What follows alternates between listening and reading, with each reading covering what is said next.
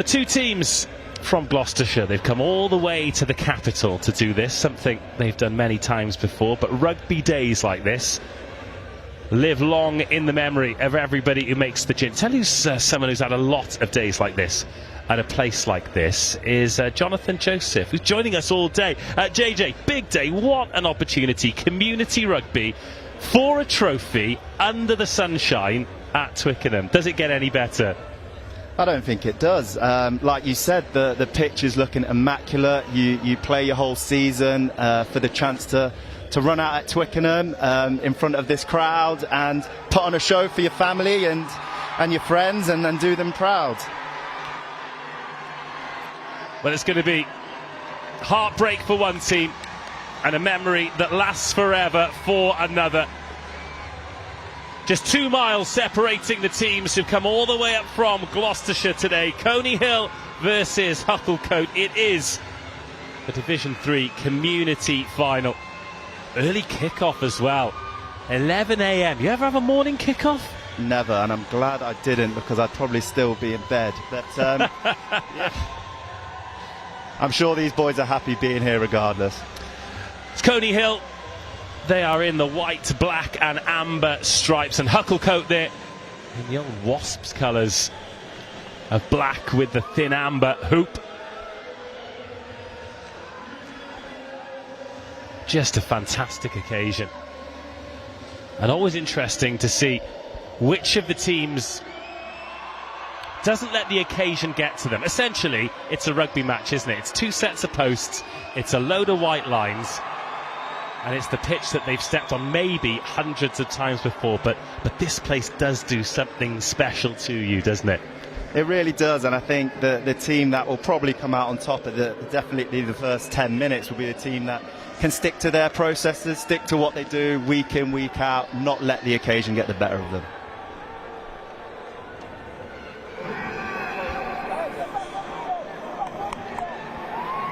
Joe. Yeah.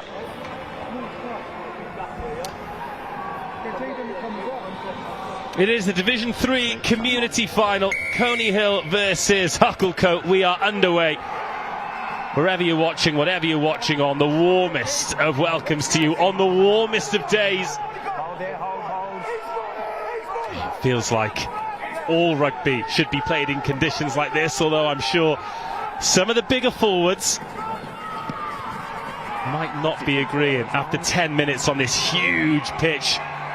And speaking of huge pitch, speaking of adapting, that's a really confident start, a great touch finder. Yeah, it's a great exit. They gather the ball from the restart, see a little bit of space in the backfield, and they actually shift the ball a bit and then find the space in the backfield. Great kick, great exit, great start.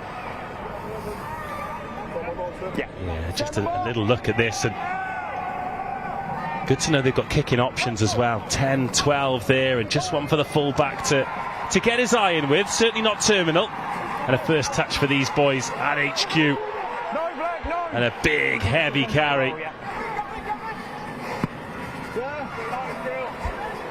that kick downfield. I mean, look, you've spent plenty of time in backfields before. It's a lonely place at the best of times, but when you look up here and you see 80,000 seats, it's going to feel awfully different to what these lads are used to. Oh, huge carry. And some go forward. No, lost now, you're off your feet. And every moment like that is just going to help these lads build their confidence in this big game. Of course it is, and I think that was quite an interesting bit of play there. They're in a little bit of a kick battle, and you know, whichever team notices an opportunity to get to the halfway line, you take it. And what a carry that was. Big carry. I'm going to take Hold on. over on the left-hand side. It's a confident start this from both teams. Oh, full-on roly-poly out of the tap tackle. That'll make the highlights. No, lost now, he's over the top. Absolutely love to see it. Then a little bit of pressure on the 9, but the ref's whistle goes. That is play in the 9, and that is a penalty and a great opportunity to get some field position.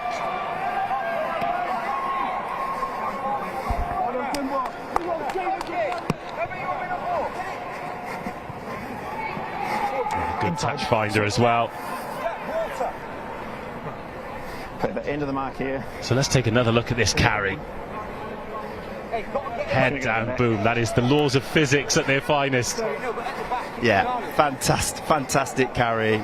Drops his way. It's so hard as a defender. If you're defending that, you can't plant yourself. As soon as you plant yourself, you find yourself unhinged, and someone can run over you like that. Coney Hill. That was the first line out of the game. Jaden Astle there doesn't find his man. Hucclecote turn it over, and Charlie Hurst, left-footed box kick clearance. And as the player started in the field of play, they went out to the field of play. That ball is in touch. And another confident exit from the Hucclecote boys.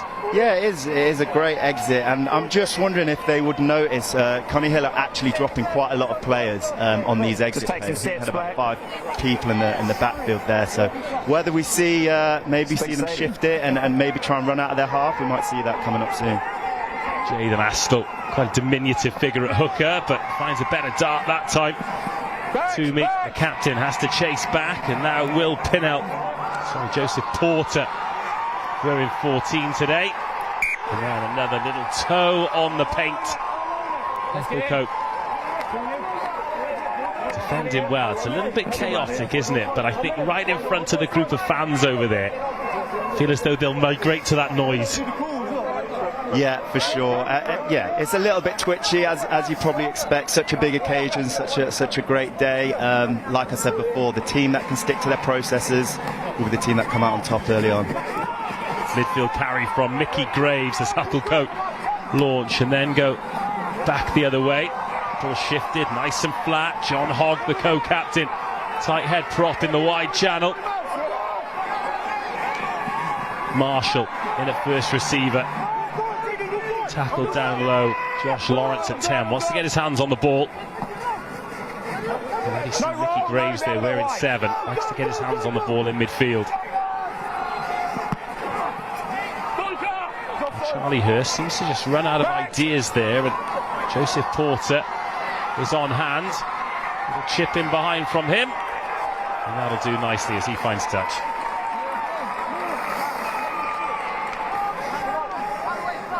Just going to go to the back for this one, Chip. So we're used to seeing a lot of top-level rugby here. You know, whether it's England playing the men's or women's in the Six Nations, or more recently Harlequins versus Exeter Chiefs in the Gallagher Prem. And we know that getting stuck in midfield in this middle third here is a real challenge in elite rugby. Do you think it's still the same challenge at a community rugby like this? And how would you go about exiting? A little snipe there from Charlie Hurst. Yeah, I think for me, from what I've seen so far, I think Coney Hill are maybe a little bit tight in their defensive system, so there's definitely good edges, for Hucclecote to take. It's just how you get it there. So you have to be so precise in your attacking shape to get the ball out there effectively. Number 2. Bradley Harris searching for touch, finding touch. Very nice kick from the centre. He has had a confident start, hasn't he, with the boot. The Hucclecote number 12. It's a big opportunity now. Fred Baldwin Foot, the co-captain. Chance for the big men to go to work.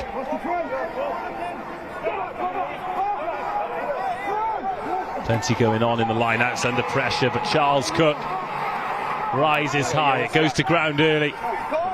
Lewis Cameron offering himself for the big carry. There he is, Cameron, the number 8. Oh, heavy contact, heavy collision. But Coney Hill rally well.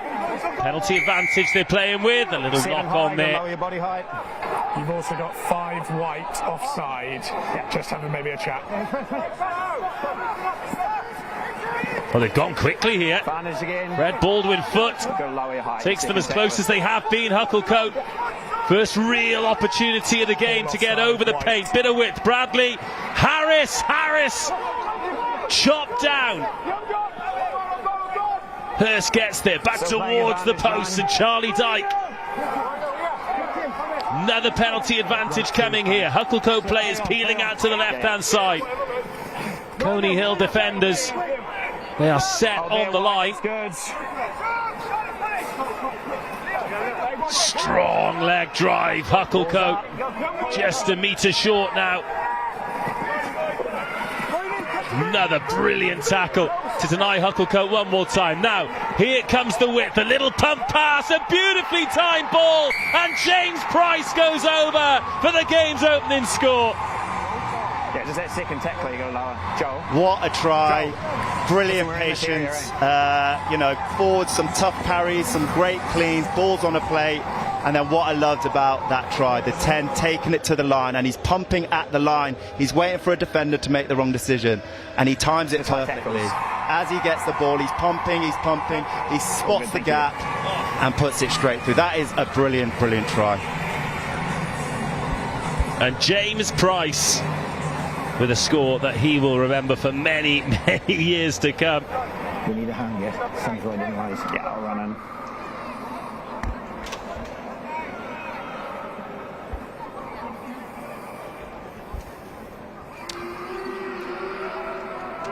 Well, will 5 points become 7? Yeah, looking good. They absolutely will. First real opportunity of the game. Yield 7 points, and it's Hucclecote who take the lead here at the Allianz Stadium. Yeah, just another look at this here, and obviously the forwards doing the hard graft and the backs taking all the glory, as is often the case. But just this little pump pass here, why is that so important? Why is that a skill that yields so many good results when it's executed well? It forces the defender to try and preempt what the attack is doing, and if you actually go back on it, you would see that the defender actually gets high in the line, and that's what creates the hole. So it's just giving the defence something else to think about, and it often makes them do the wrong thing. Wenger puts you on, all on. Oh no, just lost it in the sun. The sun is absolutely raging over that stand, and that is a difficult one for the fullback Will Pennell, and not one that he'll want to watch back on the replay. Yeah, this is my medal, guys. Yeah, never looked quite confident with that, did he? And I think one thing that maybe you can try and do in that situation is try and angle yourself slightly, because it is just so hard. When that sun is behind the ball, it is so hard to keep your eye on it. First scrum of the match then for Coney Hill. It's Mayo on the loose, Astle at hooker, Tippins on the tight for Hucclecote, Mason Kelly on the loose, Fred Baldwin foot at hooker, and John Hogg on the tight head. Charlie Hurst delivers that ball. Lewis Cameron pops it up to him. Oh, whoa, the floated pass for Leon Smith. A winger's dream, but he couldn't gather it. Yeah, it was an interesting setup. They actually put four attackers on the left with only about 15-7 metres of space, and I think it was probably a move just to give this winger space, ball in hand early, just to have a go. Don't mind it, just execution. Yeah, they're on their mark, guys, so you set your gap. So Jaden Astle, third line out for him. Short numbers, 5 in the line out here for Coney Hill. Safe ball to the front, tapped off the top, and good pressure from Charles Cook, the lock, to bring down Joe Toomey. Yeah, ball's available. Oh, there, guys. Finbar Baker. It is a makeshift scrum half, and a nice line back against the grain. And the offload to match. John Hogg tackling for Hucclecote. As Coney Hill go about finding a way back into this game, clattered by Lewis Cameron. All on. And Jake Marsh drives that into the Hucclecote half. Good kick as well. Gets it in behind Josh McGill. And that is a decent territory gain there for Coney Hill. Great outcome from them. They got a little bit of momentum going forward, and then the 10 recognises the backfield was slightly out of position, pumps it over his head, and that's what ends up for a great chase as well, and that's what ends up forcing the kick that didn't go too far. Only went about 5-10 metres. Keep going, guys. Come on. No, keep going, guys. And Astle just seems to have found his range with the darts as well. Can they get the ball nice and quick off the top, get these backs moving? They've got Liam Urquhart and Leo Hall, a couple of back rowers waiting in midfield, but it's been overthrown, and that is stabbed in behind, and a big lonely chase here from Charlie Hurst on his own. No one's come with him, but he won't mind that at all after that clearance kick.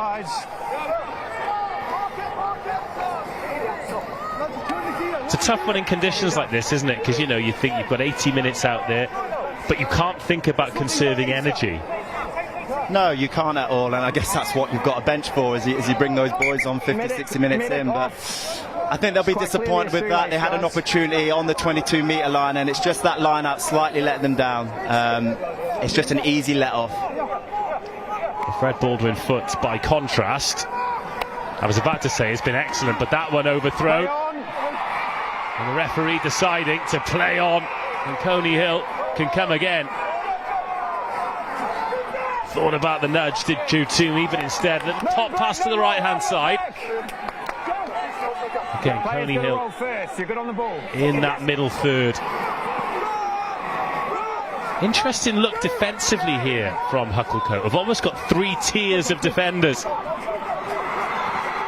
then Coney Hill just don't get the ball to the edge. Finbar Baker was filling in at scrum half again. Really fancy the gap to run out there. Leo Hall. Baker. Lovely bit of footwork. Likes that step off the right foot. Hucclecote off their feet. Urquhart finds Hall. Oh, great tackle. Big collision. That was Charles Cook for Hucclecote. But a bit more intensity about this from Coney Hill. Most players stacked out to the left-hand side. Hall again. The big number 8. Tackled by James Price. Yeah, your ball's a little one. Again, Finbar Baker has been pretty busy. Looks balanced on the balls of those feet. Oh, another big collision. And the referee deciding that the second tackler was too high, so a searching kick cross field from March with the penalty advantage. Challenge there for Josh Lawrence. And a penalty now for Coney Hill in a great position. Great position, and I think they'll take a lot of confidence out of that. Probably the first time we've seen them go multi-phase, and they managed to eke out a penalty. Brilliant stuff. Now, are you going corner here, or are you going posts? I am going corner here. Modern rugby. Yeah. Saw both kickers out warming up. The teams weren't able to do their full warm-up on here, but the kickers were able to bring their tees out and have a shy at the stumps. Black on the line, mate. Perfect. I'll go to the back if you can manage the front. Yeah, all good. And the kickers were kicking from similar positions. So 3 was well within the range, but what a kick. And what an opportunity now. All eyes on Jaylen Astle. Has to get this line-out drill right.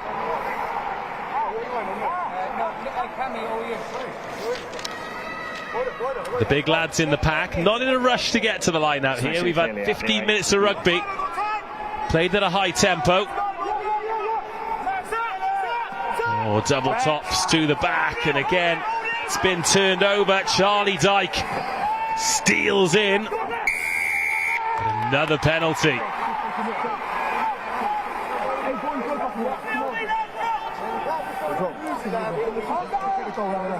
Three easy points here. Line-up not going well.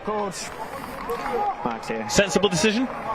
Sensible decision. I think that's a definite gimme, isn't it? Those 3 points there. But I think Coney Hill will be disappointed. It was a strange call to go to the back of the line-out after the line-out hasn't been functioning that well. Very brave call. It's almost all or nothing there, and unfortunately they didn't nail it. Nail it again. Max here.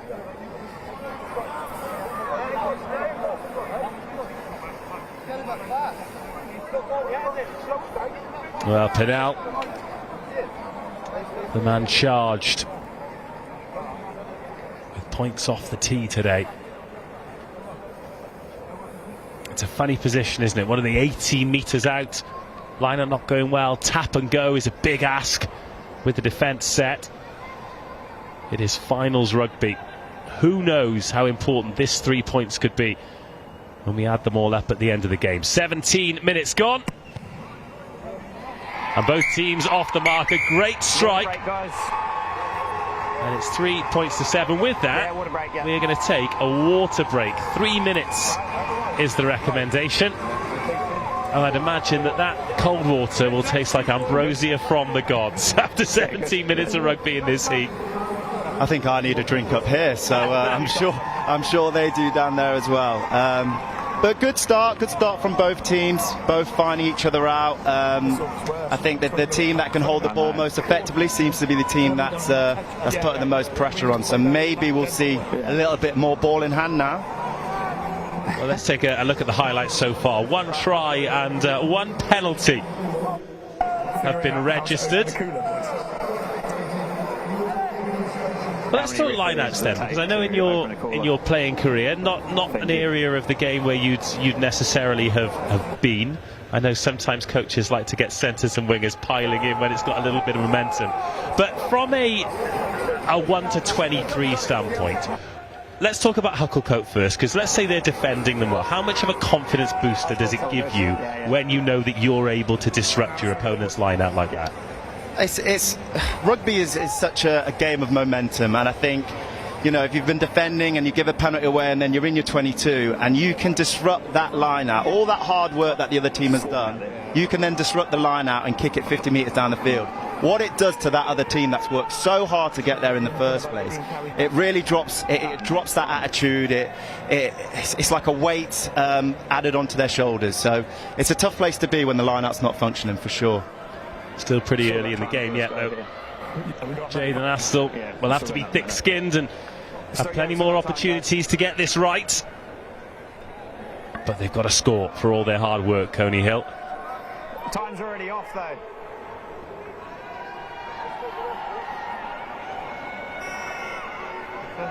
Yeah, I'll blow my whistle.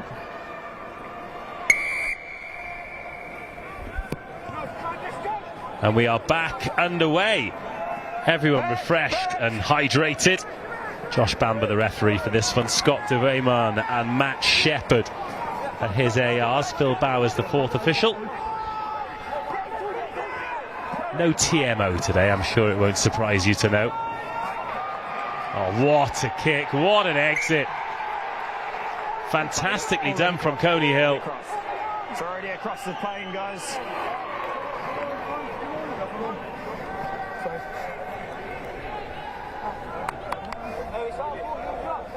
It's already across the plane. There's that coaching adage, isn't there? The points don't really count till you've exited, and that is great exit by Coney Hill. Yeah, both teams seem to have done that well in terms of shifting the ball, recognising that there's space in that backfield and putting it through. A great way to release pressure. More good line-out ball. Cook, again, the target. You're outside of 15, you're offside, 9. But then all of that hard work undone.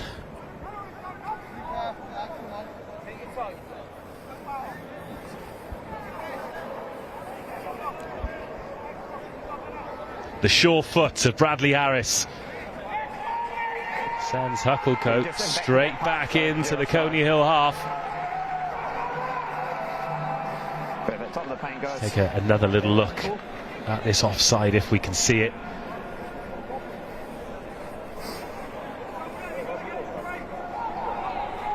Yeah, it's a scrum half, isn't it? To me. Can't blame him for ball chasing.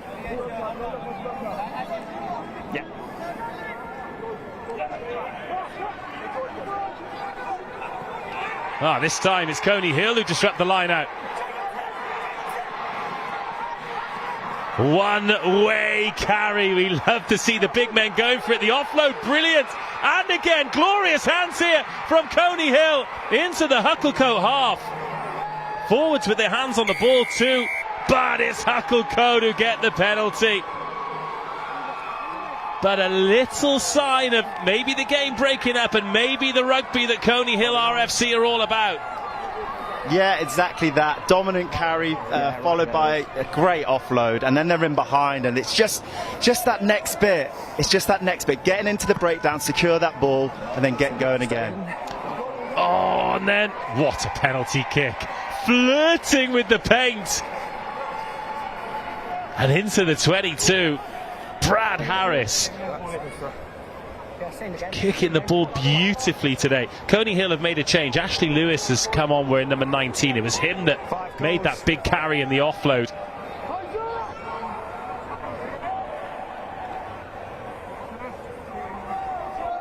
But Coney Hill with some defending to do. Hucclecote in a great position. Another line out in the 22. Baldwin foot. Great ball. Cook the man. And now the big men go to work. Fred Baldwin foot has it at the back. Coney Hill trying to disrupt this though. Have they got hands on this ball? It's still moving towards the try line. But if it goes to ground, it's Coney Hill ball. And the celebrations speak for themselves. Yeah, great job disrupting that. I think Coney Hill had a few forwards out in the back line as well. So those 5 or 6 forwards did a great job disrupting that.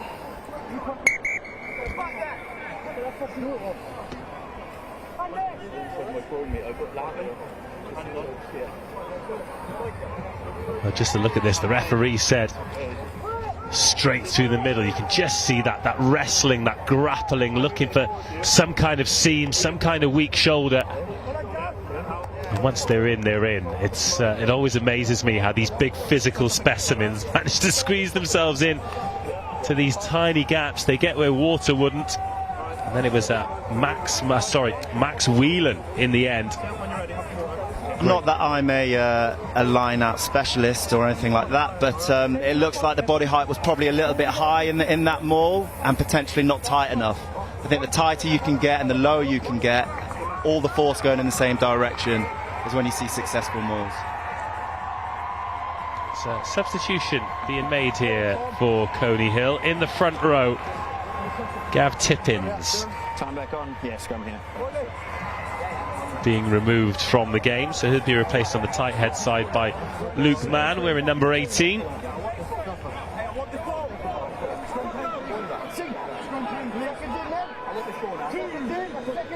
Straight into the game and straight to the coalface for the replacement prop. Not that many scrums, not been that many handling errors, have there? But then again, in conditions like this, no surprise. There was that one knock on from the kick. Let's have it again, guys. Just want both sides on this side to be a bit straighter at the set, please. Have it again. Square and straight as we talked about pre-match, both teams. Well, he talked about the players knowing each other. I don't know if you heard that on the ref mic, but one of the props said to the other one, "Nice to see you, mate."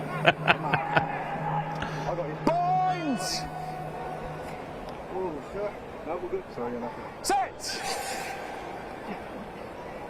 It's going! It's going! Tight head. Hill. John Hogg, the co-captain for Hucclecote, penalised. We just seem to have got into this rhythm, haven't we? Where one team will apply the pressure, get the territory, then a penalty will relieve all of that pressure. Adds to the tension of a cup final. Yeah, it does, and you're right. It's all the hard work is done, and then it's just having the state of mind to stick to your processes and get the job done, get that try, get that penalty, and come away with points. You have to come away with points when you end up in the 22. How pragmatic of you. Thank you.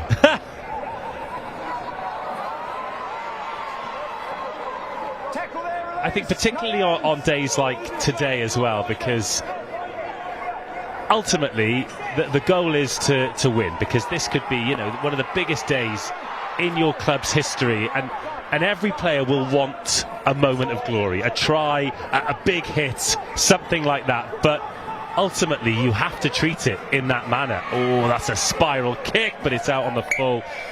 I always get excited with a spiral. Love an old school spiral. But you are right. It is still process based. If you come away with 3 points every time you get into the 22, you'd win this game. Yeah, you're exactly right.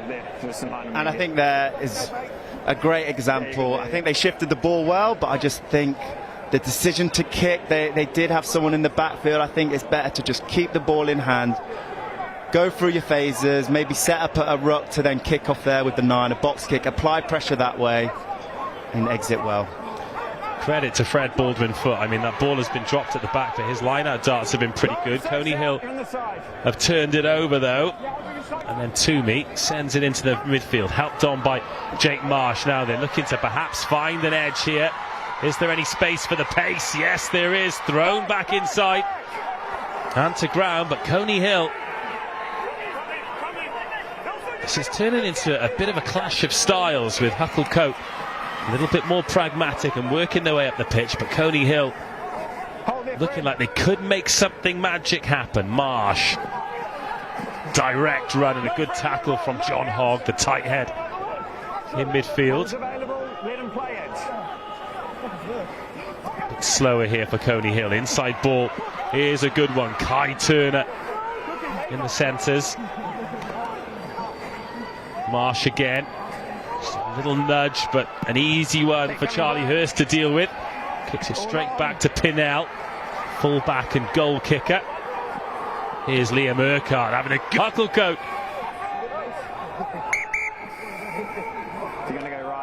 And with the player down and the ball making its way in that general direction, the referee blows the whistle. So we'll restart with a scrum, but got a bit physical there. It did. And actually, Hucclecote, there was a defensive moment there where, I'm not sure who it was, I think it was maybe one of the centres. He got in the eye line of the 10, which actually forced that little kick through. So brilliant defence, forcing the 10 to step back inside and being forced into kicking the ball away. So some really good defensive play there. With those little kicks in behind, so we saw that one, it was off the outside of the boot, it was a relatively easy catch. With those kicks, what should the players be looking to do? How do you make that difficult for the receiving team? So when kicking the ball through, you're looking at a few things. It's a decision-making process, isn't it? So if you've had the call from the outside that the fullback might have closed and there's space there, then for sure put the kick through. But what you don't want to do, you don't want it to be reactional. You don't want to be forced into a kick because you're feeling pressure on the outside and you think that's the best option. More times than not, that's not going to be a good outcome. So communication on the outside and then thread it through. So the kicks themselves into that space then? Yeah, exactly that.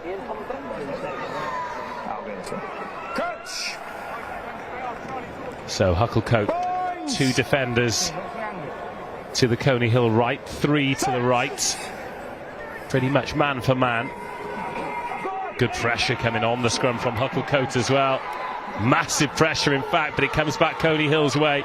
Kick in behind from Toomey. Bounces up for Josh McGill. Oh, beautiful spiral clearance. Something deliciously old school about that, and I'm here for it. Yeah, great spiral. I mean, I never tried to do that in my whole career, but great confidence to take that on with pressure on him as well.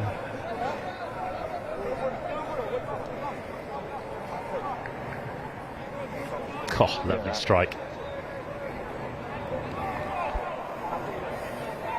Just a couple of players down there struggling with a bit of cup final cramp.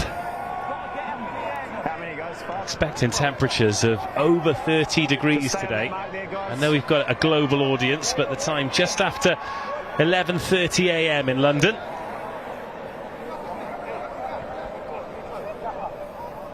So it's going to get even warmer. 3 games today, kicking off at 11, 1 and 3 as we go up the levels in these Community Cup finals.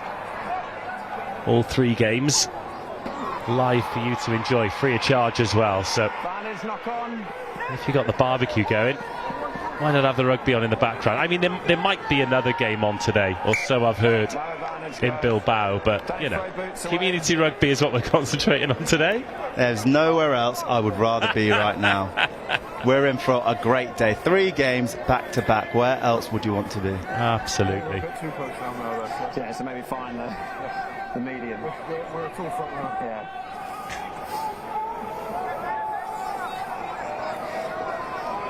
Just take a half step back. That's probably a little bit too tight last time. Although I'll tell you what, these guys have got the 11 o'clock kickoff. Have got it sorted, haven't they? This is what you want. Make a day of it. take the trophy on a little bit of a tour. A couple of pubs on the Thames. It's a great part of the world to spend the sunny day in, that's for sure. Oh, there's no better place to be. Get this game done, a few drinks in hand, walk around with trophy in hand. Oh, heroes for the day. Coney Hill getting stuck in this middle third. They've got another penalty advantage. I think just worth pointing out as well, because this is Tier 3 rugby, sorry, Level 3 rugby should I say, the tackling laws are in place where it is below the sternum, so if you're a little bit upright, doesn't have to be malicious. It wouldn't be a foul in professional rugby, but the referees are really hot on that, and we've seen a couple of penalties conceded already.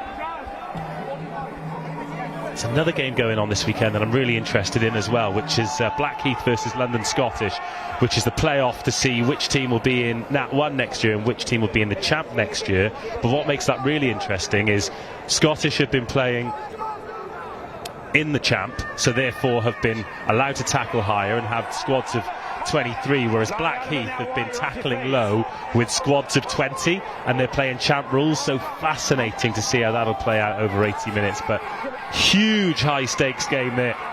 So much great rugby happening in London today, but we are concentrating on this one, a real arm wrestle of a cup final with just 4 points in it as we approach half an hour.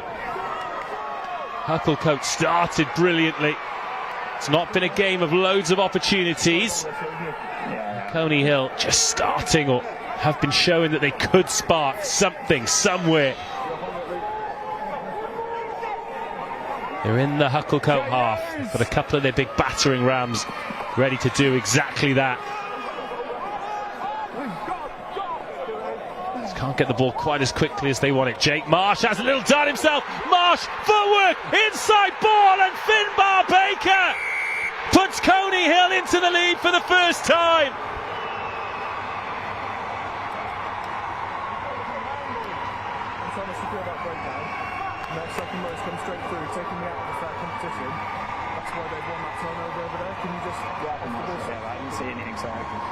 Well, Jake Marsh, we've not seen him carry the ball at all, but he saved that little dummy and that little bit of footwork for when it really counts. Great recognition, recognised the forward in front of him, managed to manipulate him with that inside show and go, straight through the gap, untouched, support players pushing through as they should, and he makes a good decision. I thought he might have gone himself there, but he put the brakes on and fed his friend. Fed the winger as you should. All good wingers on the shoulders of a line break. Pinnell makes it 10-7. Yeah, that's one of those ones, isn't it, where he's beaten the man and he thought, oh, could this be my day? But he had options both ways. And credit to Finbar Baker, the left wing as well. He finished that, but he's been popping up everywhere in this game, and that's his reward. Like all good wingers should. They should be busy. They shouldn't just be holding on their wing. They need to go looking for space, looking to be in support, getting on the shoulder of the 10, 12s, and outworking the defence, finding those mismatches. It's a great try. Game on. Hucclecote. Restart deep, that can take a bounce, and now we're going to have a little engine rev and another strong carry. Oh, the choke tackle, this could work out here for Hucclecote. The referee saying tackle, not maul.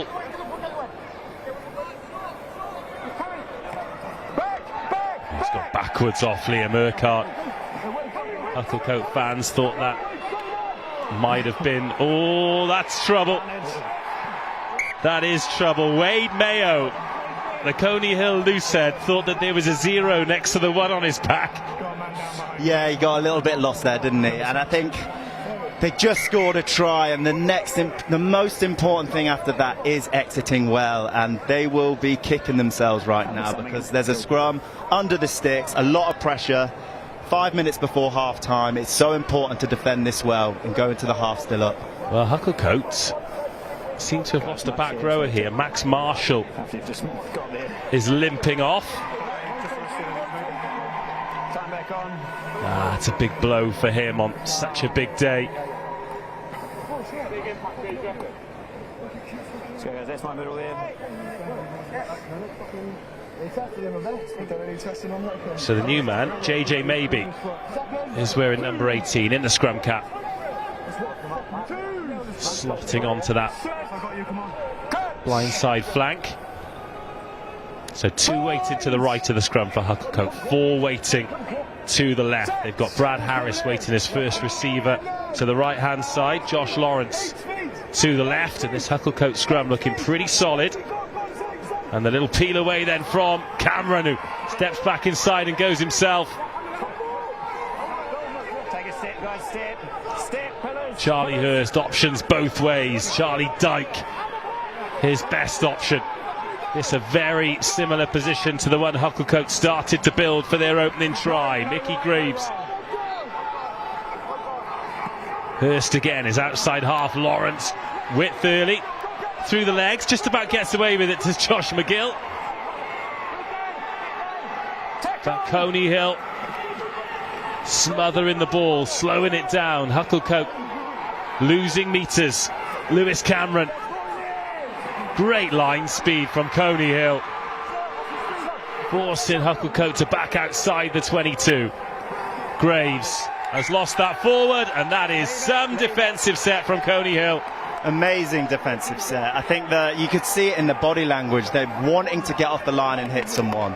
All of them on the same page, flying out the line, staying connected with it though, and forcing that error there. Great defensive set. Still 5 minutes to go until half-time. Just a reminder that we do stop and start the clock, but we're not perfectly linked in with the referee's watch. So in a tight game like this, if your team is winning when it gets to 40 and 80, don't get too excited. There might be a little bit of meat left on the bone. Don't kick it off the field then. I think I saw Alfie Barbie do that once. Oh, goodness me. A Premiership women's rugby game last season. It was Harlequins versus Loughborough Lightning. And they were looking at the clock in the stadium that had reached 80 minutes. And there was 7 minutes of the game to go, and they'd kicked the ball off beyond the dead ball line. That was absolute chaos as Hucclecote are looking to create a bit of chaos themselves, but Coney Hill again, rampant defence from the boys in the hoops. Brad Harris outside of the boot kick, he's overcooked it, and the mistake starting to sneak in, but it's all off the back of Coney Hill's defence. Yeah, again, their defence has gone through the roof this last 3 minutes. Unbelievable defence, forcing the pressure, forcing the kick. Great line speed, great physical dominance in the tackle. The question is, in these conditions, can you maintain that for 80 minutes? I couldn't, but I'm hoping these boys will. I mean, I know we've seen a few subs already, so I'm hoping there's enough people on the bench to make this a full 80-minute game. But no, it's brilliant. And I think as you get further into the game, you surprise yourself with how far your body can go, how far your limits actually are. And these boys will want to dig in for each other. They've worked so hard all season. They're here at Twickenham. They'll find that extra bit of motivation to keep it going. That's it. How many days like this do you get in your career? Some have a few. You had a lot, to be fair. But yeah, it doesn't come around often. Astle, he's gone to the back and overchucked it again, and Charlie Hurst having a little go, nudging behind. And now a chase. Plenty of Coney Hill bodies back. Pinnell is the first one there. Gets a decent connection on it, and that has worked out brilliantly. Amazing kick.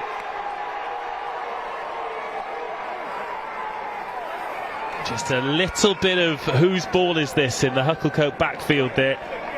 And William Pinnell, to his credit, I mean, even if it had stayed in, that was a great kick from there. Let's just take a little look at how it happened. Yeah, toe on the paint. Brilliant bit of camera work as well. Well played, lads. Shouldn't that be Connie's ball? Yes. Alas, it is with Hucclecote, who've got a couple of minutes to either go in with a penalty to make it 10-all, or maybe a try to give them a narrow lead. Big man John Hogg in the wide channels, tight head props, revving the engine. Now the loose head Kelly. Coney Hill Riley Roberts has strayed offside. Just a little bit in field.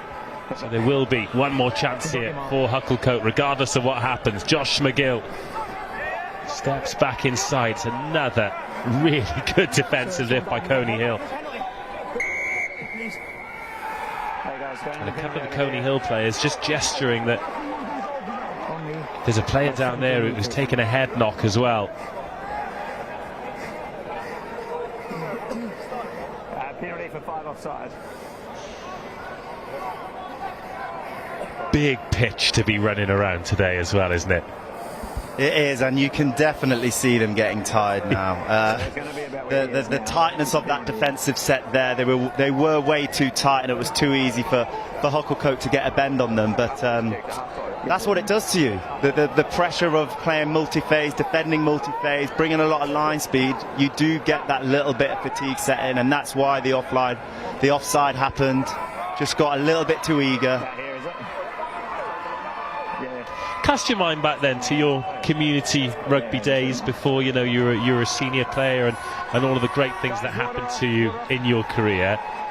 Do you remember those moments as a junior player? Maybe those cup finals you might have made it to, or those big games against a local rival or a local school, or yeah, for sure. That's ingrained in my memory. I remember. I think I was 11, maybe 11 for Derby Rugby Club.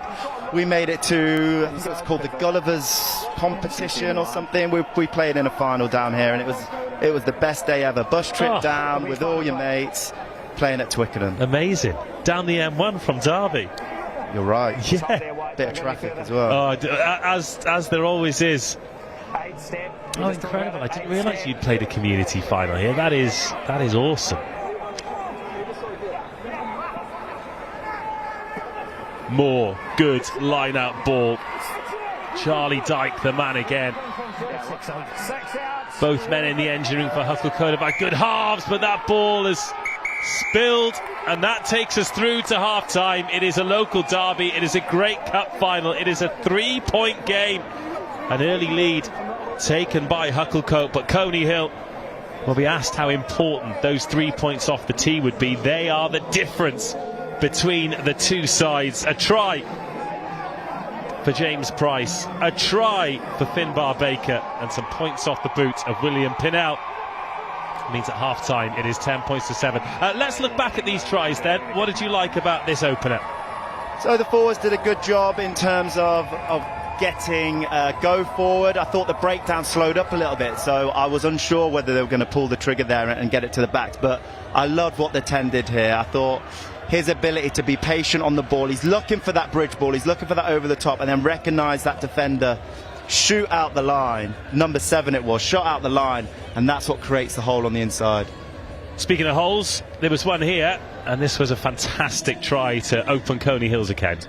I mean, when a back sees a forward in front of them, it is like Christmas Day. What an opportunity, and he recognised it really well.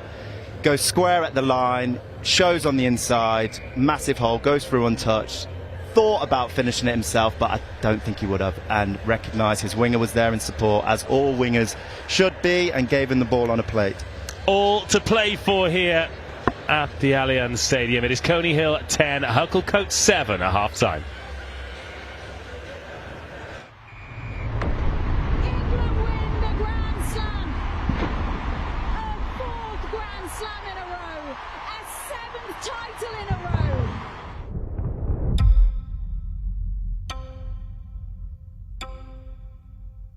Welcome to the 2026 Women's Six Nations. A chance to see Europe's finest women clash once again. It's the start of a new 4-year cycle. I wonder how easy is it, or otherwise, to reset and go again?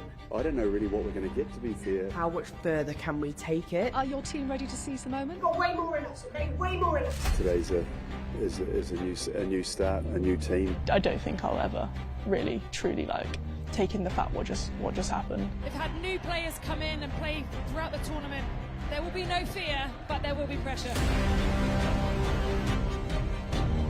When you're wearing this rose, we look after every single person in here. It has to be relentless. We have to keep going. Pressure's on them. And England's Red Roses are in town, the world champions who've not lost a game in the championship for over 8 years.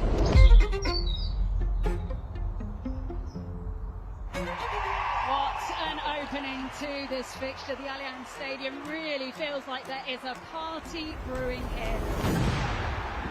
Hucclecote, 19 years old, onto the field. Maloney McDonald back inside. Bam! Speed, the acceleration, the sack, and the score. What's the next? Round 2 of the Women's Six Nations. Our first kick-off, our first action. Make it the best one. They are absolutely ruthless. Another one then. The world champions England taking on their Celtic rivals Wales.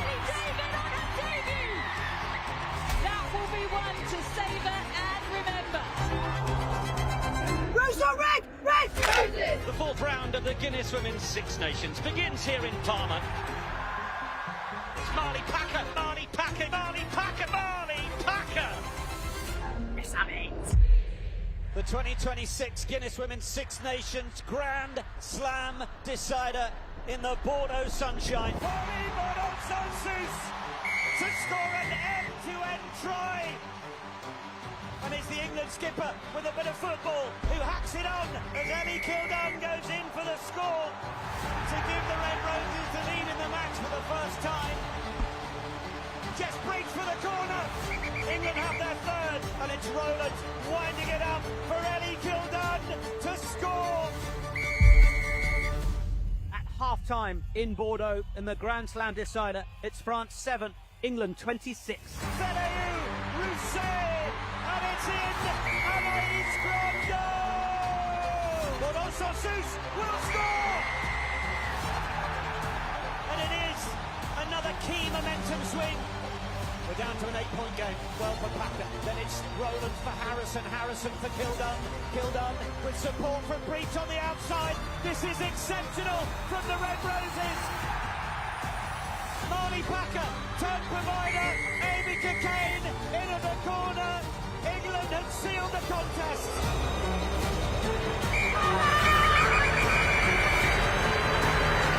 Come on! Yes! Outstanding. England are the Guinness Women's Six Nations Grand Slam champions for a 5th time in a row.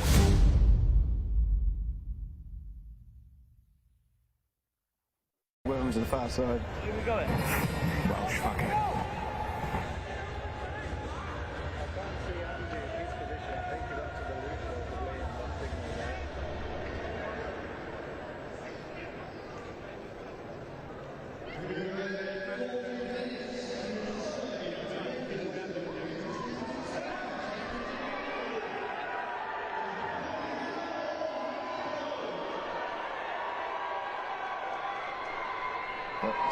Time on.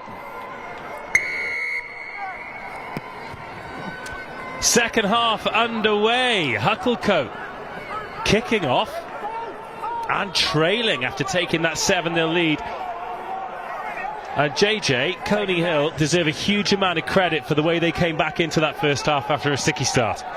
Yeah, I think they just stuck with it. They backed their processes. They backed what they did throughout the week. Their defence was so impressive in that last 5-10 minutes. That was really impressive for me. Just if they can start nailing down those line-out opportunities, they could see themselves going up maybe a few more scores. Little knock on there after a jaunt from Finbar Baker, the flying mullet. Turnover ball here, and Sean McKelvey, who's come on. Here's Bradley Harris in a slightly wider channel.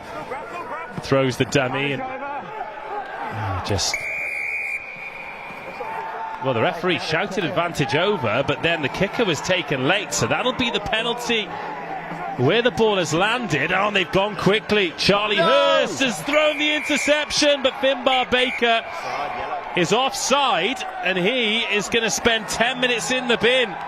Well, that is massive. Just as everyone was about to tear their hair out that they turned down the 3 points, it is very much come up smelling of Hucclecote Roses. I love it when a 9 quick taps. I want to see more of that in the game. I think it's so good. Front football, get into the game. Oh. Well, a couple of lads have chipped over their laces there. Charlie Dyken, his second row buddy, but a bit of space here, and a dummy from the front rower. Oh no, that would have been special. But look at the position Hucclecote find themselves in here. There's loads of width, but always the temptation to stay narrow. Coney Hill defenders standing strong as they have done for so much of this game. Oh, another brilliantly timed line lift from Coney Hill. First chance of the game. Crash ball, Charles Cook back on his feet.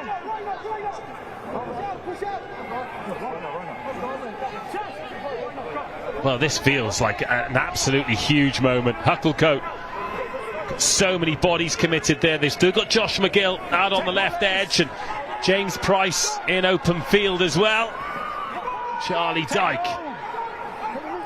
Patience and perseverance here from Coney Hill. And again they go narrow. The backs may as well put their hands in their pockets.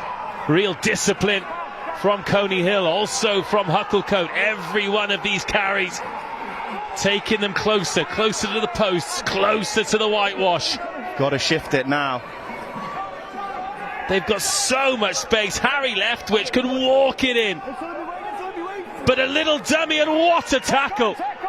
Oh, ball and all. Who's going to run out of patience first? Coney Hill called off it when they thought they'd got the turnover. Another drive towards the whitewash. Josh Lawrence has now been sucked into the melee. And here comes the width. It has to go, surely.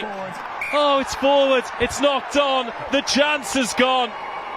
Coney Hill survive. More unbelievable defence. And it was Hucclecote who ran out of patience.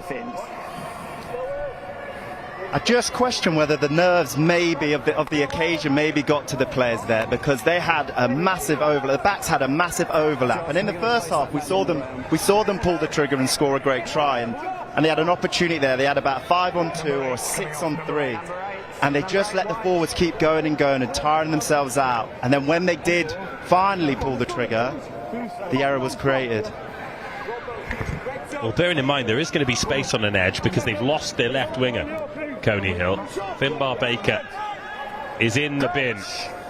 He's a real live wire for them as well. Danger not clear yet though. Hucclecote's scrum looks good, but the referee doesn't like it. Stepping round. What huge relief for Coney Hill now. Stepping round, driving in. On the 15.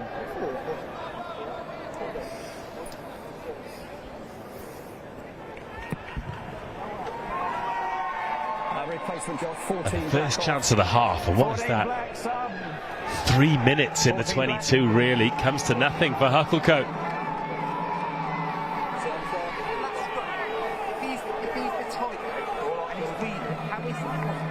It was about your whole front row step left and went in. Yeah. It was probably one of the easier penalties I'll give.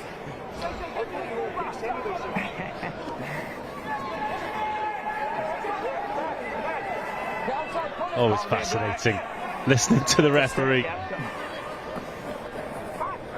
particularly when he's explaining around the reason the scrum penalties are given.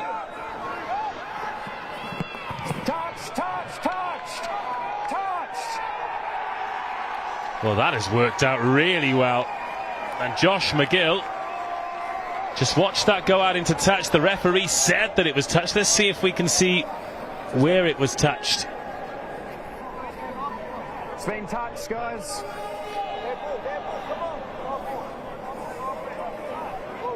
Yeah, tough one for the fullback, even if it had been touched.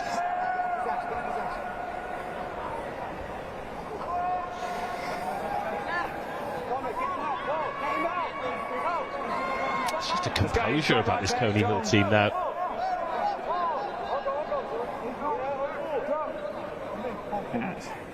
See if they can get this line out right.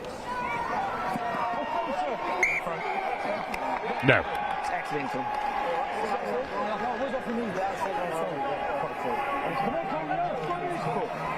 next into scrum. Yeah, and then your players play down in front of you. Take a step, guys. That's my middle, please. So actually for me, was you guys all step left and then drove up. Just go square and straight like we talked about pre-game. Joe, you see right there, you push out the fucking dead Let's go, Coney, up. So Hucclecote puts it. Let him have it, Matt. Coach! Come on, Rob. Listen to my call. Listen to my call. Balls in, Rob. Set!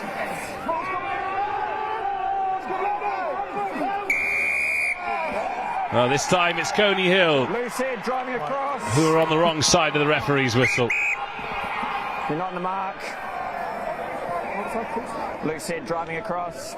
3 always in. Hucclecote scrum half Charlie Hurst wants to put a bit of tempo on this, doesn't he? I'm all for it. I like it. I love it. Like I said before, a 9 running when the defence is backing off, I think it's a great option. And we've seen today the line-out hasn't been going so well, so it's not a bad It's already option. crossed. He has to catch it and jump back in.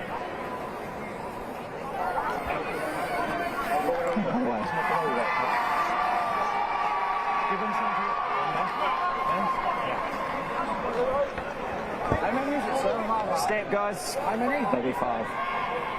5.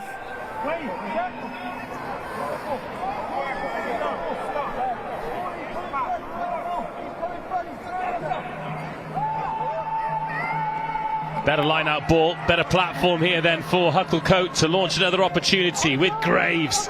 It's gone direct all day. Coney Hill called into defensive duty once more, but again they are up quick. There's a little knock on and then it's hacked forward. And now the chase, an awkward bounce as well. Footballing skills from Hurst and gets rid of the chaser, then gets rid of another one. Thinks about the bowling ball pass but keeps hold. Again, Hucclecote coming unstuck in that middle third. Bradley Harris. Ball's gone to ground, but it looked as though the referee has pointed his hand in the Hucclecote direction there, like it's a Coney Hill knock-on. The player down here, Joel, so I thought it went back, so they were the team in possession, so it'll be their scrum. There's another one behind you, mate. Time off, Joel. Yeah, time off. Charlie Hurst has stayed down for Hucclecote.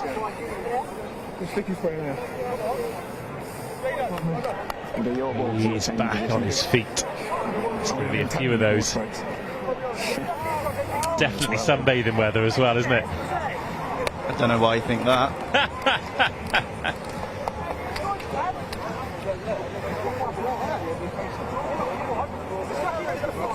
So we're coming up to 10 minutes into this second half. What are your thoughts on what we've seen since the whistle's gone? I think that, the set piece battle is fascinating. I can't call who's completely dominating the scrum, but line-out wise, if both teams can start nailing down their line-outs, we're going to see a much more fluid game with better attacking phases. At the minute, there's a lot of turnovers, especially off line-outs.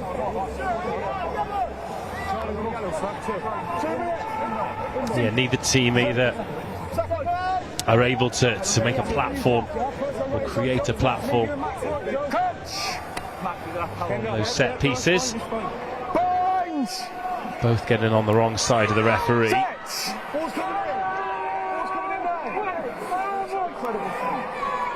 So this time Hucclecote will have it.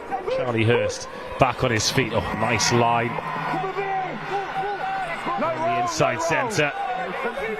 Your play ends to him, guys. Another head down carry. And a big one at that. Release now, roll. Good go forward. 9, no roll. He's off again, Charlie Hurst. Are they onside, Coney Hill? Surely not. Well, the referee's saying yes, and the ball's gone forward, knocked on.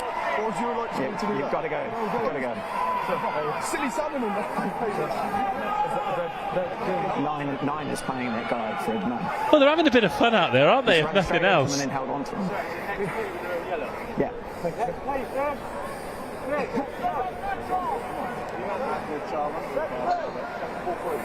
Let's go, guys. Charlie Hurst is absolutely running his legs off out there, isn't he?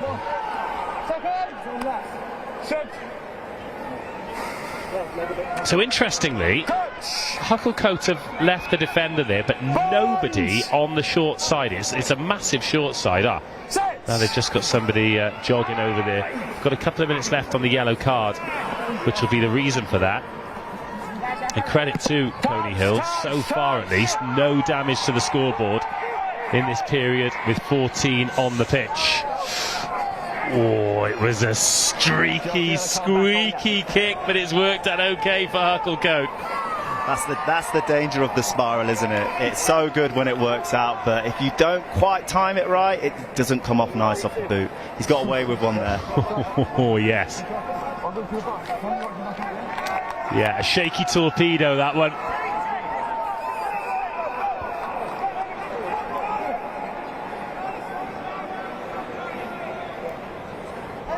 Hold your lines there, guys. Score remains. Coney Hill 10. Hucclecote 7. That gap, White. You have closed that gap. Don't follow them, Black. Don't follow them, Black. Right then, some good line-up ball for Coney Hill. Nice and crisp. Little chip into space for Marsh to chase, but caught well. Oh, good shot. What a hit on Alfie Roberts. Rubber kick in behind, awkward one to take. And another spiral that's out on the full, and Hucclecote starting to build. Let's take another look at this shot though. 4 black off, please. 4 black, sub. It's the outside half who makes it. 4 black. Whack. It's a great hit from the 10. Unbelievable hit from the 10. Jake Marsh. I think we can see both teams are probably feeling this heat. The fatigue has definitely crept in. There's a lot more mistakes and errors being created. So which team can get back on task, recover well in those short break of play, and get back on task and apply some pressure? Well, you mentioned short break of play. There's not a huge amount of time between halves at all, was there? Not even time to get any electrolytes on. Quite a few lads out there who I'm sure won't mind me saying will not be getting the same protection from the sun on their heads that you and I have the benefit of. They might need a hair transplant like me.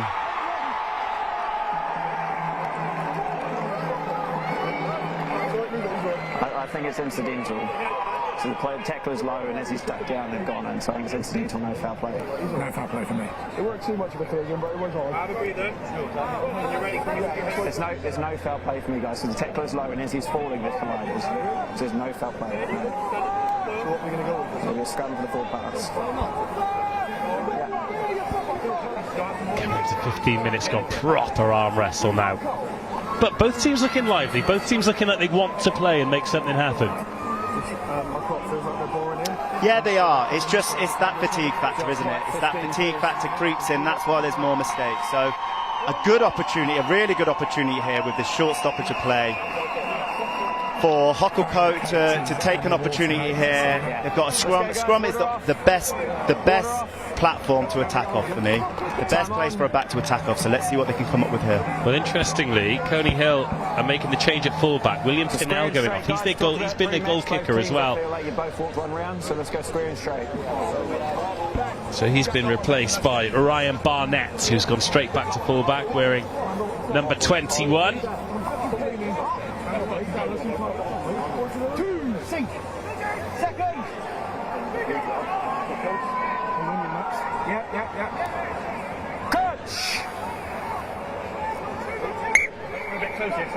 Yeah, no.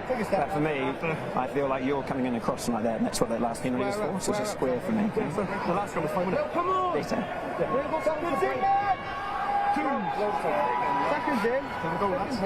So we go then. Touch! Binds! Set! Ball's coming in. Another messy scrum, and it's a messy scrum that ends in a Hucclecote penalty. Walking around and then in for me, 3. And now this does become an opportunity, provided they can get the line out right. Remember, they did say no to the early opportunity It's his feet that are a problem for me, is it? What you'll to see? go for Literally coming straight across. the 3 straight points. across and then in. On top of him, I think it's And that's a good kick. They're back in the 22. Second meaningful visit to this part of the pitch in the second half. First one, well, it ended with a forward pass and a knock-on. Not before. A yellow card was awarded against Coney Hill. Guys, just take a step. It's just a bit big. I know I said you can set it, but not like that.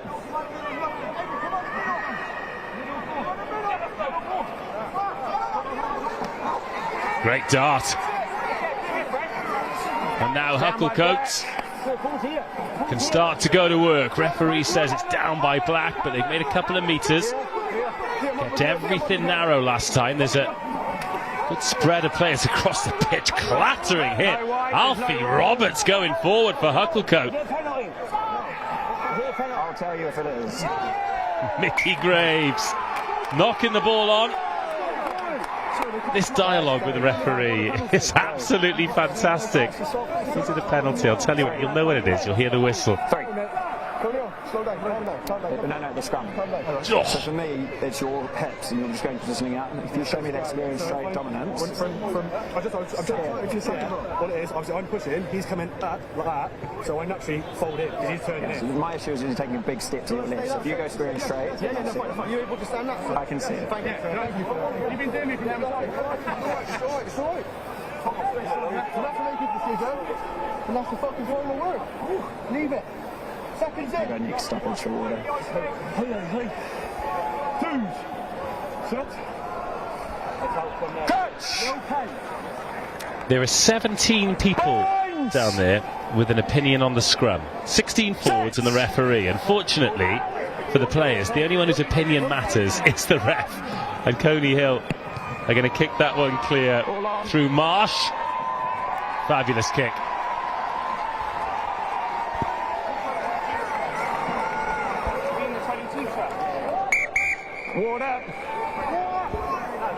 And with that, we will take our second scheduled water break. Water break, guys. So let's talk. You're the Hucclecote coach for this game now. So for me, it's been going into the ball's been getting into the 22. You've been creating opportunities, but you've not been converting them. So from a coach's perspective, what are you looking to change in the red zone to take advantage of these chances that you're carving out? I think for me there'd be a few things. So it'll be the speed of ball that the forwards can generate. It's the carry, and it's also the clean. How well can you clean past that ball to have it on a plate for the next person coming in? If you can clean well and take players off their feet or turn them around the corner, it creates little pockets of space for the next forward to come in and go.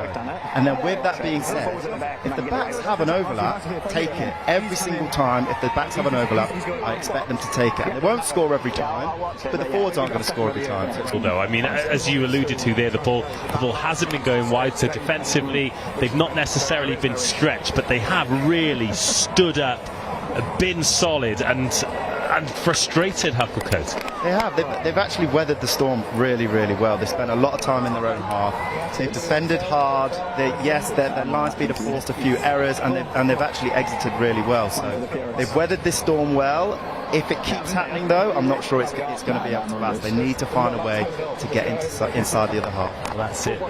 This final still finds itself on a knife edge. No score since the referee's whistle went for half-time. 10-7, one try apiece. And I mentioned the kick that would have drawn the scores level. That's not necessarily any good to Hucclecote, but what it would have meant was another kick would have put them ahead. If the match ends level at full time, there is no extra time, there is no penalties. It is who scored the most tries, then who has scored the most kicks resulting from tries, and then it just gets even more linear from there. We'll boil it right down to the nth degree, and it ends up with who is the home team and who is the away team, which is all about the draw, which sometimes seems like a cruel way to decide such occasions. It doesn't seem quite right, does it? I'd love to see a little penalty shootout. Oh, why not? You're a sucker for punishment. Why not? Were you ever involved with one in your career? I wasn't, unfortunately, no. I don't even think I'd have been one of the people taking it. Would you not? Me actually. Yeah. John Terry. Yeah, I would have given it a go. I remember a few from back in the old Heineken Cup days. Martin Williams missed one, didn't he? And you think he's bound to get one. He was such a good rugby player. I remember Richie Rees for Cardiff as well. The squeakiest penalty from in front of the posts. There was one Munster were involved with a couple of years ago as well, where they went to the different points around the pitch. You remember that one? But yes, none of that today. None of that today, unless they do it in the car park afterwards. Yeah. Right, back underway, coming towards the final quarter of this game. Feels like the next score absolutely huge. Hucclecote about the best chances of the half. Coney Hill defending resolutely. And with that, we'll have another scrum. I'm going to come on this side, Scott. Yeah, that's fine.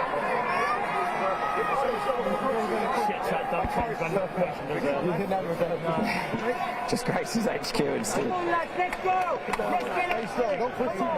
So important in that break. In that break to make sure that you're fully focused and you know exactly what you're doing in the next phase. Full concentration is needed to then go into this final quarter. They'll be kicking themselves about that. Yeah, good coaching opportunity as well, isn't it? To just go down and reiterate those messages. If anything's changed, what's important from now till the end of the game. Marsh on a, well, he was hoping for a little Sexton wraparound, but the ball didn't find it. But a good recovery and a good tackle by Bradley Harris. Gets down low.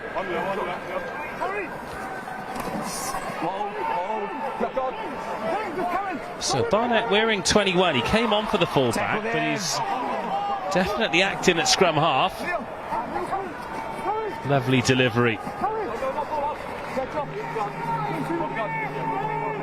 Not a lot of space for Coney Hill to work with, but they've not had a huge amount of ball.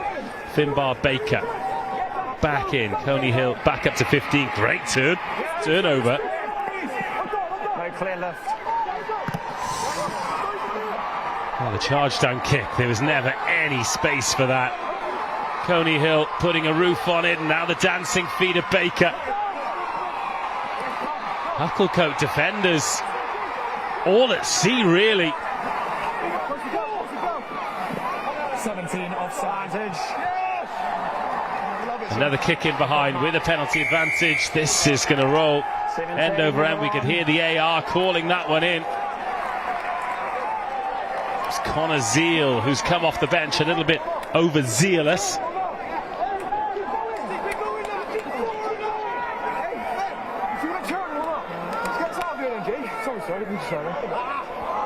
Well, some of the Coney Hill players doing their best to turn not just the sky blue but the air blue as well, so apologies if you're offended by the vocabulary of some of the men in white, amber and black. I think we might be hearing a few more of those words after that kick misses touch too. Oh, Coney Hill, they will have a line out just 45 metres further up the pitch than they wanted.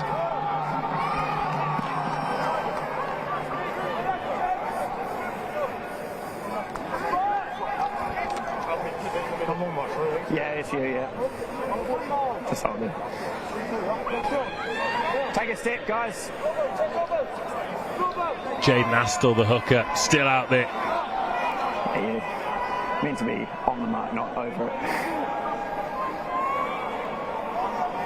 He's been pretty good with his arrows so far this game, and that's another one. It's a successful lineup, but again, not the platform that Coney Hill would have wanted to work from. Take a step, Black, step, Black. It's a good pick and go. Up over halfway, but Hucclecote have ripped that ball. Doing really well in those physical one-on-ones, Hucclecote. So Price in at first receiver, goes direct, whips that ball across, and another knock on. Just as Hucclecote thought they could have got the edge. Bradley Harris. Get him a towel to dry his hands. Oh, I was thinking about the pass before he'd made the catch.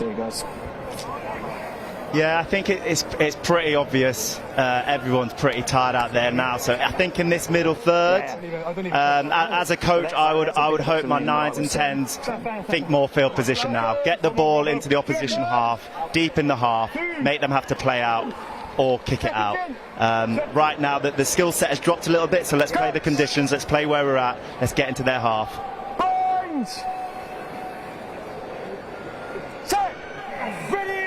Get nobody on the short side for Coney Hill. Scrum solid enough. And Coney Hill still trying to run this ball. Porter off his wing. And Baker one inside. Oh, lovely offload. Opens the cat flap and gets it away. Just as we're thinking the skill set drops off, comes up with something like that. Good chop, low tackle. Hucclecote looking for the jackal. Not getting it. Bit more energy, bit more intensity about Coney Hill, and as a result, they've got another penalty. The discipline just started to get on top of Hucclecote.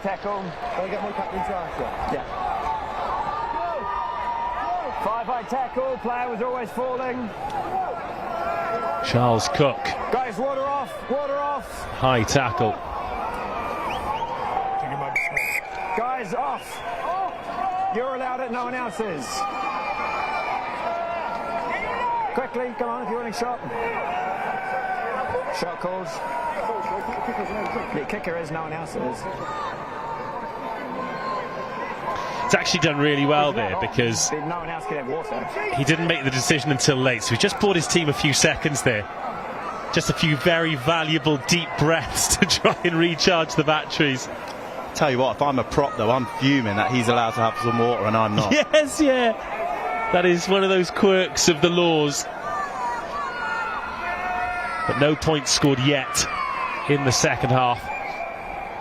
We're into the final quarter of the game. This to extend the lead to 6. Looks good. Oh, he's hit the beans on toast and the ball's still live. Great chase. Well done.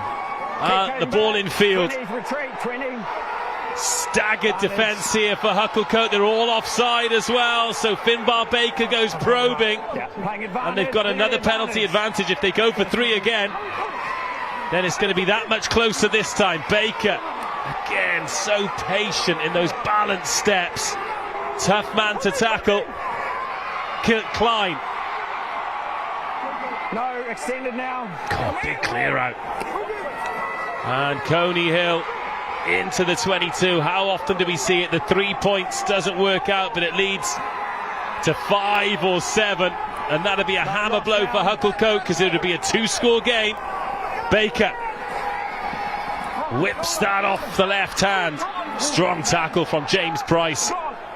Big physical body there in the 13 jersey. Another penalty advantage. 22. This feels like a massive moment here for Coney Hill. A massive moment in this final. So many bodies on the left-hand side, but it's an inside ball that does it. Referee takes a good look. Referee awards the try. And Coney Hill take a massive step towards lifting this trophy.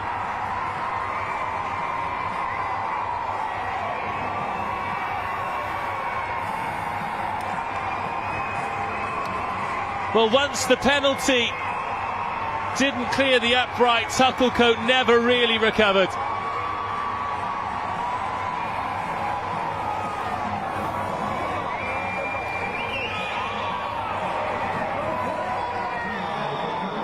You got 30 seconds.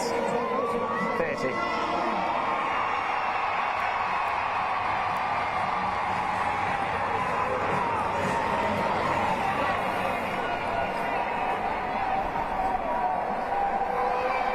Seconds. You have to rush this kick now. He was still stood at the ball when the referee said 15 seconds.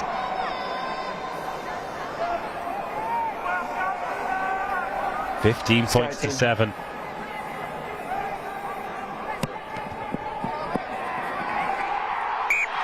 17 points to 7. Coney Hill, 17 unanswered points, a 10-point lead with 13 minutes to go. And let's take another look at this decisive score. Great to see a couple of big men link up as well. Yeah, and I think it all came from Baker getting the ball in the backfield, creating a half-break opportunity down the short side, and then the forwards just get to work. The forwards just have some real big, dominant collisions, gets them close to the line, and then they spread the ball further wide. Bit of a mismatch, over they go. Great try. Macaulay Jones, the hero, that's been charged down, but knock on. And Hucclecote, I tell you what, if they score here, it is game on again. Got Mickey Graves in at scrum half. It's also a little bit direct for Hucclecote. They're carrying well, but Coney Hill dealing with it. Penalty advantage now. A race for the corner. The offload's gone forward. Middle of the field, come to me. 11 not rolling. Well, they need 2 scores here, but as we've already discussed, a draw not really any good for them. That's a great edge attack though. That Hucclecote there, their ability to get the ball to the edge there. They all kept their width really well, held his feet, second last play, I can't see who it was, held his feet so well to get that ball away to the guy on the end. Really good bit of skill. Hopefully we see some more of that in the last 10. Well, interestingly, the tee is coming on. Points at a premium. And I suppose having just conceded the try, this isn't the worst decision, is it? No, it's not. I mean, I think they're going for the draw and hoping for a penalty shootout, like I said earlier. Yes. Scott, yeah, he's back up. He's around. As soon as they went for the shot. That wasn't even a stop. First points of the second half for Hucclecote. Concede 7, get 3 back immediately. Still plenty of time on the clock to make something happen. 9 minutes. And that kind of just stops the rot, really, doesn't it? 17 unanswered points, a few wasted opportunities in the 22. No, this guy's just making it. He's just coming on now. Good to go. And still an opportunity at glory. It's a good cup final. It is a good cup final, and the importance now of this exit. We've seen teams score and not exit well and be put back under pressure. To get out of your half now is the most important thing for these boys.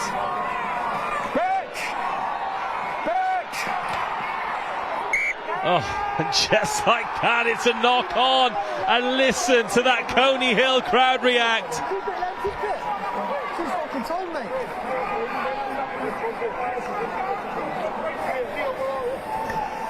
Well, men's Community Cup Finals Day here at the Allianz Stadium is off to a flyer. Come on. Scott, you got that side for me? This is what happens, isn't it? Exhausted boys running on muscle memory. Second in. Come on. They take fumes at this point, but they'd only evaporate in the heat. Again, nobody on the short side for Coney Hill. Hucclecote have left the defender there. Bit of pressure coming on defensively for Coney Hill. They've got the penalty advantage. This is huge. 3. In fact, I don't think I've ever seen anybody point at the posts quicker than the Coney Hill scrum half has pointed at the post then. I would just love the 9 to get that ball out slightly quick. Once the advantage has been given, get the ball out. Give the backs a free shot to try and score a try. I didn't see it, sorry, man. I'm just telling you. No.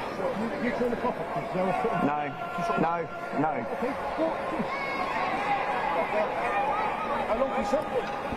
How long for no shot? 40 seconds. Only 40.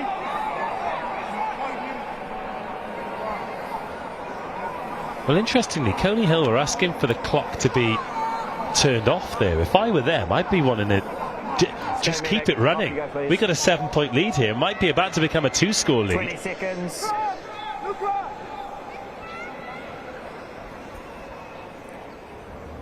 Let's go, water off. Well, guys, this water makes off. it a mountain to climb for Hucclecote. If it goes through the uprights.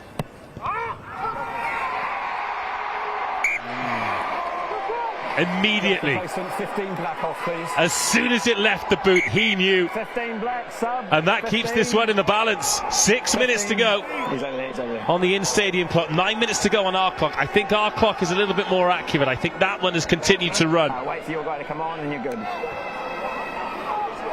But those guys in the stands don't know that. As soon as that one in the stadium hits 80 minutes, they're going to think this one's done. But no, it is still a one-score game. But it is Coney Hill on the ball. Big carry, important tackle by Sean McKelvey.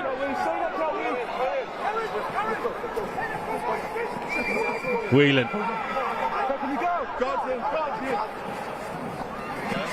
And again, Baker throws that one out wide. Lovely pick-up by Joseph Porter. That was not a kind pass for him at all. And then he's there battling with the big men on the clear-out as well. Counter-ruck from Harry Leftwich.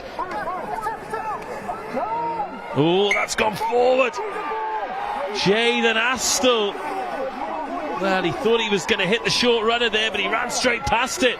Yeah, they didn't really get that much momentum off that phase of play. I think the 9s, 10s need to slow it down and just go to a contestable kick there. This is finals footy. There's 7 points in the lead. There's about 5, 6 minutes left, maybe 8 actually on my screen. Transfer pressure, force the mistake. They're in the ascendancy. They don't need to overplay in this middle third. Interesting, they've said contestable kick. We've not seen a huge amount of that today, have we? Binds! Sets! Wait. Take down the floor. Well, there was communication there that should have been a penalty to Hucclecote. But instead we're playing on. It's a really good take. And the offload as well. Baker keeps it in the air. But now we've got a foot race. Hucclecote need the footballing skills. This is huge. And chased back and gathered brilliantly in the Twickenham sunshine. Oh, that looked like it could open up there for Hucclecote.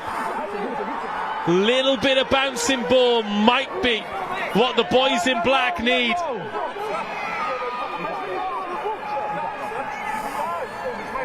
Let's go, use.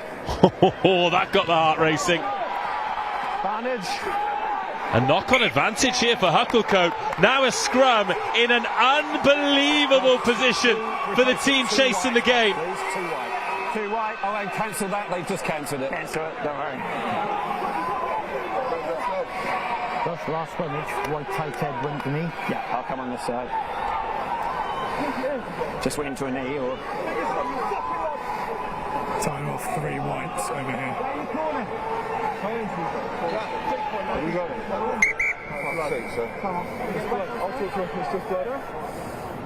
Time's off for you guys. You're not losing anything here. Well, this is... Let's go, guys. Come on. Arguably the biggest scrum of some of these players' careers. Yeah, it is, and what an opportunity it is, though. If they can eke out a penalty, that is absolutely huge. No, I'll be back on once we get the scrums hit. And for Coney Hill now, of course, they don't want to concede, but if they do, it's trying to keep this ball as wide as possible, make the kick as hard as they can.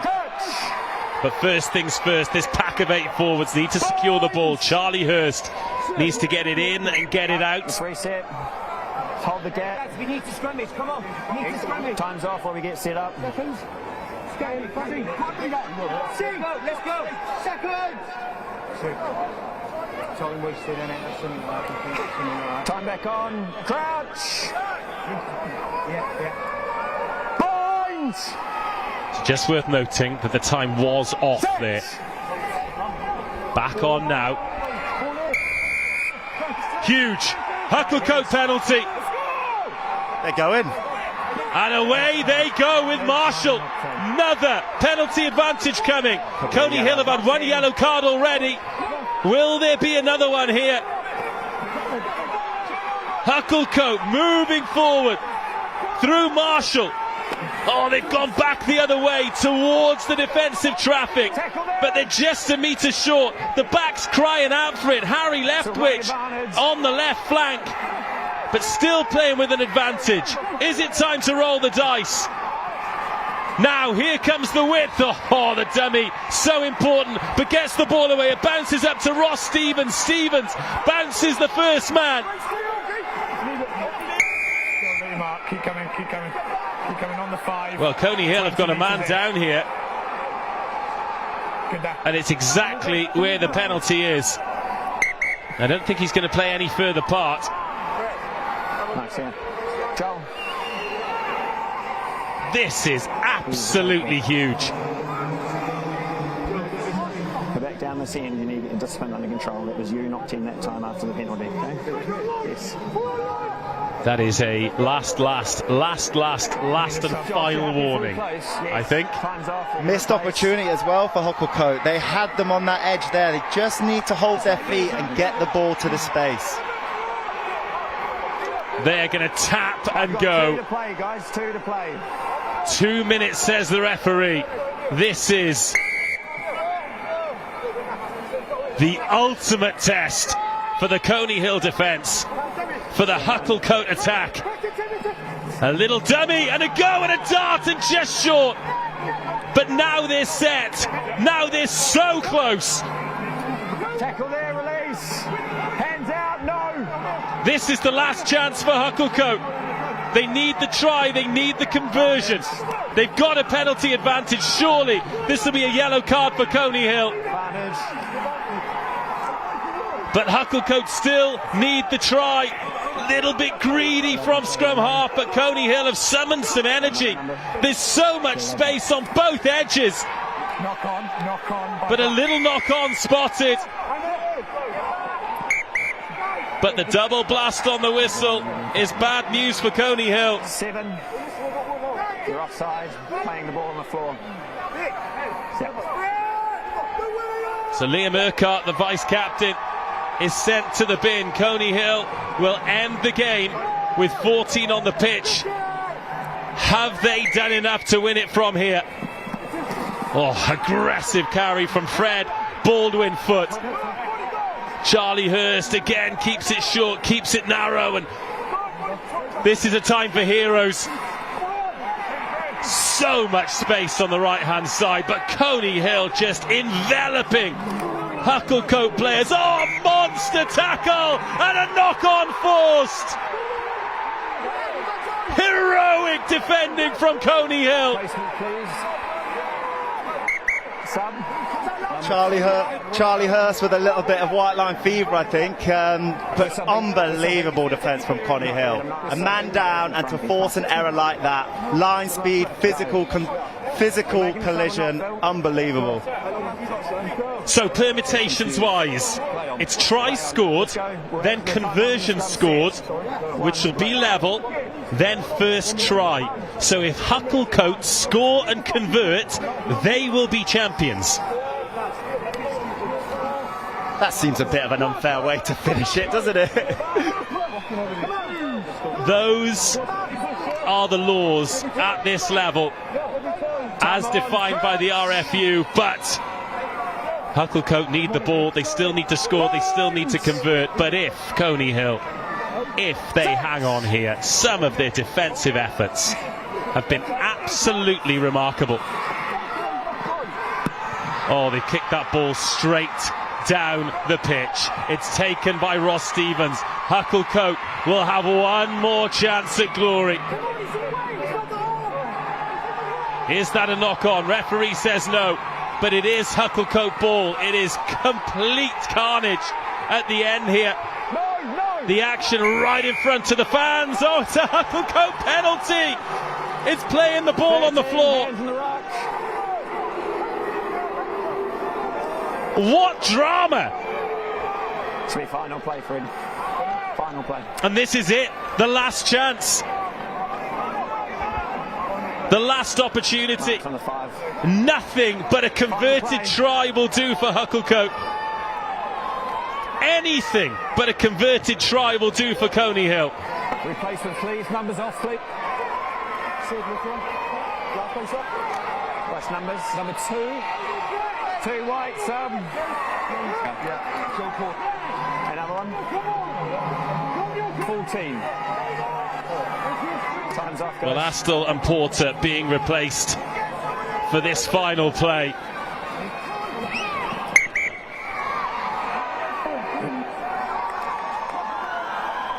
Let's go again. Let's go. Black. No. Let's go. Now then, Fred Baldwin foot. And nailed the dart there, but he's going to have to do it again. Does the call remain the same? Oh, it's into Coney Hill hands. This is it. They've held on. They've come from behind.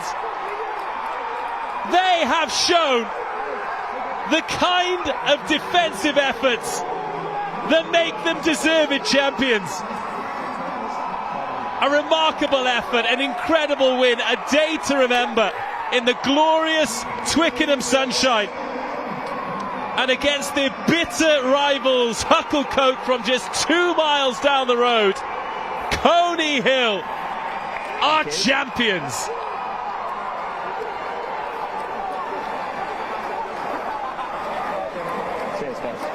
Well, a day that these players will remember, these fans will remember. But what a deserved victory. Free-flowing rugby, sometimes, rarely, but the guts and the effort they showed in defence, phenomenal. Yeah, you nailed it there. The defence for me, particularly that second half, incredible, absolutely incredible. The ability to get off the line, physical collisions, forcing the attack backwards and doing it again and again and again. They're in their own 22 for, I reckon, about 20 minutes of that half, and to not concede too many tries there was, yeah, phenomenal. So credit to them, and I'm sure they're going to have an unbelievable night. As well they should. Absolutely wonderful scenes. Devastation, of course, for Hucclecote as well. Well, let's take a look back at some of the key moments. The way Hucclecote started the game, this was the first try. We're taking another look at that lovely pump pass from Lawrence where he found Price. The way that Harris was kicking and the scrum was on top. It looked like it could be a good day for them today. Yeah, completely, and we alluded to it in terms of the missed opportunities that they actually did have. If they watch this game back, they will be kicking themselves because they had opportunities. They just couldn't on the day. They just couldn't take them. And it took that try for Coney Hill to really spring into life. Sometimes you just need a game breaker and a game breaking moment, and that came from Jake Marsh. It did, yeah, and I was really impressed with Finbar Baker. I thought he was very busy today. His work off the wing, he was popping up at first receiver a lot, and he looks like a real live wire. Well, he had a bit of everything today, didn't he? Got his involvements, got his try, got his yellow card. I'm sure that will be brought up in whatever celebrations they have. This was the moment that really won it for them. Max Whelan, the provider, Macaulay Jones, the scorer. It's a full 23-man effort, but to see forwards out there in those wider channels, making good decisions, executing well. And we had a couple of penalties after that. Yeah, but this was the moment. Good decision as well, because I suppose it's really easy there to immediately just go to the edge, but you need to see where the space is, and they found it well. Yeah, you've got to find the pocket of space, and I think there was one of the defenders on the line who was actually where that try ended up being. He actually ended up running towards the ruck because I think he might have seen something, maybe thought there was a turnover opportunity, but if you're defending and you're on the outside, especially if you're 2 men on the outside, you cannot go towards that ruck. It's too easy for the attack to then pick you off. But now it's time for the presentation. First of all, our match officials, Josh Bamber, Scott DeVayman, Matt Shepherd and Phil Bowers. We'll all get their mementos of a great day here at Twickenham. And the runners-up, Hucclecote RFC, will receive their medals. And this is one of those ones, it'll hurt like hell right now for the Hucclecote boys.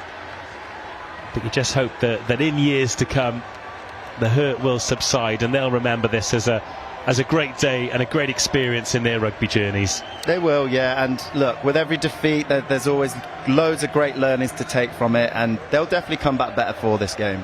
They'll look back at it, they'll recognise those missed opportunities, and they'll realise these opportunities don't come around often. So their ability to get back on the horse, work hard, get back to the club, work hard, work for each other, and hopefully they might just be here again one day.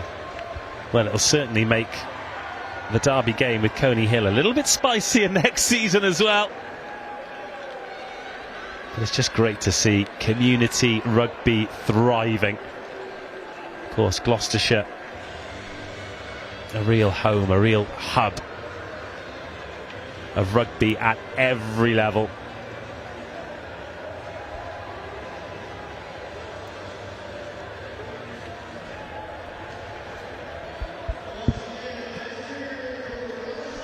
So the runners-up medals are received.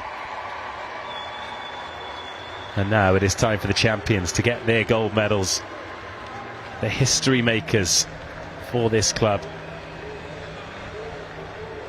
Coney Hill RFC.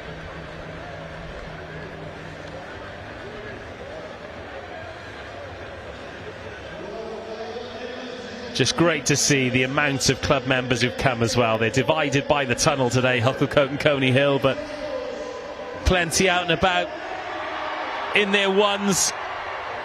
Fabulously iron white shirts with the club ties. And the generations of supporters as well. Those players who've played for the club for many, many years. Committee members, family members, club members. Given a day that they will never forget. And the medals, the mementos, they might end up on display, they might end up in the sock drawer, but it's these moments, these memories, that brutal 80 minutes in the red hot sunshine, the ones that'll really stick with them, the ones they'll really remember, and deservedly so as well. Some players are lucky enough to have plenty of moments, some go their entire career and don't get anything like this. So you have just got to squeeze every last drop out of it, and I've got a feeling that these boys will.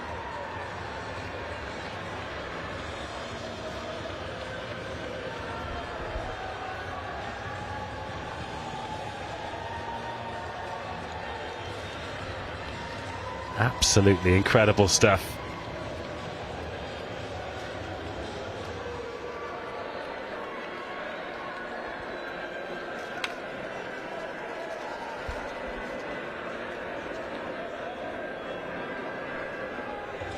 And once the formalities of the medal presentation is done, of course, it is time for the trophy.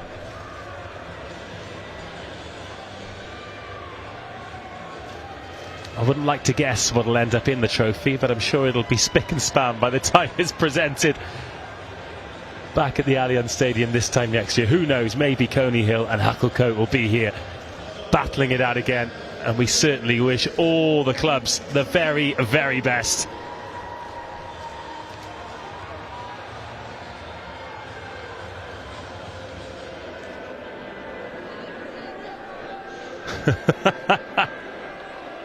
Oh, it's funny, isn't it? The most important people, very often the photographers here, capturing that moment that will hang in the clubhouse forever, because Coney Hill take the glory today. The win, the Championship Cup, and the sunshine to celebrate in. Huge congratulations to our winners, Coney Hill.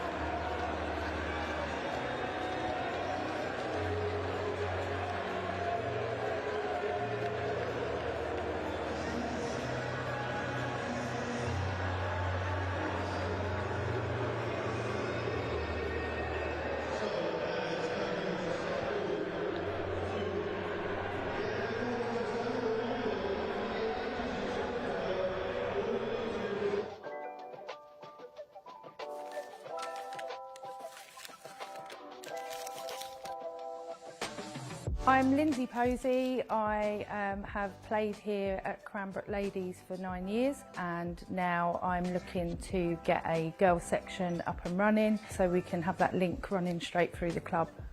I really want to get the girls going and really build this section, not just have the women's team, have it right through from the under-6s all the way up.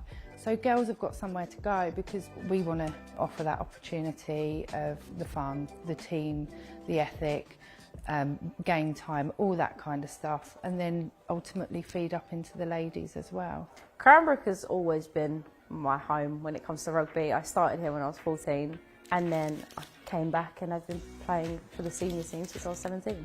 Honestly, there's a lovely bunch of people here and they just make you feel so welcome. Would you say that Lindsay's been quite influential? Yeah, she's my rugby mum. That's what I consider Lindsay as. She's my rugby mum. She's always there when you need her, and seeing her like boss the pitch is just brilliant. She's just a massive inspiration for any girls that come through here. We really like being coached by Lindsay. I like the games that she sets up for us, and she's just so nice. So I think it's really important for girls to have their own sessions, just to have their own space. They can be confident without having to worry about what people think of them, and like giving them a support network away from school. And you sort of come to rugby, you leave everything at the door, and it's just a really good atmosphere. There's been multiple opportunities where I've sort of said to Orla, would you like to come along, would you like to play? And I think the honest answer has been no, I'm just happy watching. But then when Lindsay created the initiative to do the Tuesday night training with the girls of sort of all ages, all abilities, Orla actually jumped at the opportunity and hasn't really looked back. So in a couple of weeks' time, Orla and Mia have got the opportunity to actually train with the Red Roses, which I think is an unbelievable opportunity. Quite jealous myself. You know, bringing them into the professional level of the sport just shows how far they can potentially take their rugby, from playing and having a bit of fun on a Tuesday night to wherever they feel they want to take it, basically. When I grow up, I would really like to be like Ellie Cheshunt and play professionally. Same. The aim for women and girls at Cranbrook is to have lots of girls coming up through the minis. So we have that pathway right from under 6s all the way up to 100 years old if they want to be playing till they're 100. Whether you're male or female, it should be an environment that's open to everybody.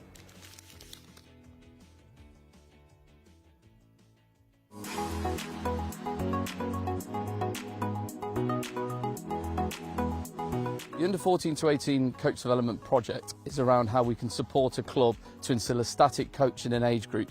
And what we will do to support them is to improve the quality of their delivery, but also instill an environment which will help retain and develop players for the club.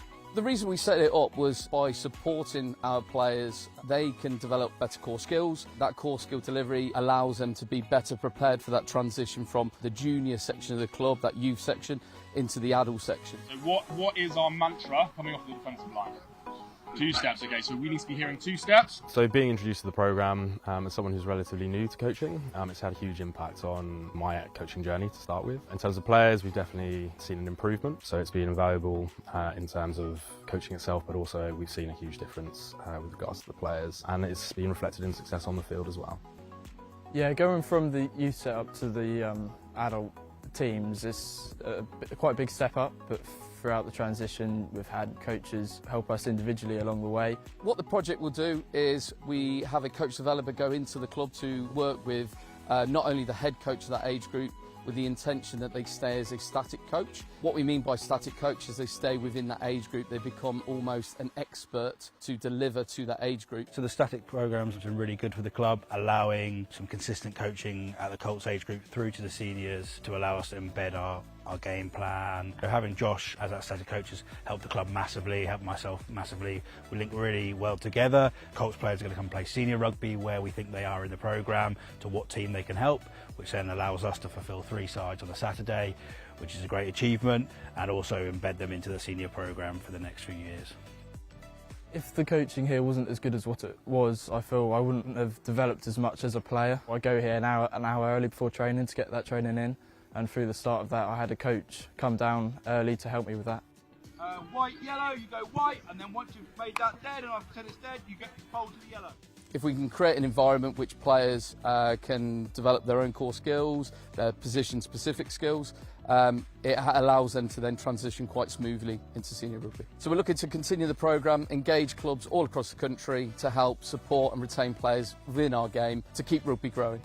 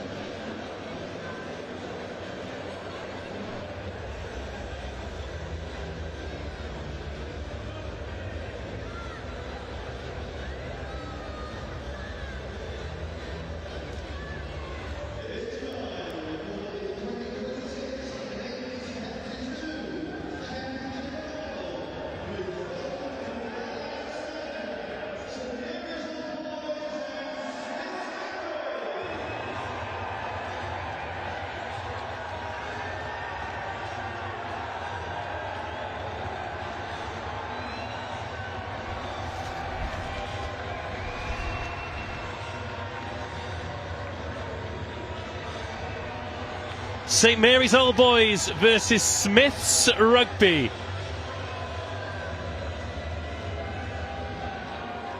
St Mary's Old Boys in the green, Smiths in the blue. Let's take a look at the St Mary's Old Boys team. The vice captain Beresford at hooker, Paddy Foley to his left, Chris Curry to his right. We've got Horton, we're in 25 in the engine room, and Max Ngataki next to him. Andy Plummer captains from number 8 with House, and Littlefield in the back row. And then the back line, Tucker and Brooke at the halfbacks, Nick Fraser on the left, Hardcastle Barrow on the right, Redwood at 15 with Saunders and Caven, the centre partners. Ryan Price, the man at the helm. For Smiths, it is Frost, Renton and Iverson, Rees and Roberts behind them, Matthews, Langdon and Angel, and then Jarvis, the vice-captain, Ahern at 10, Jack Davis, Spurrier and Dean, the captain, in the back three, with Charles Peters and Marcus Raymond at 12 and 13. Full benches for both teams as well.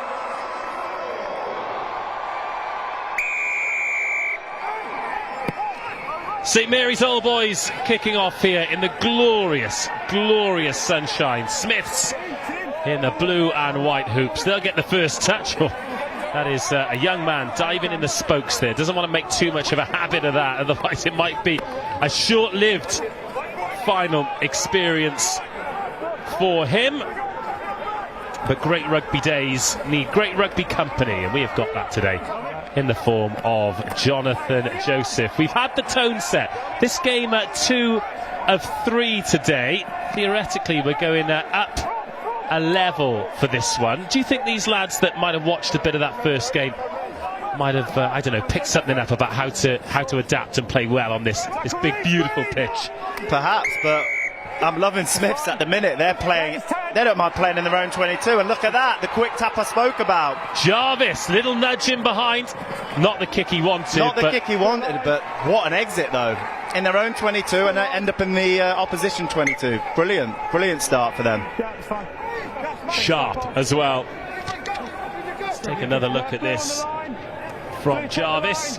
Gets the penalty and just goes, and that's right up your street, isn't it? I'm all over that, yeah. And yeah, the kick could be better, but look, at the end of the day, it's an exit zone and they've ended up being in the opposition 22. So finals footy, that's what it's about. Oh, and shots like that are what finals footy is about as well. No hands up, blue. St Mary's Old Boys. That's a tough clearance. Spurrier underneath it, trying to get around the outside as well. It is easier said than done. Okay, lost that green, hold that. Leave that. So Smiths in the blue, Will Matthews. It's going to be lots of those big direct carries today. These boys love seeking the contact zone. A suggestion of a forward pass. Referee says no. Our officials team all decked out in white. Jarvis, the scrum half, just looks sharp, doesn't he? Doesn't mind those couple of sideways steps. Look at this, the hands from the two props, Iverson and Frost. Smith's playing total football here. Now a little hitch kick and a step inside, and Smith's in the 22 for the first time in the match. But St Mary's jackling, winning the ball and relieving the pressure. 7 blue, holding on. Just get slightly isolated there, but what I'm loving is their ambition to play. Already you can see that all their forwards are being set in their multi-phase attack. That's a great tip through the hole there. Nice and square at the line. The lead runner running hard inside shoulders. Brilliant. I'm loving what I'm seeing from the Smiths early on.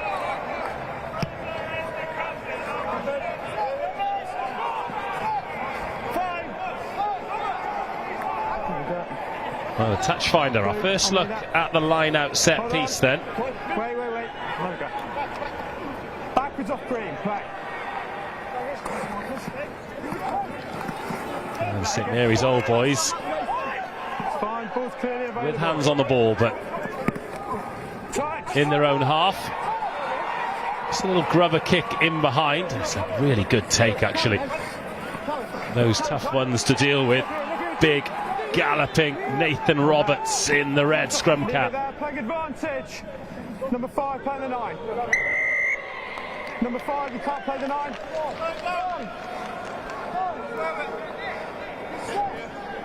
5 green. This is a heck of a tempo that Smiths have started this game at. I feel out of breath just watching them, but yeah, great ambition. They're going to want to convert at some point, though. That's the next step for them, but they're doing everything right so far.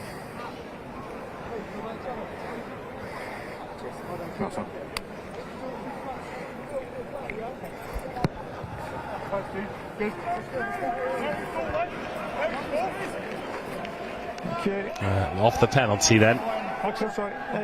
Line out set piece. And the chance to build. Quite looking forward to seeing what they've got by way of launch plays, given how energetic they've been at the start of this game. Short numbers in the line out, so some big trucks waiting in midfield. Lovely line up. Ball off the top and then crashed and crunched forward. Oh, what a tackle, what a turnover. So calculated there by St Mary's in defence.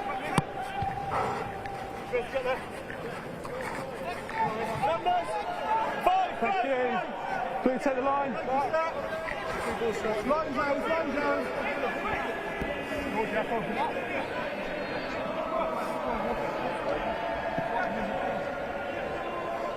Take a step, Sam.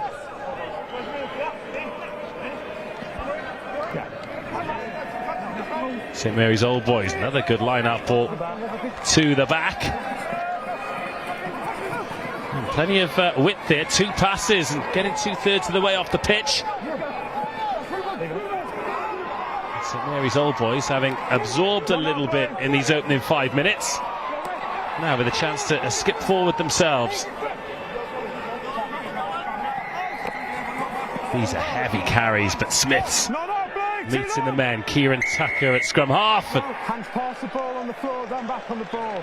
Smith's not having as much joy on the jackal as St Mary's Old Boys. Yeah, hands clearly go past then on the ball. Has to go ball first. Not the most confident touch finder. No, it came off the outside of his boot completely. But that's probably St Mary's first proper crack at attacking, and they've done a great job here. Callum Beresford, vice-captain, hooker. Oh, good take. Got his sticky mitts on. In now. Okay, 2-day change.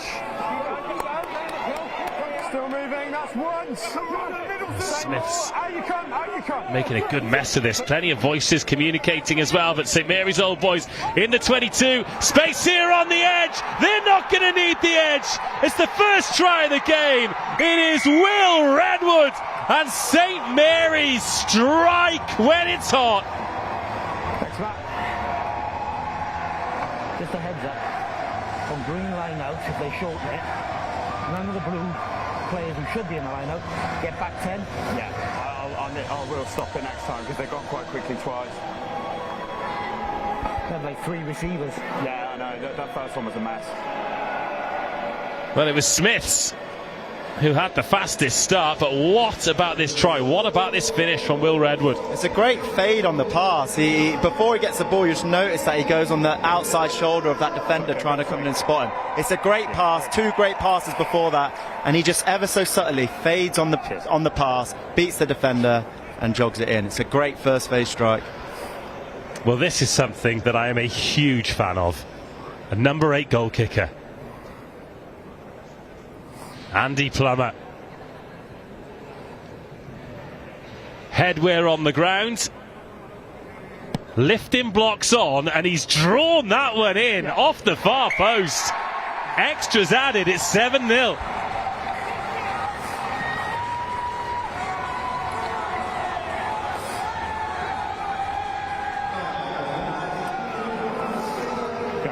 Judging by your reaction to that, you're not as big a fan as me of a number 8 kicker. It reminds me of Toby Faletau down at Bath, and with the Lions, he would always be goal kicking at the end of training, and I'd always question, why are you doing that? And I think this was his dream.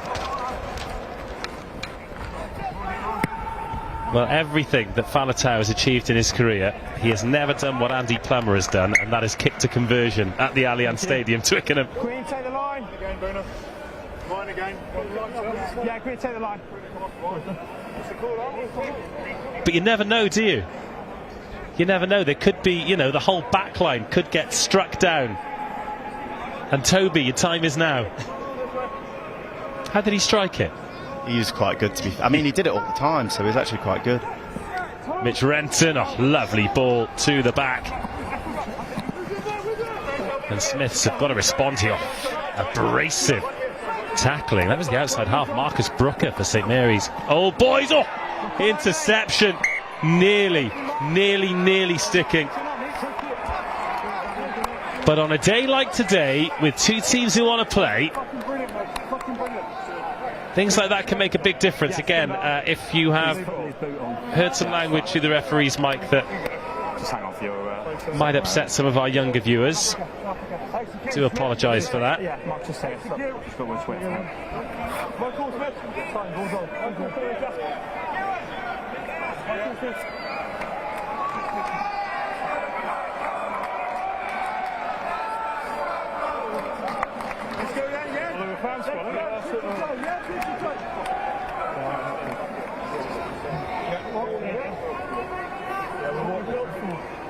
First on time laces. There we go, mark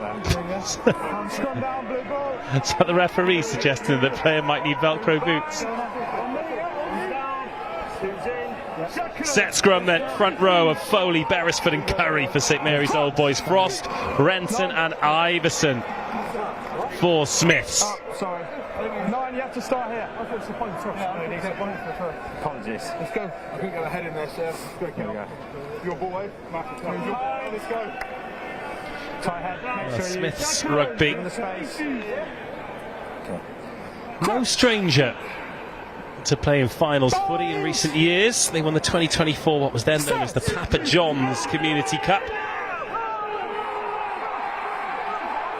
And they would love to keep the glory days going, and scrums like that, they just might. Massive scrum, particularly on the left hand side by Jasper Frost. Yeah, I got the back line mark. You're on it, Liz. Okay, sorry. But there's 2 offsides there. Sorry, 2 penalties there. First of the scrum, 1 standing up. Secondly, all of the back line offside. Nice ball. Statement. Backline offside. And Oliver Ahern is going to go searching for the corner. And what a difference a kick makes, because that penalty was in pretty much exactly the same position as the St Mary's Old Boys one, but look where Smiths find themselves. Get your timing right, lads.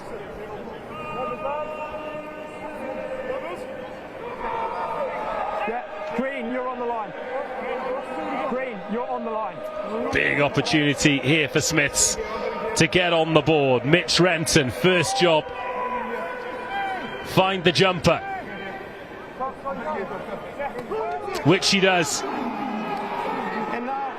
Great initial defence though from St Mary's Old Boys, but ball still in blue and white hands. This as close as they've been. A pick and a go, they're over the line. The try is awarded, and the big men go to work for Smiths Rugby. Tyler Rees, the scorer. Game on.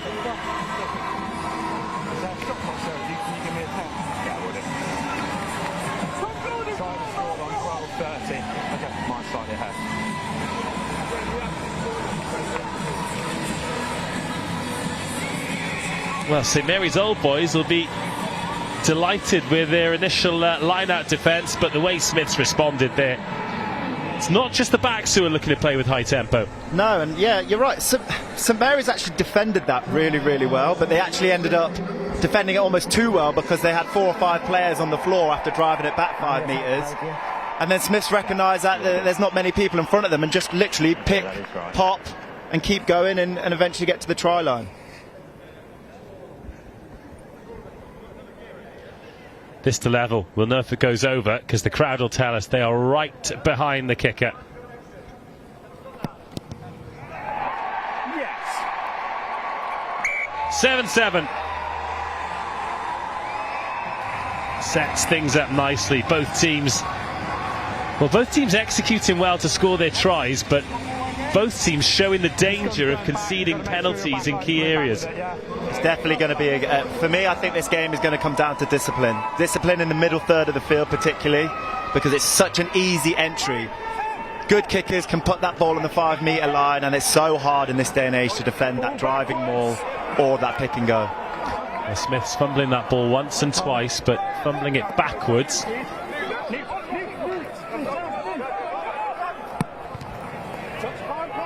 A long nudge by Dan Jarvis and his left boot, and now Will Redwood, the try scorer, his left winger, Nick Fraser, up over halfway.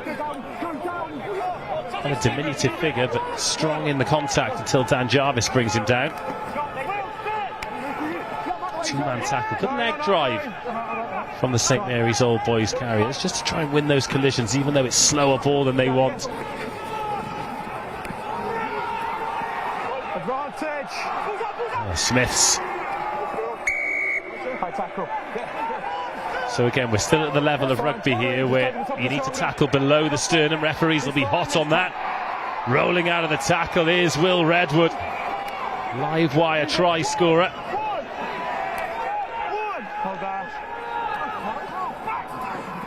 Oh, that little tip not quite working. Now Smith's on transition ball again. It's Dan Jarvis. Looks up, sees acres of space. Chase not particularly quick, but look where they put St Mary's Old Boys. Keep retreating, Green. Green, keep coming. Oh, a decent kick in the end. Ben Parker lets that bounce.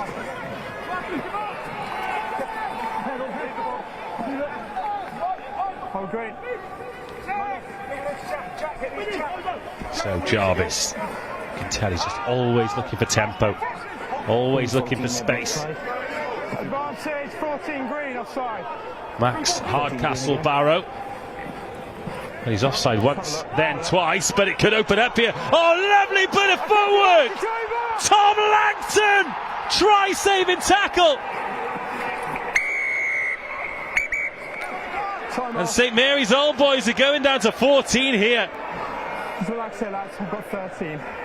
Well, Tom Langton, he might be a wing forward, but footwork that any winger would be proud of. Didn't quite have the gas to finish it. So I've got 13, makes a tackle. He never clearly releases for me. He doesn't allow the offload to be made. I believe that player would have then scored a try. There was no defence.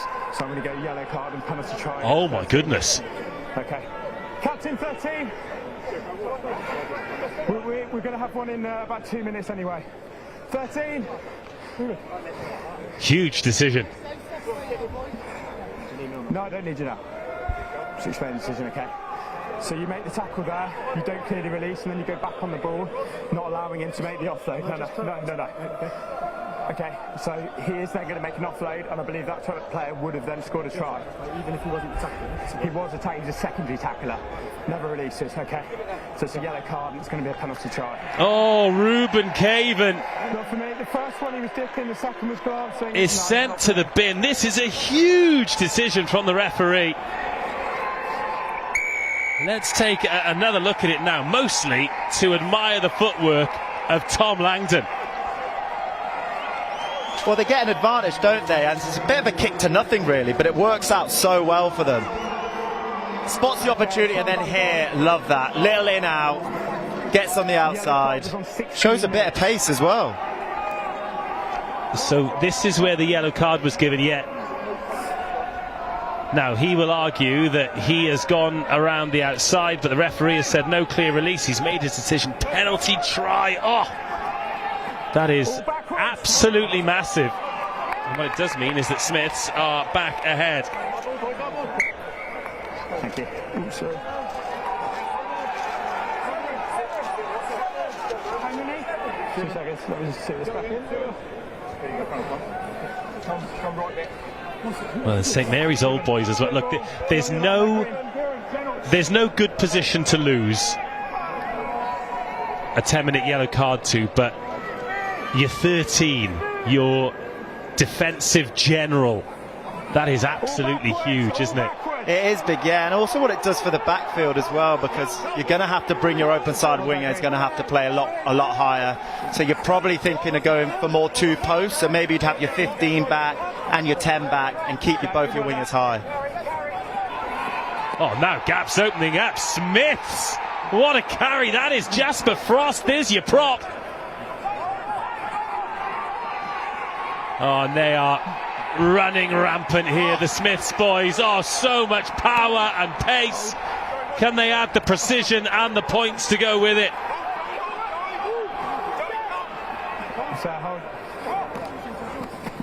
Well, they've only got one extra man on the pitch at the moment, Smith, but just looking at the numbers, not committing too many bodies to the breakdown, it looked like there are so many options for the boys in blue and white. So Ahern to the line, great ball, great tackle, crunching hit. But this is looking like a tough period here for St Mary's Old Boys themselves, not committing a lot to the breakdowns, keeping the defensive line fanned out. But just look here in the midfield, some hands on hips. There are some tired St Mary's Old Boys already. Oh, they've turned that ball over though. Something was good. Will Redwood skips away. Redwood! Oh, the offload. Unlucky. Just ran out of space. But Smith's Rugby. Well, somebody's told them they're in a cup final and they're responding. Oh, brilliant! Duncan Spurrier finishes. 10 out of 10 for the try, 1 out of 10 for the dive. 5 more points on the board for Smiths. These boys in blue and white are loving life at the Allianz Stadium. I think it's a sub as well, number one will be, change will be made now. That's fine, we'll take the water break at the I'm pretty certain all of those forwards were not going to be happy with that quick throw being thrown in. But then to see them sneak through there and get over the try line. What an opportunist moment, well done. Tom got off the kick. Stadium clock started again. Yes. Well, we're only 16 minutes into the game, 4 tries already. Smiths just playing with reckless abandon, and it has been a joy to watch. Yes. Their speed of ball has really impressed me. Their speed of ball and their ability to play on top of the defence. And then when they pull the trigger to the backs, we saw it a few phases prior to that. The 10 taking it to the line and feeding a nice missed ball flat at the line, playing on top of the defence. Really impressive stuff. Well, Smiths 21, St Mary's Old Boys 7, 3 unanswered tries. And St Mary's Old Boys, if you include the 7 points for the penalty try with Ruben Caven being sent to the sin bin, that is 14 points in that yellow card period. We've already mentioned as well a few of these St Mary's Old Boys, it's hard work out there, it's hot work out there. 20 past 1 is the local time here in London. The sun is pretty much at its highest point. And to use a boxing analogy, they kind of just need to bite down on their gum shields here and get through the next tough period. Yeah, I mean, we saw it in the last game. How well can you get back on track after this break? How clear can you be in this huddle now? How focused can you be to get out there and make sure the next thing you do on this field is the best thing you can be doing for the team? So, full clarity going out there now, whichever team you're in. Well, that was Will Redwood scoring the opening try. Smiths coming back through the forwards, but yeah, I mean that was from a set piece, but the way they've gone about their open play, it's been awesome. It really has. I think they've just gone up gears and gears throughout this game already. They started so well. They started with that intent of wanting to play. They were happy to go 4 or 5 phases in their own 22, and they've just kept that. There was maybe one little dip of momentum shift about 10 minutes in, but they've got it right back now, and they're almost running away with this now.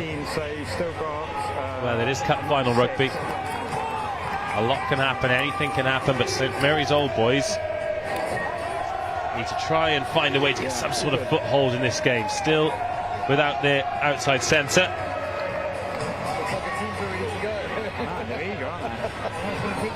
That takes on a bit better this time. Is that right?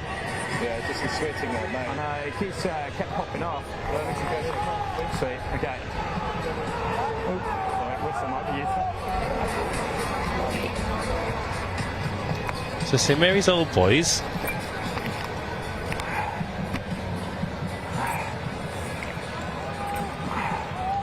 incredibly, I've got a number 22 on the pitch.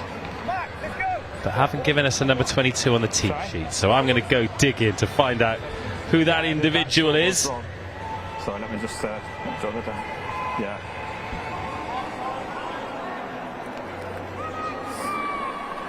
Okay. I've got exactly 20. Yeah, that's agreed. So much on. And we are back underway following the water break. Forward off green. Little knock-on advantage. Gets advantage over. That kick is going to drop for Fraser. He's got one man to beat. Good step off the left, but forced inside. What a carry, though. Okay, tackle, release, blue.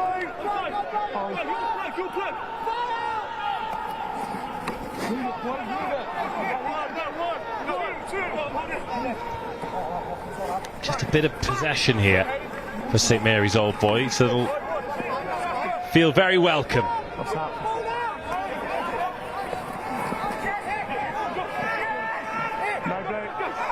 All a little bit narrow. Oh, but there are gaps to be had. The offload, brilliant. St Mary's Old Boys threatening to get in behind. But this time it's Smith's turn to win that penalty, win that turnover.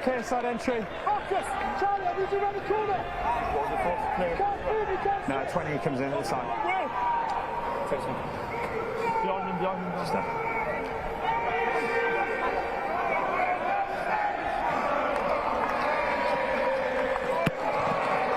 And it was Ross Littlefield, the man penalised there, and Smiths send it towards that crowd again. Great to see those who made the journey, and a little bit of breeze for the first time today. It's blowing in the favour of St Mary's Old Boys. Still not enough to move the flags off the poles, though.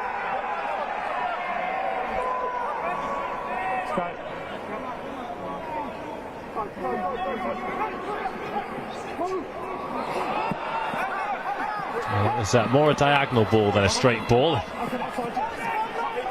St Mary's Old Boys, I mean, they've shown they've got plenty of good carriers. Plenty of boys who can do damage, but one knock-on followed by another knock-on. There's another chance gone for the boys in green. Scrum down, blue ball.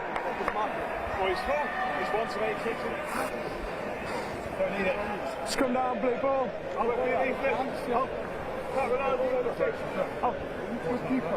Side entry. It's definitely physical, isn't it? It is. I can hear it up here. It's very physical at both ends of the ball. So I'm imagining that's going to drop off a slight bit now. But how clinical can the Smiths be now to get out of this half? Crouch. No one on the short side for Smiths. Big scrum here as well. Someone's popped up. The referee wants them to get on with it.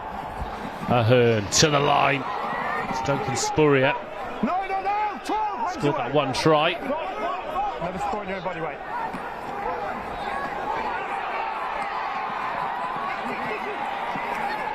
Inside offload, a good one again. Just hearing bodies colliding. Dan Jarvis. Opportunity on this edge now. Decent speed ball to work with too. Couple of big frames missed out. Spurrier back on his wing. Likes to get that ball away. Step inside from Oliver Ahern. Little pump pass from Jarvis. And then Spurrier has it again with a penalty advantage. Number 2 tries to go for a trick there. Massive opportunity here for Smith. The big fend comes out. St Mary's Old Boys winning that particular collision. But a big gap here for Dan Jarvis. The footwork skips away off. Throws it back inside. Is picked up by St Mary's. And it's about to go from bad to worse here, because an attempted trip usually, and in this case, will mean another yellow card. Mark's about 7 metres off me. Well, Callum Beresford protests his innocence, but the referee saw it clearly. I've got it just under a minute. Yes, first yellow card will be on next stoppage. Okay. And it'll be 60 seconds of defending. With 13 players on the pitch. And it's probably the worst team to do that against. Yeah. Smiths are trying to keep this ball alive. They're playing with tempo. This is taking a lot out of St Mary's. Penalty here, number 2, trip.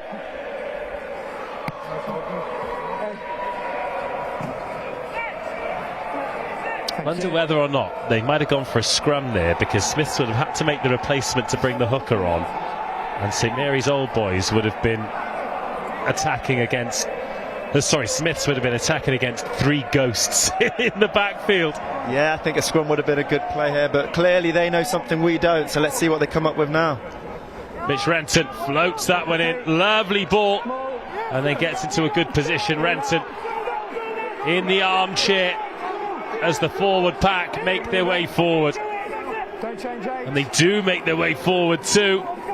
Still with Renton. Try scored by Renton. And Smiths Rugby landing blows from everywhere. Thank you.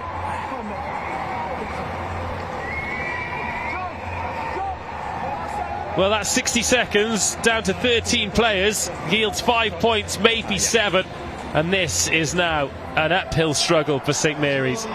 If you're St Mary's Old Boys here, it's like, right, well, do you know what, we try and find a way to deal with the backs and the tempo, but then as soon as you try and get a handle on that, then they show they can do that in the forward pack. This is some performance from Smith so far.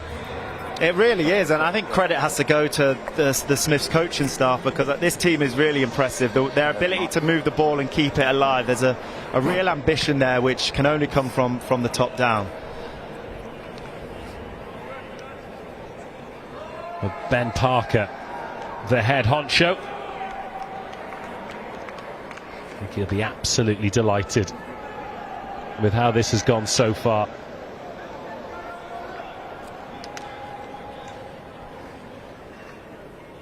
Ahern. It's another great shot. He's 4 from 4. It's 28 points to 7. I'll tell you what, it's the first time a team with the 3 feathers on its chest has got a good result here at Twickenham for a long time. I can say that, JJ. I'm Welsh. Less than half an hour gone. St Mary's Old Boys in trouble. Tommy. 3, 2, 1.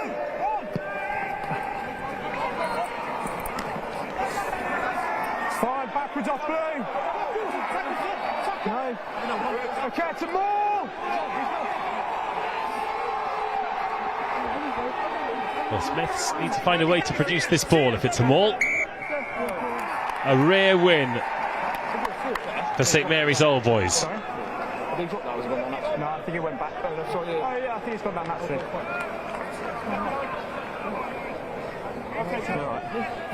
Just keep an eye on the proper side. Yeah, I'm going to be on this side. Mark there, lads. Keith Wilkinson's come on for St Mary's Old Boys. He's wearing number 27. Who's changing? Okay, lads, let's make a sub then. And just the conversation now about the substitution they're going to have to make. And they're going to lose their number 8, their goal kicker, their captain, interestingly, Andy Plummer. Let's go. 8's gone off. Yep, and our 2's off as well. Captain. Okay, thank you. Mark's here, let's go. So just confirmation there that the captain's gone off. Callum Beresford has been yellow carded as the vice captain. So 2 big leaders now for St Mary's off the pitch. Crouch. Binds. You stay with 2 away from green. Highly fresh. Dan Jarvis wants to get things moving. Of course he does. Because if you're Smiths Rugby now, you don't want this half to end. You just want to keep on playing. And it's a great tackle and a big effort. Oh, that pump pass though, it's just excellent, making those dog legs, making St Mary's Stick it in reverse again. Ahern. Bone-rattling collision. Joe Horton, the lock, trying to impose himself. Don't trap him. I mean, credit to St Mary's Old Boys. They are tackling in ones at the moment. Advantage. 19 playing the 9. But they are giving it something. Oh, this is glorious handling again from Smith's Rugby, the dummy. Not quite enough to get over the line, but it is enough to get them deep into the 22 again.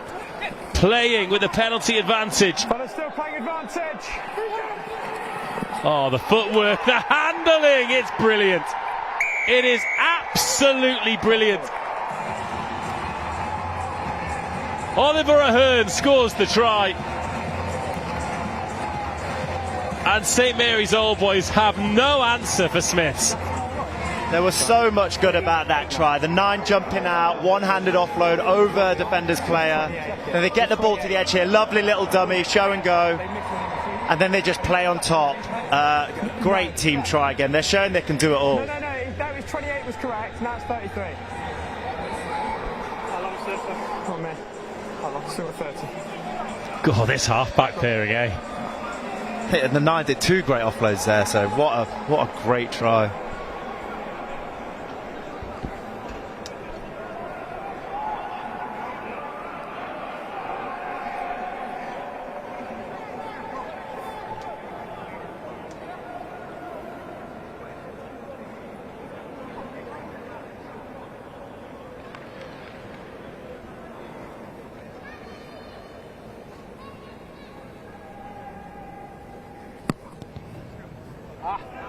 No. First unsuccessful kick of the day, but Smiths still going at over a point a minute here. St Mary's Old Boys down to 14 now. So the first yellow card, Ruben Caven back on the pitch. It's about a minute behind. And they're still without their hooker, Callum Beresford.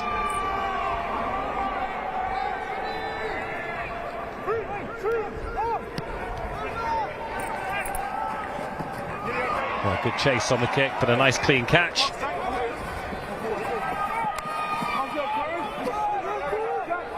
But you must have been in games like this, though, where you are brimming with confidence. And even here now in the 22, I think Smiths are... Well, no, in fact, they're not. Oh, some of these tackles are massive. You are still inside, yes. But you're not even thinking about the exit necessarily. You're just thinking about what piece of brilliance you're going to pull off next as a team. Yeah, the psyche, what it can do for you being this far up and everything going your way, it puts you into this state of you guys can do anything. So it is a great place to be in. It's important to maintain that control though, because if you get too far in the wrong way and you're gifting easy tries to the opposition, then you can find yourself back into an arm wrestle. So there's elements of having to play and playing well and keeping the ball in hand, but there might be a time to put the ball to boot or apply pressure in a different manner getting up the field. What I am impressed with, though, is how St Mary's have just rallied the troops there and defended pretty impressively with some pretty big collisions there. Well, of course, it is a massive team game, but individuals can make a difference. And I think a lot of these St Mary's players hoping that maybe one moment, one tackle, one something can spark the rest of the boys into life, because it has been a tough 30-odd minutes out there so far here. I got 2. Yes, 2. I'll go back to the shed. The new booze? No, it's complete, actually. We're ringing for the final. Yeah, take it back. Phil, I'll lose on the 10-metre line. Yeah, let's go. I'm not taking a piss, No, I understand. Phil. Seeing the referee there say new boots, right? So a big day like this for these boys here, and I'm sure some of them will have. When you had a big game, did you ever pull out the new boots, or did you have your old reliable pair that you'd go to, your lucky ones that you'd scored all your meat pies in that season? I I had a Nike contract, so I actually had quite a few new boots. Or, I mean, when I was younger, it would be a case of, yeah, parents, can you buy me some nice boots? But it didn't happen often. No, I need to be fast today. They need to be the fastest ones you've got. St Mary's Old Boys in the Smiths half, not had a lot to celebrate since they took the lead through Will Redwood, but now they've got an opportunity here. Do well to stay in field, and Smiths just snuffing out every single candle that St Mary's Old Boys light. 19 green holding on. Sorry, so you were sat, and then I put the car back on. Yeah, but I didn't need a whistle. It's a shower shit from both sides there. Just give us a chance. It's fine. I know it's just like, no, sorry. So we're waiting for your team. I thought we were sat. Just can't get a win right now, can they, St Mary's Old Boys? No, I'd love to see that again, because I think they were quite hard done by there, St Mary's Old Boys. It didn't look like there was a clear lift for me, but I'd have to look at it again. But they're still in a good position here, so let's see if they can create something from this. Yeah, it was Archie Long, the man who was penalised. Just found that little bit of space on the edge. Just when you start to think about dropping anchor in the 22, find yourself defending again.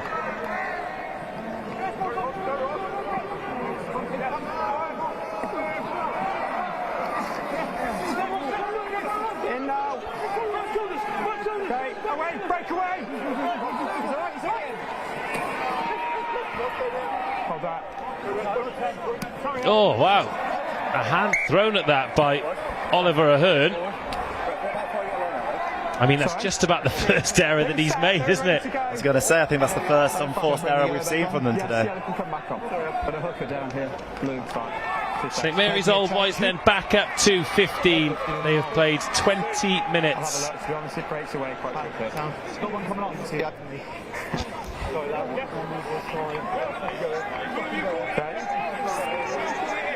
Let's come down, green ball. 19, 8 on for 19. Who's bang? Marcus, what's our price down? Second, CC. Yes, cut. Crouch. Binds. Set.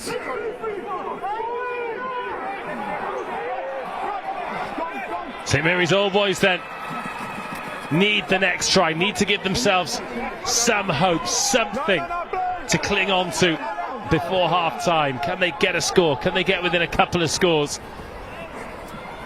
Handling like this might help. They know they've got pace on the edge. It's a good take in the end. Pass wasn't sympathetic from Caven to Fraser, but little signs of something.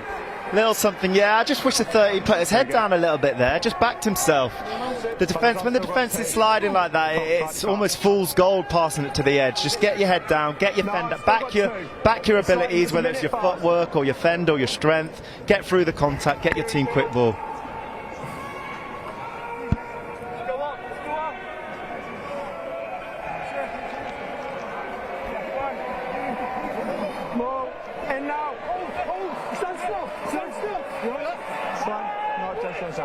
Smiths Rugby just looking composed in their own 22 here, and who can blame them? They're leading 33 points to 7 in a final at the home of England Rugby. But St Mary's Old Boys have turned this ball over, come spitting out of the side, and now there's acres of space. Oh no. Oh, Daniel Brooker out there in the edge. Oh no. Well, the tackling to touch, the referee screaming that advantage would have been playing, and I think that would have summed up the first half if Smiths had gone the length there with St Mary's Old Boys with their hands on their hips. But that takes us through to the first half. Let's take a look. Well, first at the replay of that boot there, the frustrated right boot of Daniel Brooker. Right, let's take a look at some of the tries we've seen in that first half. We'll look at Will Redwood's first. This was a good finish and a good start by St Mary's Old Boys.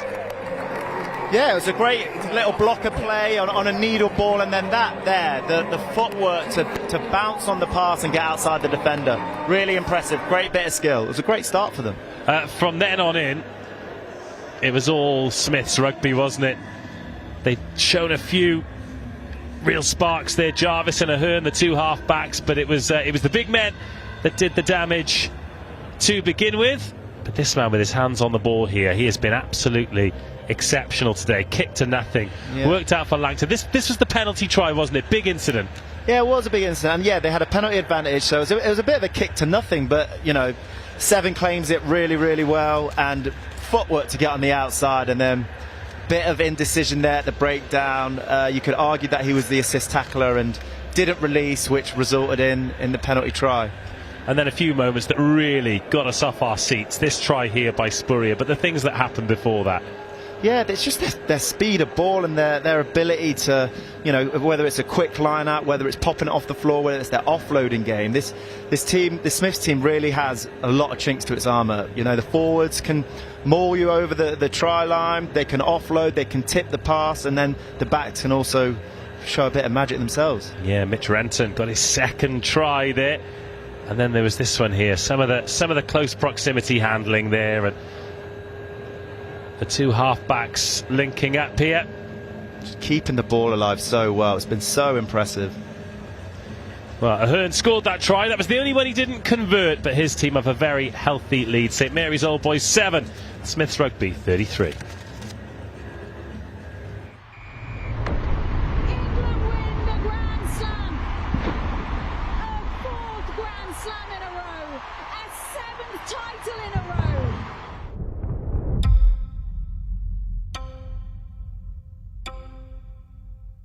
Welcome to the 2026 Women's Six Nations. A chance to see Europe's finest women clash once again. It's the start of a new four-year cycle. I wonder how easy is it, or otherwise, to reset and go again? I don't know really what we're going to get, to be fair. How much further can we take it? Are your team ready to seize the moment? Got way more in us today, way more in us. Today's a new start, a new team. I don't think I'll ever really, truly take in the fact what just happened. We've had new players come in and play throughout the tournament. There will be no fear, but there will be pressure. When you're wearing this rose, we look after every single person in here. It has to be relentless. We have to keep going. Pressure's on them. England's Red Roses are in town, the world champions who've not lost a game in the championship for over 8 years.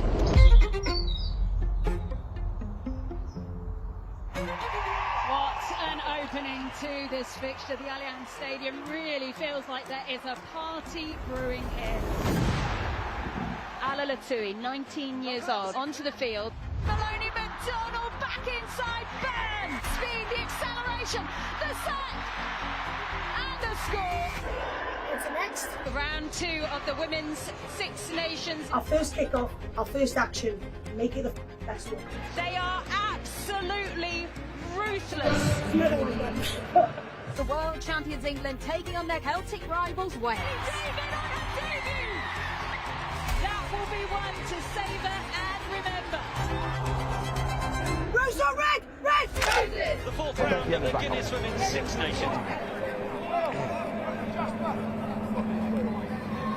Very short turnaround. Not a lot of recovery time at all for these two teams, though I'd imagine one will be a lot happier than the other in that short half-time interval. Smiths Rugby currently 33-7 to the good against St Mary's Old Boys.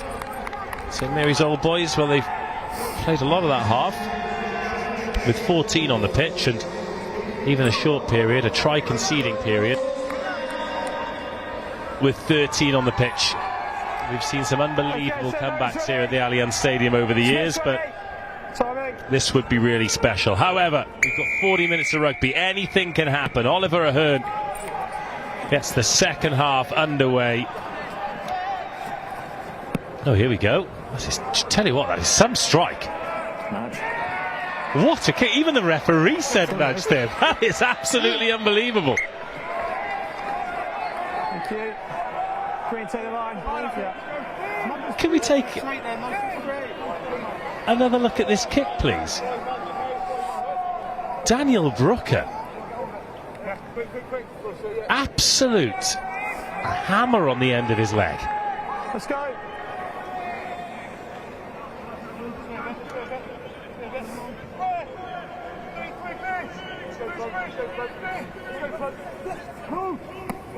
Backwards off green. And they turn that ball over. St Mary's Old Boys have got the start they needed. Good kick-off reception. They're in the Smiths rugby half. Caven run a good dummy line. Roll away, play. Yeah, ball's clearly available. Kieran Tucker. Plenty of Smith bodies right into there. It's Ross Littlefield wearing 20. Again, Tucker. It's the point where it comes to a bit of a standstill and you need either quick ball or to make a good decision. Or the kick and the big chase. This is a tough one for Smiths to deal with, but deal with it they do. Got line. Got line. I don't mind that from a game management point of view. It seemed to dry up a little bit. I think that's a good decision to pin them back by their own try line. Maybe could have taken a little bit off the kick. I think St Mary's, they just need to work on, it looks like a few individual carries at the minute. They need to get more numbers at the line, have more options at the line to really put this Smith team under pressure defensively.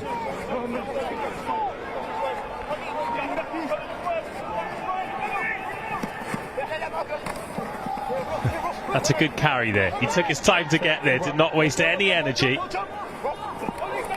And a good bit of footwork, and a clean break, and a brilliant try. Marcus Brooker. Stepping and weaving and powering his way through Smith's defence. Okay, just making a change, you can go now. 21 for 9. And Marcus Brooker, where did that come from?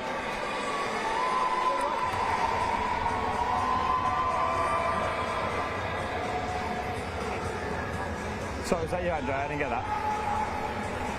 9 green will come off, 21's on. Yeah, that's fine. It's like it opened up for him. And then when he saw there was no defender there, he's like, oh, God, I've got to finish this.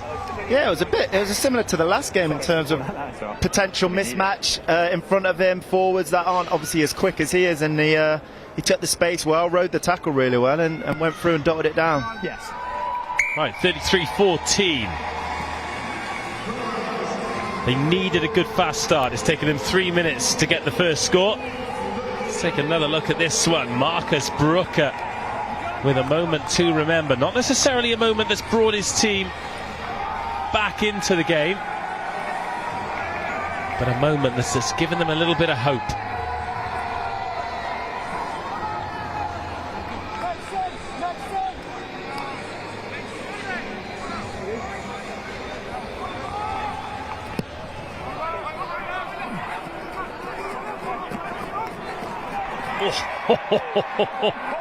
Do not go in upright against that man.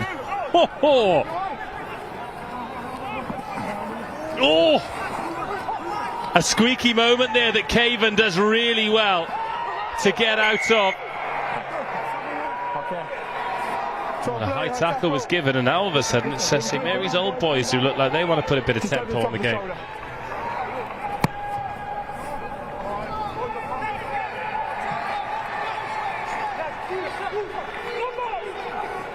Edge of the paint. Edge of the paint. Hold on. Blue, edge of the paint. Step. Step. There we go. That is Duncan Spurrier getting that a little bit wrong, but he's back on his feet and he lives to fight another day. No compete.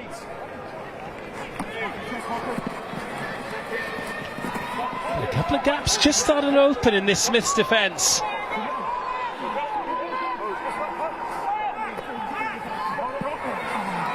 Oh, tell you what, Ross Littlefield, he's trying to make things happen here, isn't he? He really is. He really is. I think he was the one that actually got the try. He's really being dangerous. He's really wanting to take this fight to the Smiths, which is exactly what they need. You need players like that. When you're this far down, you need people to stand up and take the game to them. So he's doing a great job there. And there will be opportunities here. I feel like I'm going to have to write a handwritten letter of apology to him, his family and the rugby club after that. But in my defence, someone decided to put light gold numbers on white squares, and so Ross Littlefield, phenomenal try, great moment. You'll have plenty more great moments, and at some point I'll make it up to you, I promise.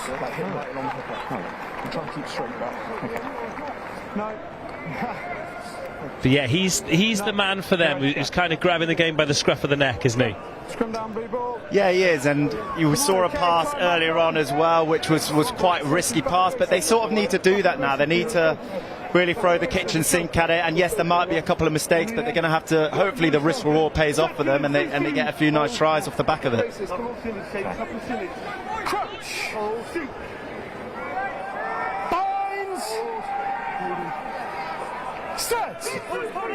Because of course we have watched enough of this game and enough of this team to know that Smiths will have their opportunities, and if the first half is anything to go by, they will take them as well. Duncan Spurrier steps in field, plays it safe well.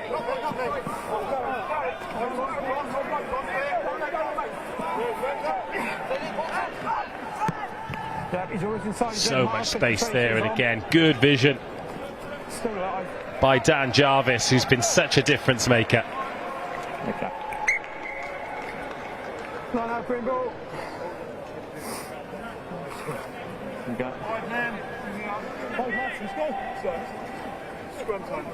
That's a really brilliant kick, and I think because the Smiths have defended so well, St Mary's have had to bring the wingers higher up in the defensive line, so that ultimately means there's going to be more space in the backfield.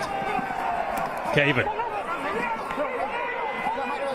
Real flat ball there to Reuben Caven, but slightly quicker here from St Mary's. Old Boys, that's a lovely offload to Redwood, the fullback, and he's up over halfway. Really lively at 15. Oh, just knocked on. But again, it was Ross Littlefield who found himself in the position to play that ball. Smiths with Dan Jarvis, big tackle on Mitch Renton. Ball's clearly available.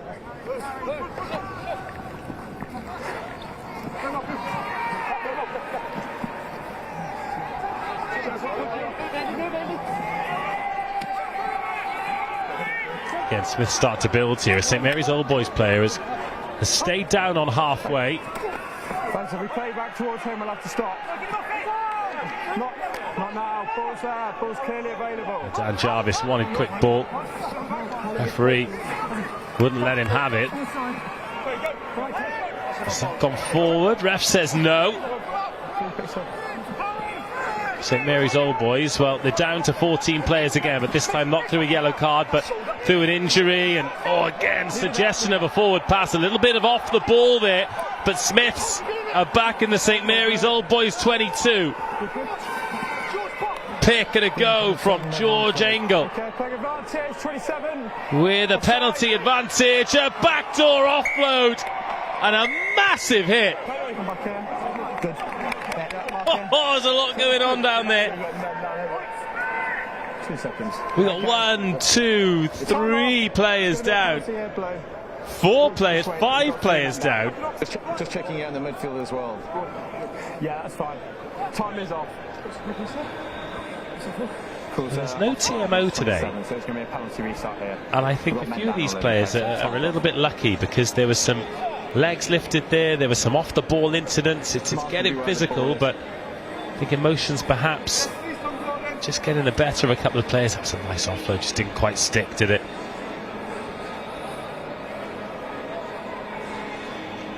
You're both happy for him to continue? Okay, thank you.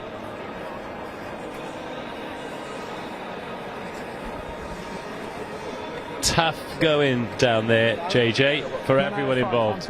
Yeah, I think that all teams are struggling in this second half. Like you said before, there's not much of a break at half time. But I actually thought the attack there was getting a little bit stagnant, but then they just find a way through. They just beat a defender in front of them, a one-on-one collision, they get their arms free and get an offload, and then they get in behind, and then they are just so dangerous, Smiths Rugby. So they can do it all. They're doing such a good job, and St Mary's are trying to stick in there. It's just proven very, very difficult. Okay, lads, can we go water off? Yeah. We feel like we're lower than them. To be honest, on those last two, the ball was at the 8 feet and about to play away as it's popped up, so I've asked them to play away. No team's clearly going push ball back, he says, You've not got legs in here. Hey, me? Yeah. What was there then? We time back on? No, 2 seconds. No, not yet, because we've still got a medic here. He's got a shot. Is he nominated for goal? He has, yeah. I haven't put time back on yet.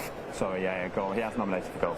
I'll put time back on and then we'll check it. Interesting decision here, and quite a pragmatic one as well from Smiths Rugby, because they do have a healthy lead, but with the missed conversion, this penalty essentially gives them an extra try advantage. Yeah, I don't mind it, and it gives their team a bit of a rest, and the psychological damage it will actually do to St Mary's as well. For Smiths to come away with some points would be massive as well.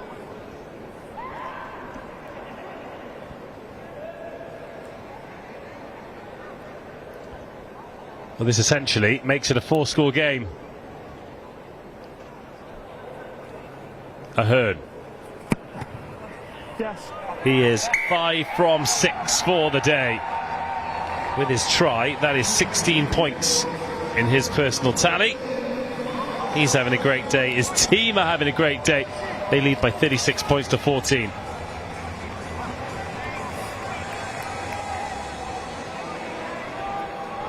But no surprise this half is a little bit more competitive, with St Mary's able to keep 15 on the pitch.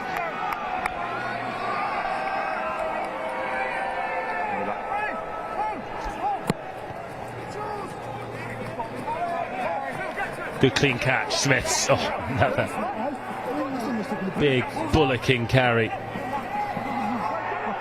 But a loose pass, that sits up nicely for St Mary's Old Boys. The exit far from perfect for Smiths. He's fine. Just a knock on. A scrum platform here. Right, let's talk. Let's talk attacking wise then. You're stood in that 13 channel. What do you want to happen from this scrum if you're playing for St Mary's Old Boys now? Firstly, I'd like them to try and win us a penalty, obviously, and then just good clean ball to whatever strike that you're looking to run. I mean, a lot of teams now run that wraparound play with 12 being the ball player, 13 running hard and 10 at the back. The importance of sitting down the 12 in this play is massive. That's what creates the space on the outside. Reset. Follows up, reset. Play down, far side. And then in between now, from a back's perspective, with a reset scrum, does anything change? Nothing really changes, unless the defensive picture changes and you notice something where it's going to be an advantage for you to maybe call a different move, but nothing would usually change at this point. Green, far side, elbow high.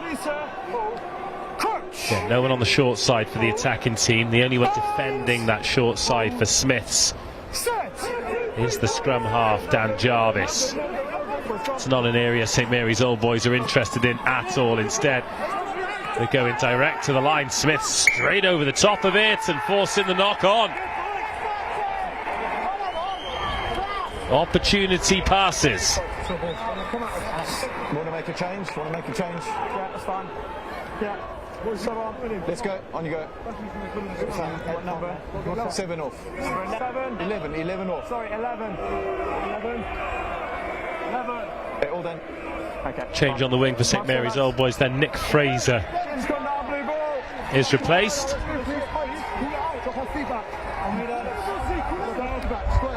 And options both sides for the exit here for Smiths. That breeze swirling around, but it's blowing in the face of Smith's Old Boys in this second half, and a beautiful warm summer breeze. I'm not sure it'll be adding too much respite or refreshment. But again, Smith's just wanted to go quickly, wanted to play with tempo, with Oliver Ahern. Oh, what a tackle that is. Ross Littlefield stops one of the biggest men on the pitch in his tracks. Offload's good. Again, it's Dan Jarvis sniping, causing problems. And he's back in position.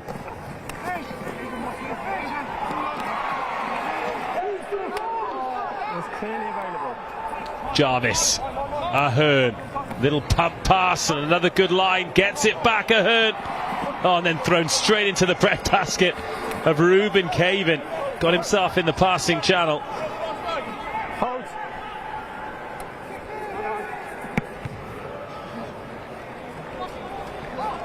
That's fine. He gives that ball a big clap, doesn't he? What position is he? Well, Daniel Brooker, he's on as a backs replacement. But he's built like an old school tight head lock, isn't he? He's absolutely massive, yeah. Yeah. What a boot, though. Yeah, he is a pure striker of the ball.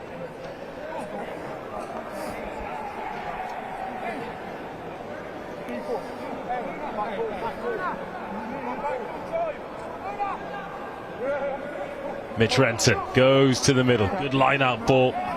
Taken away by Ben Hawker. One of three vice-captains.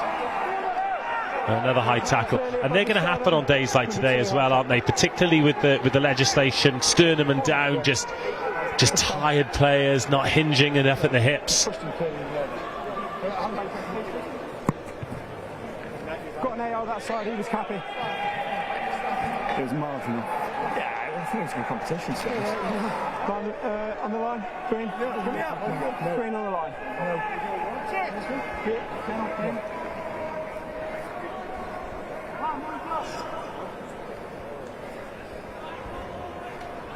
This is the longest period in the game that Smiths Rugby have gone without a try.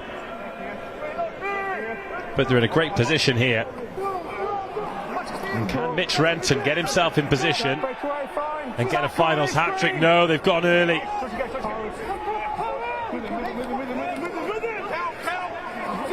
Little peel around the corner. The big man Brooker is in there to stop it. Oh, he's over the line. Is that down? Referee takes a good look and says held up.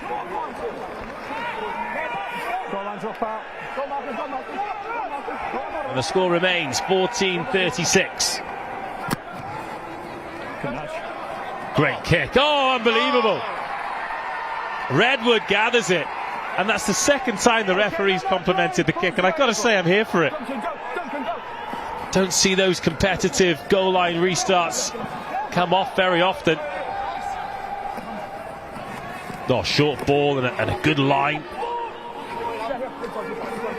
Completely different tempo in this second half from St Mary's Old Boys. Let's leave it. 20 away. High tackle. Matt Preston with the high tackle. Just like that, St Mary's Old Boys find themselves up around halfway. I don't need it after the whistle's gone. Giving a much better account of themselves in this second half. Just not able to make any real dents in the scoreboard yet. Come. Fellas, take the line. Yeah, relax. Play's not off yet. Yeah, it's relaxed. Get up, Walker, get up. Coming back. Okay, let's go. And they've nicked it back. Have Smiths. Nice timing of the pass from Jarvis. Oh. And then Daniel Brooker. Not a man you want to be tackled by if you're a standing target. Oh, lovely feet again. It's Tom Langton. It was his feet that led to the penalty try in the first half. And the clear out good as well. Just opens the door for Jarvis to have a little look himself. Tackle, release, Green. And regardless of the outcome, Smiths will be delighted to be playing rugby in this part of the pitch. All goes backwards, all goes backwards. Well, a try here would surely end any hopes that St Mary's Old Boys might have had of a miraculous comeback. They play with a penalty advantage. Another good line, Matt Preston. 5 metre mark for the last one, first one. High tackle is what the penalty advantage is for. Brooker running round like a wrecking ball with that giant frame of his.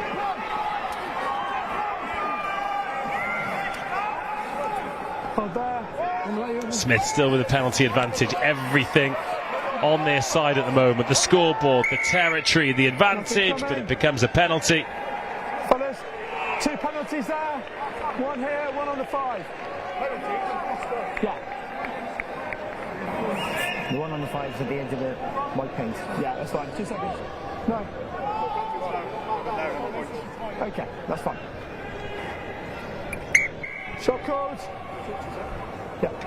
And then you've called that against me here. Fellas, shot's been called. 60 seconds. Yeah. Then I just picked it on for the crazy. Is he taking 2 steps before it? No, not for me there. He's in a passing motion. He's not clearly trying to go to play, to run the ball. Just leave him unless he's clearly trying to run the ball. He's in a passing motion. That's an interesting back and forth between the player and the referee, isn't it? It is. I think ultimately the ref isn't always right, is he? And I think that's the way of the captain, just trying to get it into his head that maybe he got that decision wrong. So if it was to happen again, maybe he's a bit more lenient about it. Well, they're continuing to build the score here. Really pragmatic cup final rugby from Smiths and Ahern, with another easy 3 points added to the total. It is 39-14. Yeah, because it's something we picked up right at the start of the game with the way Dan Jarvis plays. He does like to either step back or step out, and he's able to give himself a little bit of space to make those decisions, largely good decisions, but you can understand why a back rower might be frustrated with that, because they'll feel as though they could maybe have their say. Yeah, I think they will probably target him, as he's a proper little live wire. He seems to get this Smiths team clicking in attack. He's dangerous around the ruck. He's created a lot of opportunities today, so as the opposition captain, it'd definitely be your job to try and stifle him out a little bit and put pressure on him to force some errors out of him. Well, with that, we take a little water break. I mean, we should take one as well, because, you know, you've got to stay hydrated up here in the commentary position. And I'm sure those fans, who've made the journey as well at the M4 corridor will be staying hydrated too. But wherever you're watching, whatever you're watching on, great to have your company for this one. And at the moment, it is a great day for Smiths Rugby. St Mary's Old Boys trying their best to turn it into a contest, but when you're chasing a half-time score of 33 points to 7, it is always going to be improbable, but never impossible. But they've got around about a quarter of the game to do it now. If they can land a couple of quick scores, then maybe they can give themselves hope, but not too much for the Smiths Rugby boys to be too nervous about at the moment. They've got themselves a great lead here, and it's a fully deserved lead as well. They've been the better team, and even in this second half, where it would have been really easy to sort of chase the tries, I think the fact that they've gone for the 2 penalties shows that they are 2 penalties at goal, should I say, shows that they are thinking clearly, and that their number one priority today is to leave as champions. Yeah, it is, and you'd argue it probably was the right call to do that as well. There's a lot of fatigue under these players today. The weather is so hot out there. There's not much time at half-time to recover and get all your fluids on, so it's a smart play to take the points in this stage of the game.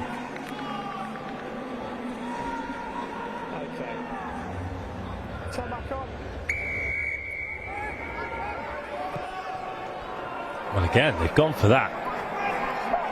Contested restart. There was no contest there. No one there for Smiths to stop Max Hardcastle-Barrow from gathering that ball. And look where St Mary's Old Boys find themselves. Look where St Mary's Old Boys find themselves. Great leg drive. Plenty of distance on that pass now. Oh, it's just felt as though that could have gone a bit wider. Rips in the tackle. But St Mary's Old Boys have had that ripped from them by Smiths, who, look, they've scored a lot of tries today, but they have come up with some massive defensive plays. Yeah, great turnover there. Speed into the breakdown. We've seen it a few times now. They notice that opportunity and they're straight in there. There's no hesitation. And they either steal the ball or get rewarded with a penalty. Don't push into him. Back in, bro. Use pitch 9. Jarvis. Bit old school. Goes back to Ahern. Making a change. Okay. 15 blue. 15 blue. Relax. Hold on. So used to seeing the box kick from there, aren't we? Yeah, relax.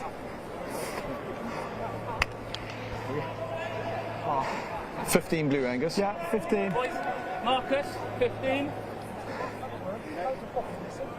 Is he coming off? So Matthew Dean is being replaced for Smiths, the captain today. The man will get his hands on those trophies. Thank you. If they win it, I tell you what, it would take something special from St Mary's Old Boys now to deny them. You take it to the paint.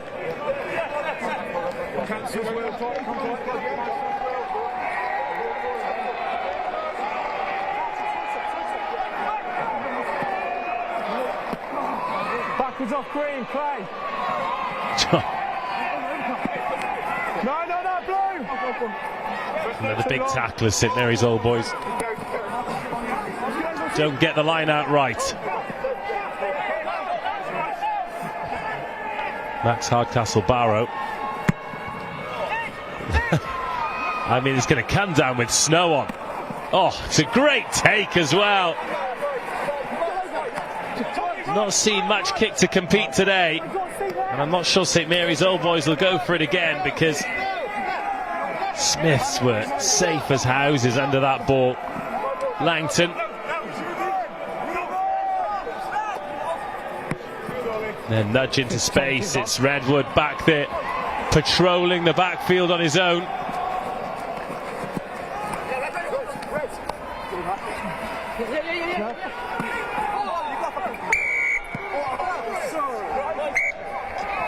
Well, that's going to cost them 10 metres. It's not the most intelligent decision he's made today. No, there's no need to play the 9 there, is there? They're in their own 22 and they're going to have to exit. But what I did like was the kick in behind. Great recognition of space. It can be a lonely place for a full-back when you're patrolling that backfield on your own, can't it?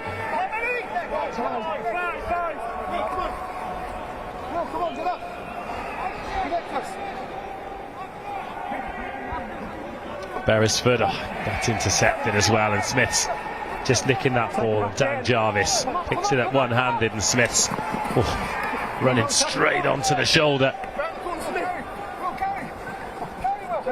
Just a couple of big men there with hands on hips, and people like Tom Langton will look to take advantage of that. Langton desperate for an offload and finds it. His scrum half gets their lofted pass over the top. This is wonderful rugby, but it's gone forward. Oh no, Duncan Spurrier couldn't get there. So close. So close to brilliance. So close. What a carry through contact. And then he has a go, but then he's looking for the offload. He's on the floor, he pops it up to the 9. Great little lofted pass over the top, and then just that final pass just probably dies on that supporting player a little bit. Just had a water break 2 minutes ago. Let's go. Well, it was Duncan Spurrier who finished that try in the first half, where they cut loose. Couldn't quite deliver the perfect seed for the last one. No, that's off. Okay. Twos. Hang on.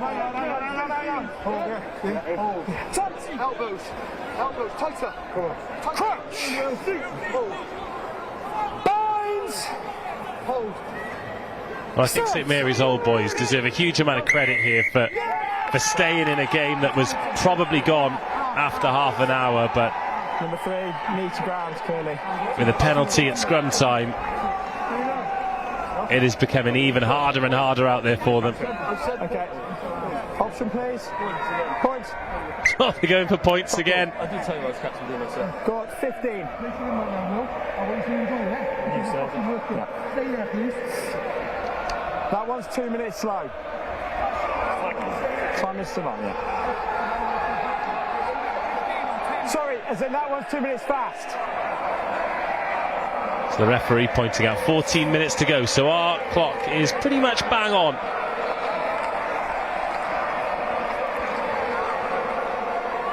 But it all very much seems relative now.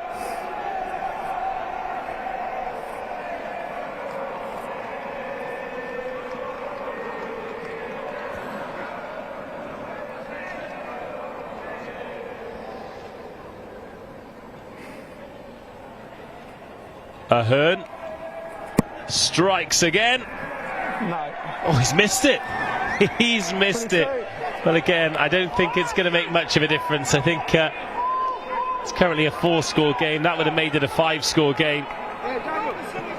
St Mary's now with 14 minutes.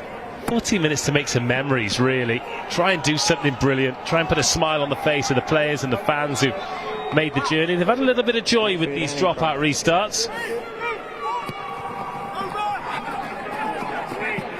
This one gathered cleanly by Smiths, No, 9, get up. who themselves are going to want some more tries, I think. 50 looming tantalisingly large. Oh. Okay. 5. Away, Smith. Captain. I said you didn't get a very good view of that, Matt. No, that's fine. Right, Ed, you up? Yeah, okay, so I've got high contact to the head with the shoulder. It's a high degree of force and therefore a high degree of danger. The player is dropping at the last minute, so it's going to be a yellow card. Oh, well, Max Angataki is sent to the sin bin, the 3rd yellow card. St Mary's Old Boys are going to be playing 30 minutes in this 80-minute final with 14 on the pitch. 26 for me, 30 on the clock. Yeah, that's what it's given for. 26:30 for me. Referee in a really good position Shot called. to make that decision.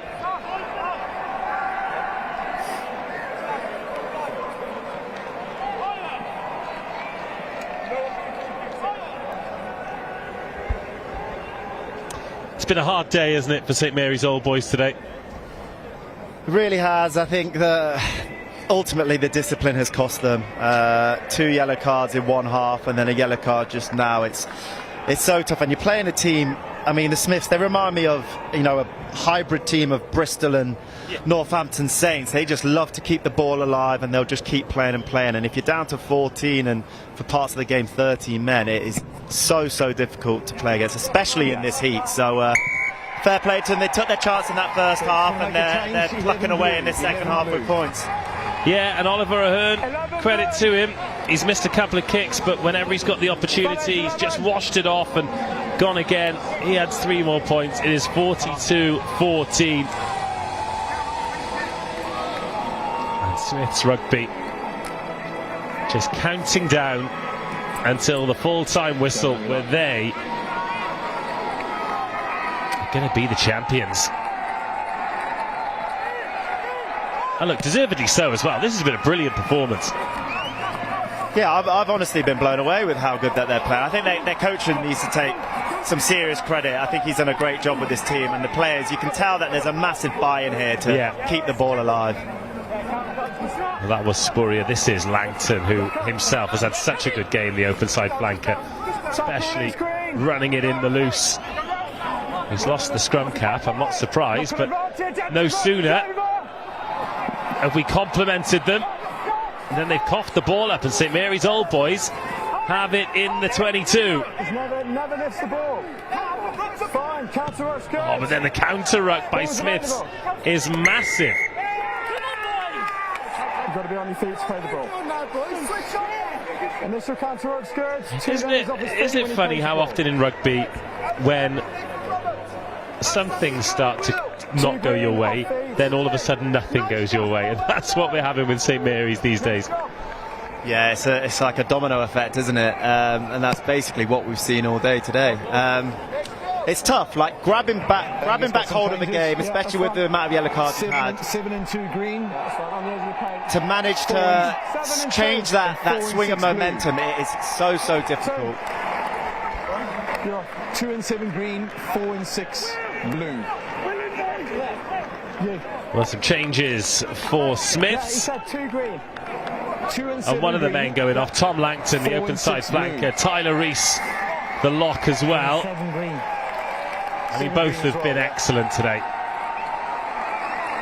And just going back to that coaching buy-in that you talk about, it's the fact that the players in this Smiths team, just look at the reception these players are getting, or listen to it. They're not defined by the numbers on their backs, are they? Everybody is playing, everybody's confident, catch, pass, tackle, whatever they need. Yeah, and that's where the game is going. It's getting to a point of everyone has got an unbelievable skill set to do everything in a given situation. So I've absolutely loved watching these boys play today. Just as we say that, we've got a front rower off the back of the line-out, making good gain line meters. Oh, what a tackle! Despite the conditions, and St Mary's. I think the physicality of the game, the frustrations are just boiling over a little bit.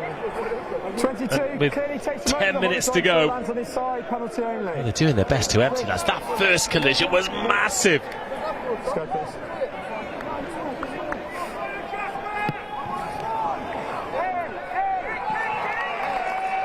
Change Angus, 28 That's what the penalty was given for. Green 28. You're marked with the edge of the paint. 6. Yeah, let's go.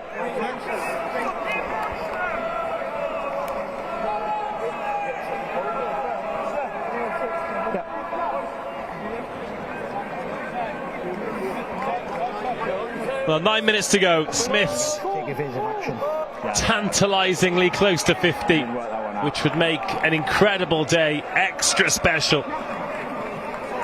Going to be harsh on St Mary's, who were blown away in the first half, but Smiths, having been patient and pragmatic and gone for their threes, now can take the handbrake off and play some rugby in the 22.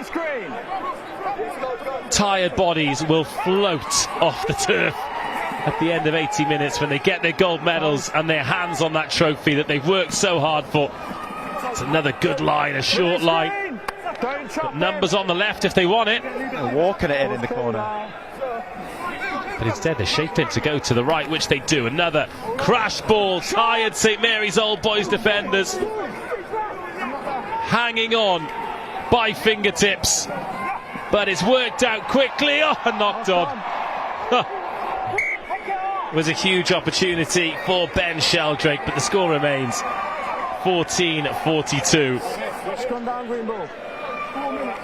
Probably the only time I would question the decision making there. Clear 3-on-2 on the same way, but they backed themselves to go back, and they probably created an overlap this side as well, but couldn't quite finish in the corner. Fellas, time off. Got a hooker down.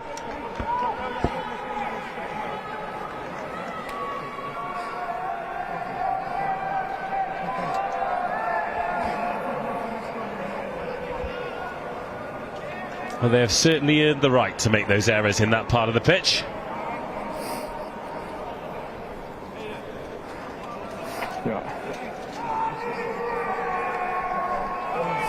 We've got 6 to go. Yeah, 6 minutes to go, says the referee. So we're about a minute behind on our clock. Just a reminder, if you're going to join us throughout the day, we've got one more game to come after this. Okay, time back on. And our team at HQ, they do a brilliant job, but they have not got a link in with the referee's watch. So the stops and starts do happen, but if you lose a couple of seconds here and there, I mean, in a game like this, it's not going to make a difference. But in the last game, look at this scrum from Smiths. They have destroyed St Mary's Old Boys in every facet of this rugby match. They've gone to scrum again. Of course they have. I mean, look, we're 75 minutes into a game now where the result is decided. But how much confidence does it give an entire team when your scrum is doing that? It is the best feeling, and just as a whole, how good is it to finish a season on a high like this? With this result, it's amazing, and this is proper foot on throat mentality now. They want to bury this team, which I'm all here for it. Oh, back-to-back penalties in the scrum. What are they going to opt for here? Number 3, to me. Push him over. Scrum forward. Yeah, they're going to go for the scrum because you're in a situation here where 1-8 Smiths want to destroy St Mary's, and the backs have probably got something planned as well. Everyone wants to get their hands on the ball here, don't they?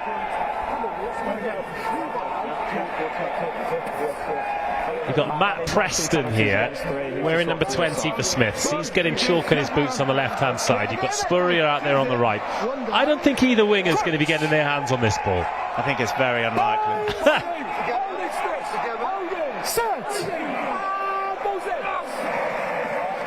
More pressure from the Smiths scrum. And St Mary's Old Boys cannot contain the boys in blue and white. It's a loose ball. It's pounced upon. It's a lovely moment where the teammates celebrate. And I get the feeling the celebrations are only just beginning. That last advantage was against the tired on my side. Well, this was just immense pressure. And it was only ever going to end one way. So yeah, just to start to wheel the ball. When it spat out here, it was a good race for it. No, we've got 4 to go.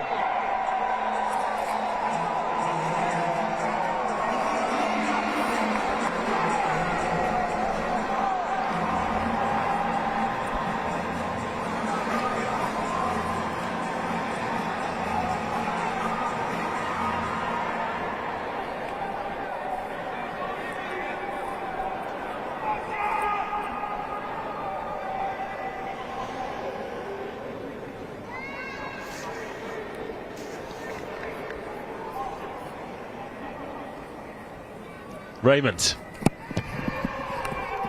Yes. Great strike. 49-14 with time for the restart. A half century is in the crosshairs for Smiths Rugby. What's he got left on the clock, Angus? 2.5.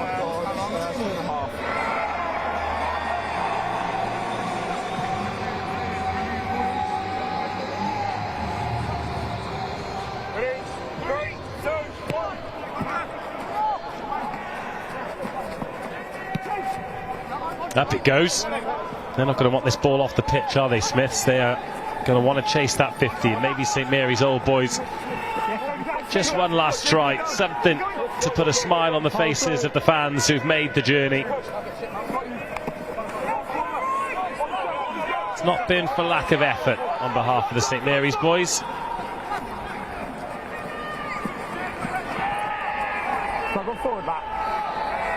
Things look so different when Will Redwood went over for that first try. Since then it has been largely one-way traffic.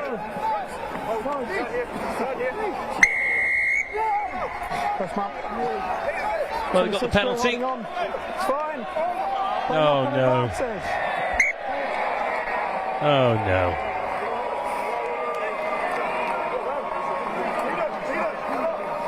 Is that Max Hardcastle-Barrow just out of your shot, who's stayed down? And it just looks as though the enormity of the situation and what has happened today has just got on top of the St Mary's Old Boys winger. They've come into today with so much hope, so much expectation. This was the climax of a season that has given them so much. It's given them an opportunity at Twickenham, and they've earned the right to be here. It's not been their day today, but take nothing away from this team, this club, this group of players. And all of a sudden, found a scrum.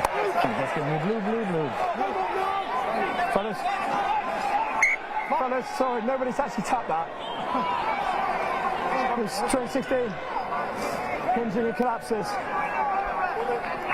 Right there. Well, they're going to go for it here, aren't they? They have to. Play. Try and get a try. Try and give the crowd something to cheer about. Try and find some space. And it's Max Hardcastle-Barrow.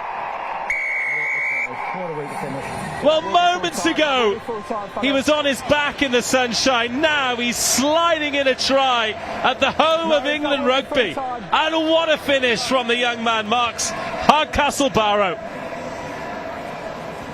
He does a great job here. I think he recognises that the last defender gets slightly too high, which leaves a bit of a dog leg, and he just puts the back burners on. He just goes, he just glides through there. Lovely finish from a winger. Well, he obviously managed to recharge the batteries when he had that little lie down. Must be solar powered. No, it's full time, yeah. Well, that will be it.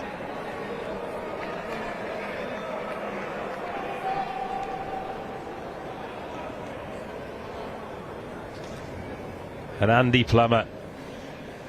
Well, if he slots this, we'll have had 70 points, and that is not a bad day in the Twickenham sunshine, is it?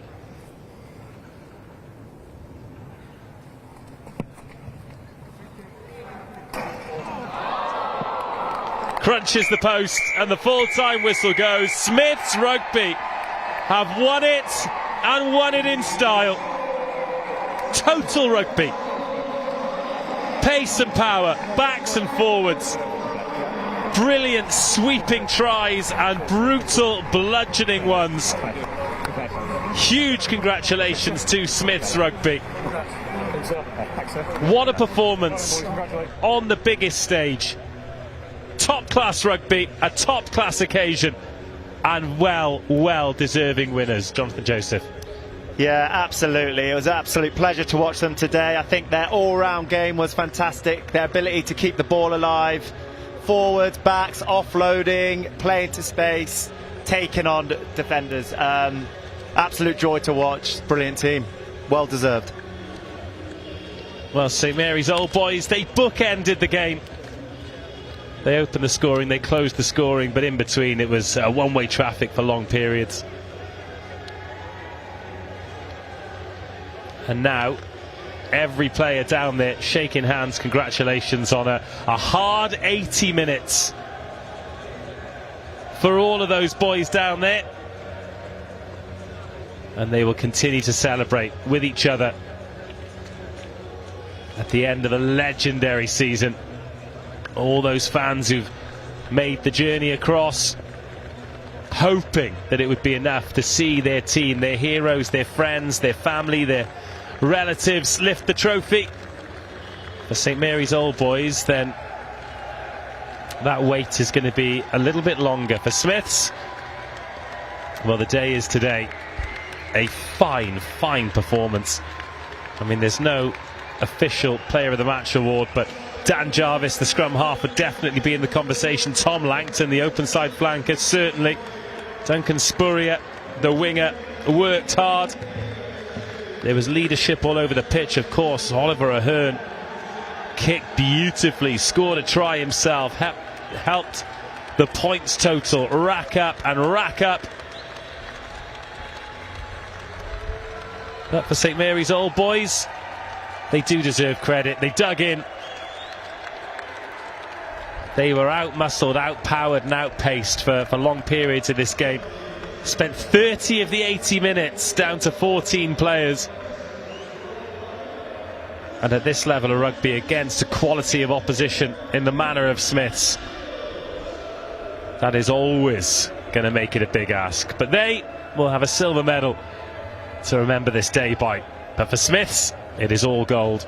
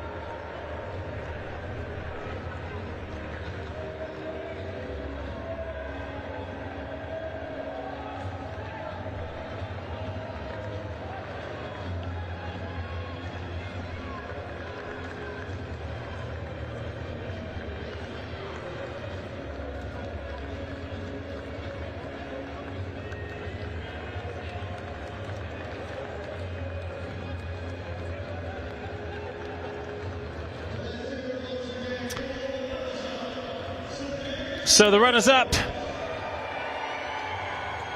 back down the stairs, brothers in arms, pondering what went wrong, what went right this season, because plenty went right to get them here,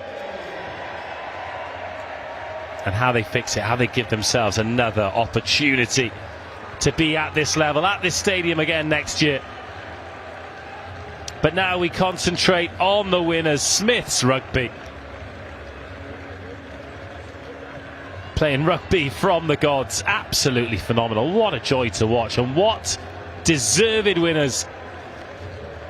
The gold medals, the trophies, the memories, the photos, the videos, the stories that will accompany this season, this day, this night.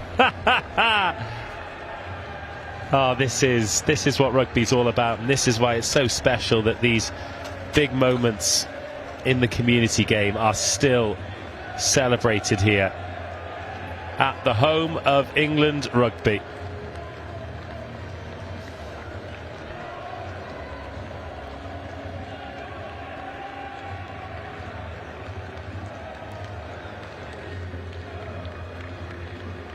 And those who have been playing with this club for so long, well, this will be a highlight. And there'll be those relatively new in their career in the blue and white hoops will be desperate to do this again and again and again, because anyone's experienced it will tell you that there is no feeling quite like it.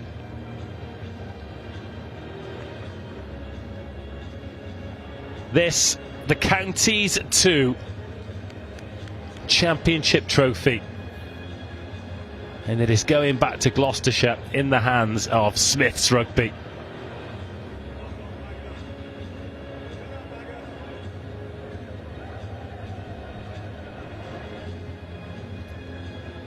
And on a day like today, they have played rugby like it is supposed to be played. A phenomenal team effort, a phenomenal team. And they are rewarded with a trophy. Smiths Rugby are the champions of Counties 2 here at the Allianz Stadium.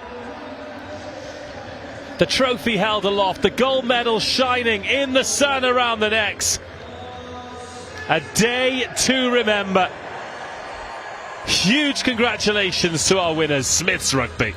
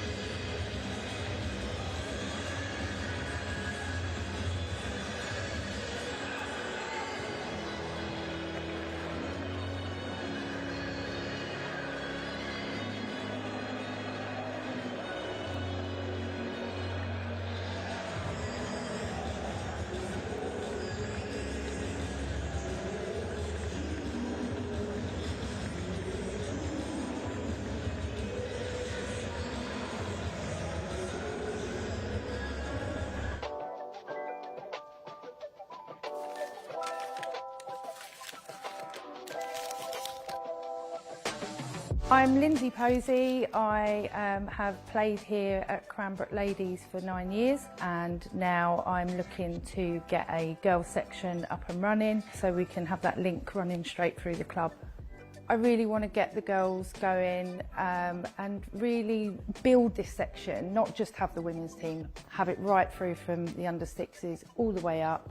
So girls have got somewhere to go, because we want to offer that opportunity of the fun, the team, the ethic, game time, all that kind of stuff, and then ultimately feed up into the ladies as well. Cranbrook has always been my home when it comes to rugby. I started here when I was 14, and then I came back and I've been playing for the senior team since I was 17.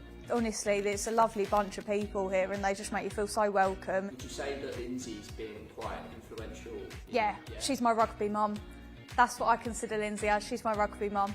She's always there when you need her, and seeing her like boss the pitch is just brilliant. She's just a massive inspiration for any girls that come through here. We really like being coached by Lindsay. I like the games that she sets up for us, and she's just so nice. So I think it's really important for girls to have their own sessions, just to have their own space. They can be confident without having to worry about what people think of them, and like giving them a support network away from school. And you sort of come to rugby, you leave everything at the door, and it's just a really good atmosphere. There's been multiple opportunities where I've sort of said to Orla, would you like to come along, would you like to play? And I think the honest answer has been no, I'm just happy watching. But then when Lindsay created the initiative to do the Tuesday night training with the girls of sort of all ages, all abilities, Orla actually jumped at the opportunity and hasn't really looked back. So in a couple of weeks' time, Orla and Mia have got the opportunity to actually train with the Red Roses, which I think is an unbelievable opportunity. Quite jealous myself. You know, bringing them into the professional level of the sport just shows how far they can potentially take their rugby from playing and having a bit of fun on a Tuesday night to wherever they feel they want to take it, basically. When I grow up, I would really like to be like Ellie Cheshunt and play professionally. Same. The aim for women and girls at Cranbrook is to have lots of girls coming up through the mini. So we have that pathway right from under sixes all the way up to 100 years old if they want to be playing till they're 100, whether you're male or female. It should be an environment that's open to everybody.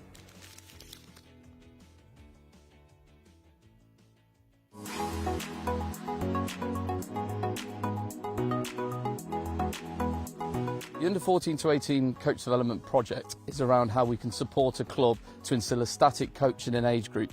And what we will do to support them is to improve the quality of their delivery, but also instill an environment which will help retain and develop players for the club. The reason we set it up was by supporting our players. They can develop better core skills. That core skill delivery allows them to be better prepared for that transition from the junior section of the club, that youth section, into the adult section. So what is our mantra coming off the defensive line?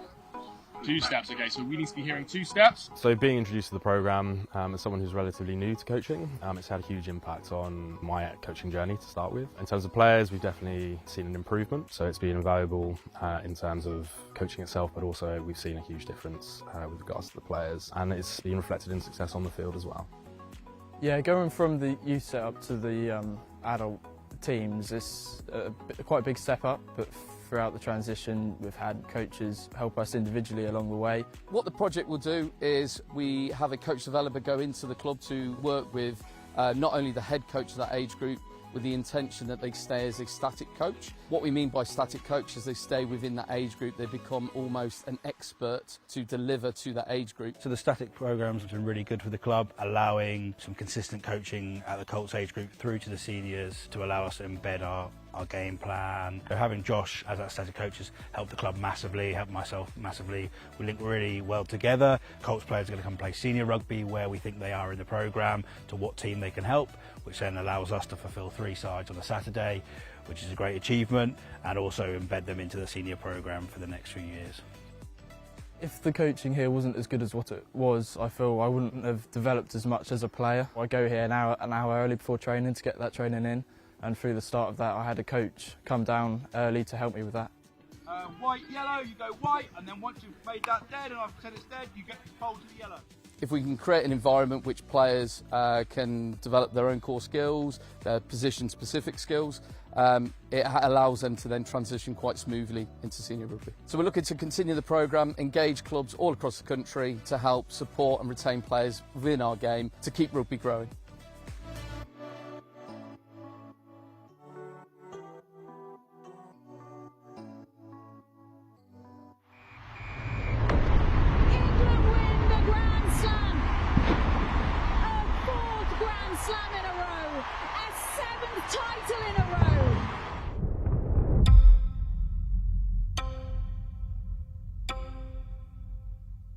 Welcome to the 2026 Women's Six Nations.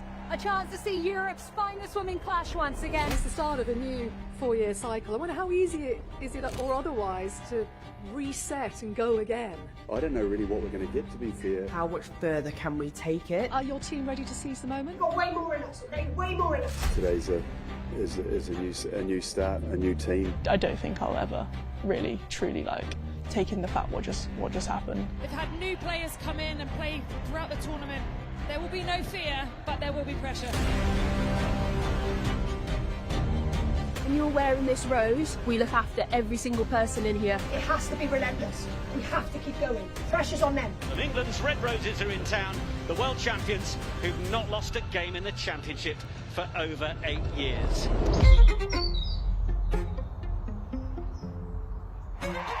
What an opening to this fixture. The Allianz Stadium really feels like there is a party brewing here. Hucclecote, 19 years old, onto the field. Maloney McDonald back inside. Bam! Speed, the acceleration, the sack, and the score. What's the next? Round 2 of the Women's Six Nations. Our first kick-off, our first action. Make it the best one. They are absolutely ruthless. The world champions England taking on their Celtic rivals Wales. That will be one to savour and remember. Rose or red? Red! The 4th round of the Guinness Women's Six Nations begins here in Palma. It's Marley Packer, Marley Packer, Marley Packer, Marley Packer! Let's have it. The 2026 Guinness Women's Six Nations Grand Slam decider in the Bordeaux sunshine. Bordeaux to score an end-to-end try. And it's the England skipper with a bit of football who hacks it on as Ellie Kildun goes in for the score to give the Red Roses the lead in the match for the first time. Just breaks for the corner. England have their third, and it's Rowland winding it up for Ellie Kildun to score.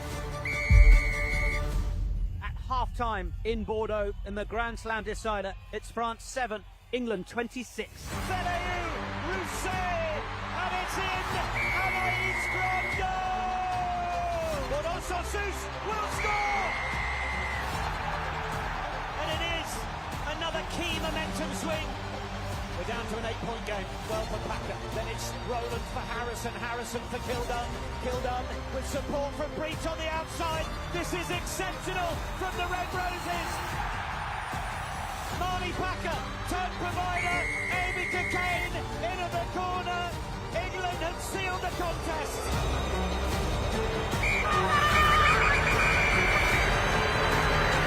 Come on! Yes! Outstanding. England are the Guinness Women's Six Nations Grand Slam champions for a 5th time in a row.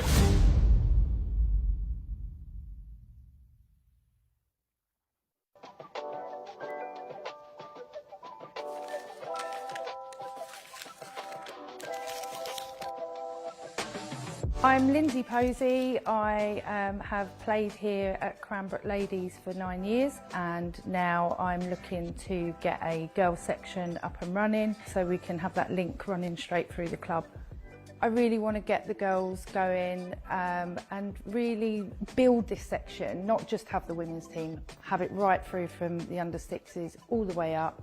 So girls have got somewhere to go, because we want to offer that opportunity of the fun, the team, the ethic, game time, all that kind of stuff, and then ultimately feed up into the ladies as well. Cranbrook has always been my home when it comes to rugby. I started here when I was 14, and then I came back and I've been playing for the senior team since I was 17. Honestly, there's a lovely bunch of people here and they just make you feel so welcome. Would you say that Lindsay's been quite influential? Yeah, she's my rugby mum. That's what I consider Lindsay as. She's my rugby mum. She's always there when you need her, and seeing her boss the pitch is just brilliant. She's just a massive inspiration for any girls that come through here. We really like being coached by Lindsay. I like the games that she sets up for us, and she's just so nice. So I think it's really important for girls to have their own sessions, just to have their own space. They can be confident without having to worry about what people think of them, and like giving them a support network away from school. And you sort of come to rugby, you leave everything at the door, and it's just a really good atmosphere. There's been multiple opportunities where I've sort of said to Orla, would you like to come along, would you like to play? And I think the honest answer has been no, I'm just happy watching. But then when Lindsay created the initiative to do the Tuesday night training with the girls of sort of all ages, all abilities, Orla actually jumped at the opportunity and hasn't really looked back. So in a couple of weeks' time, Orla and Mia have got the opportunity to actually train with the Red Roses, which I think is an unbelievable opportunity. Quite jealous myself. You know, bringing them into the professional level of the sport just shows how far they can potentially take their rugby from playing and having a bit of fun on a Tuesday night to wherever they feel they want to take it, basically. When I grow up, I would really like to be like Ellie Cheshunt and play professionally. Same. The aim for women and girls at Cranbrook is to have lots of girls coming up through the minis. So we have that pathway right from under sixes all the way up to 100 years old if they want to be playing till they're 100. Whether you're male or female, it should be an environment that's open to everybody.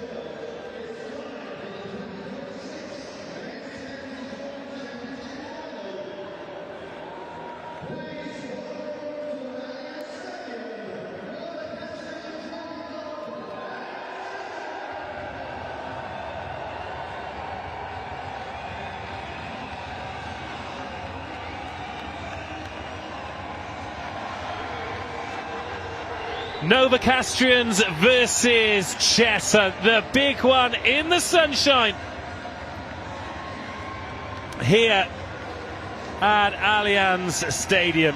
Wherever you're watching, whatever you're watching on, so good to have your company for this one. Cheshunt in the green and white hoops, Novocastrians in the white, blue and red hoops. Scott DeVayman, Phil Bowers, Andre Van Ziel are our on-field referee team for this one. Matthew Shepherd, the fourth official, Novocastrians, with Taylor Gittins and Scrace, Cottrell and Curtin in the engine room. Baldwin, Gittins the captain at number 8, and Bambrick at 7. Vice-captain Farley at outside half with Wallace, and then Searle and Tankard at 12 and 13. Cleef on the right, Cook on the left, Busby at 15. Magnus Leask, the head coach of this team, who've made the journey south. As for Cheshunt, Stampley, Carl Garside at 1, 2 and 3. Wilcox and Dry in the engine room. Teddy Lafar, the vice-captain at number 8. Thorne on the blind side. Taylor, the open side. Jono Wicks outside. Rhys Shoebridge, who captains today. Kwame Adjem and Tom Claridge in the centres. Dodsworth, McBride and Donovan. Carl Garside, the captain. Cheshunt kicking off. Novocastrians receiving. Great numbers have come down to support these teams as well. Conditions absolutely perfect. Unless you're one of the lads who's north of 120 kgs and has got a lot of running around to do today. The pitch is fast, it is massive. The conditions pertaining to running rugby. And a man who's done a bit of running rugby on this pitch is Jonathan Joseph. JJ, another cracker coming up here. The level's going to be good. We've seen some great rugby already, but hopefully save the best till last. I really do hope so. It's been a great day so far, into the third and final game, and really excited to see what these teams can show us.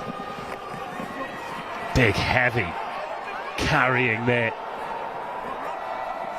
That's Jono Wicks drilling that one low, and it bounces up and over Sam Busby. And a tough exit to come here for Novocastrians. Thank you. Keep the gap, please, guys. Yeah. Stay on your mark, please.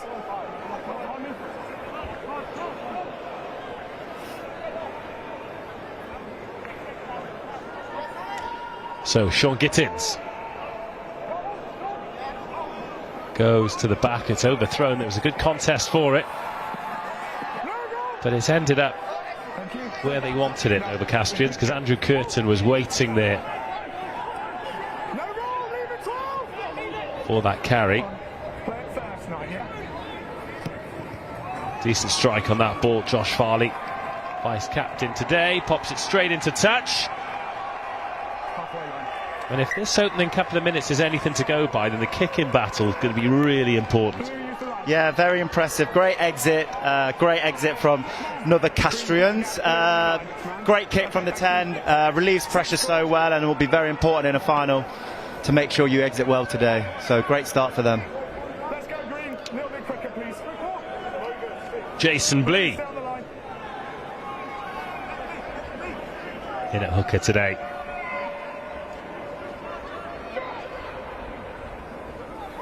Drills that one into the front.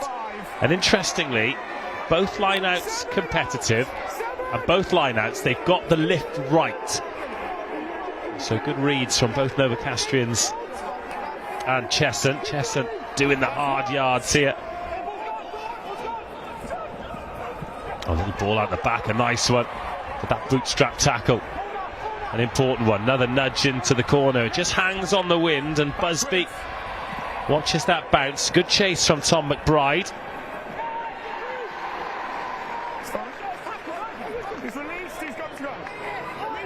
A little bit of sevens, release and go again then in your own 22.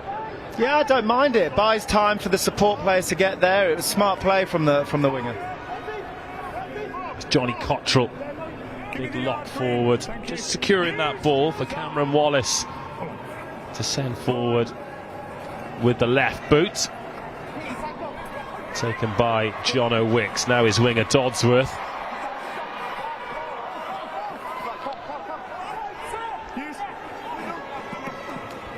Cheshunt in that middle third.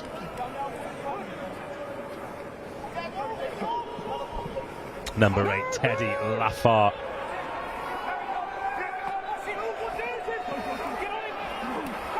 Josh Wilcox there. Big man.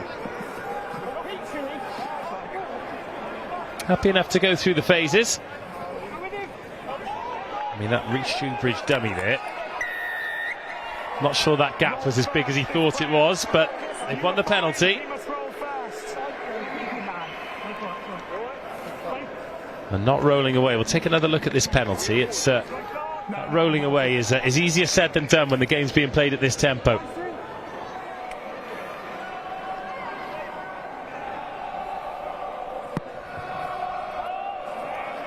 Well, Cheshunt ignoring the cries to go for the post, instead send that ball to touch, and they've got a good opportunity, the best opportunity of the game so far as we approach 5 minutes.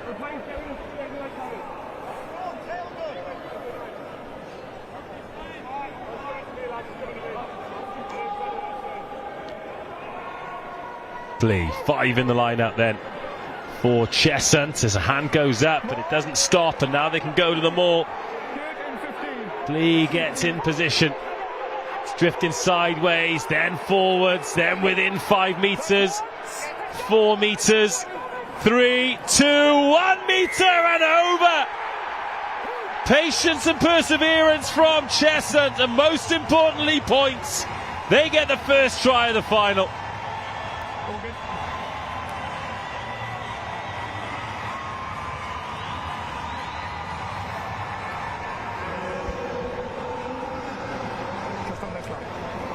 It's a great throw from the hooker, tail of the ball line out, so hard to defend once you do your drills right and get the ball back there, and then you can see them, they get tight, they get low, and they're all pushing through together. It's a great try, but what did it come from? It comes from ill discipline around the midfield, giving away a penalty, which gives an easy entry into the attacking zone. Discipline will be such a crucial part to today's game.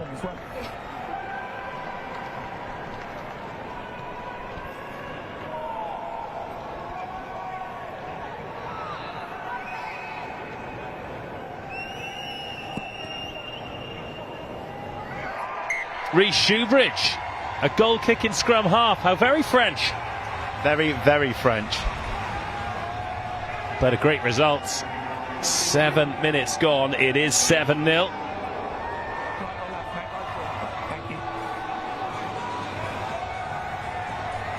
As we take another look at this, wonderful work by the Cheshunt pack. And Novocastrians restart the game through Josh Farley. Smart catch over the shoulder, and Cheshunt go about the business of exiting.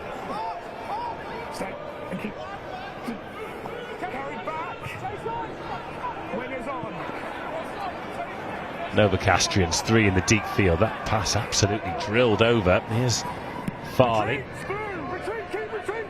Sends that high. Donovan underneath it. Going for those low driving kicks. Cheshunt. Not a lot of sympathy on those passes from Tom McBride. It's Josh Farley.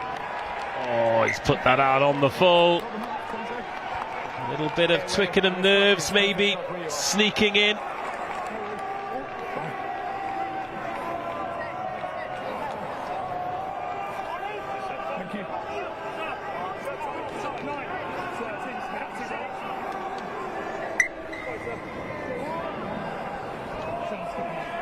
Is he off?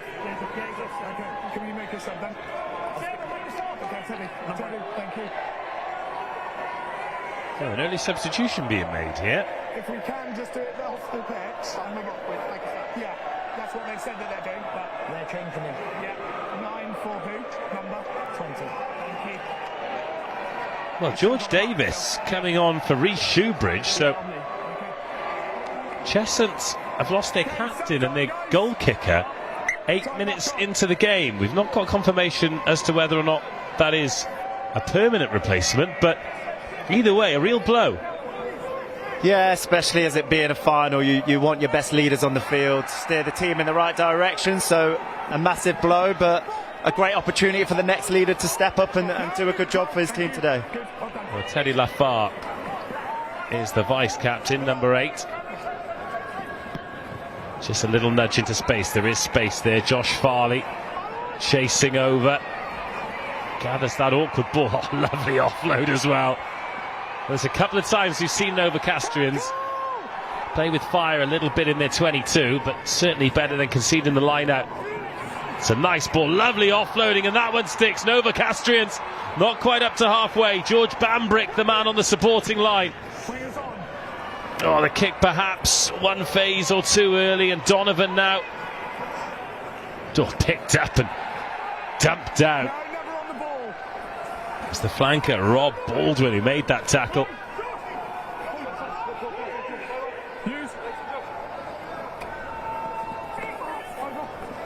And then Cheshunt ploughing forward through Josh Wilcox. George Davis, the replacement scrum half. Don't hold him, don't push it into him. And then Cheshunt with a little bit of width on it. The clear out's good as well. Novocastrians. Well, Sam Busby was warned, and now he's conceded the penalty. You've not come through the game, you've come in the silent rounds.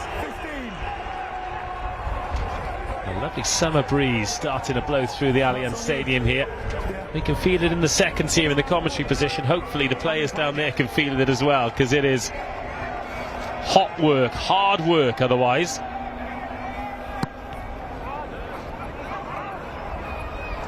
Oh, now then, where's this going to go? It's going to go over the dead ball line, and that is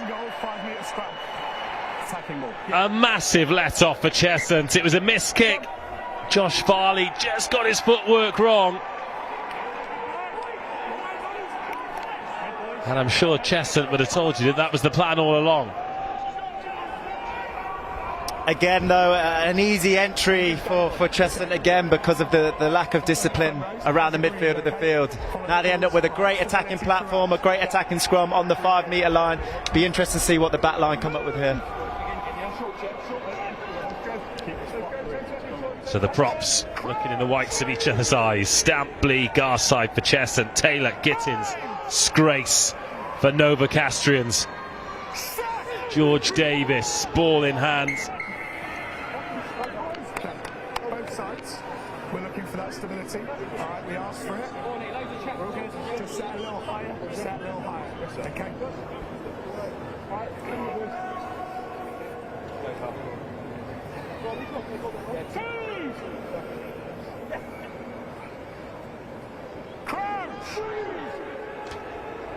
What an opportunity here for Cheshunt, already leading by 7 points to 0. In it goes from Davis. Solid scrum. Jono Wicks, well, loses his footing picking that ball up, but does secure it for Cheshunt.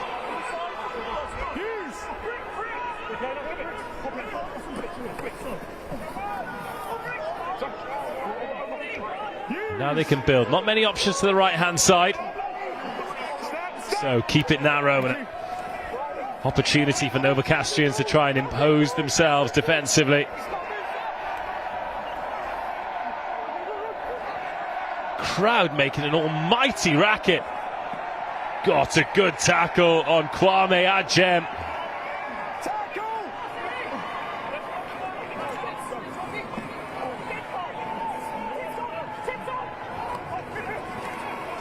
Oh, another chop tackle. Absolutely outstanding. And Novocastrians standing their ground here. Luke ball over the top. Tom McBride. And McBride steps back inside. It's a gaping gap on the right-hand side, but nobody there to walk it in for Cheshunt. Oh, the penalty advantage. And does all the hard work Novocastrians have done defensively. Johnny Cottrell punished.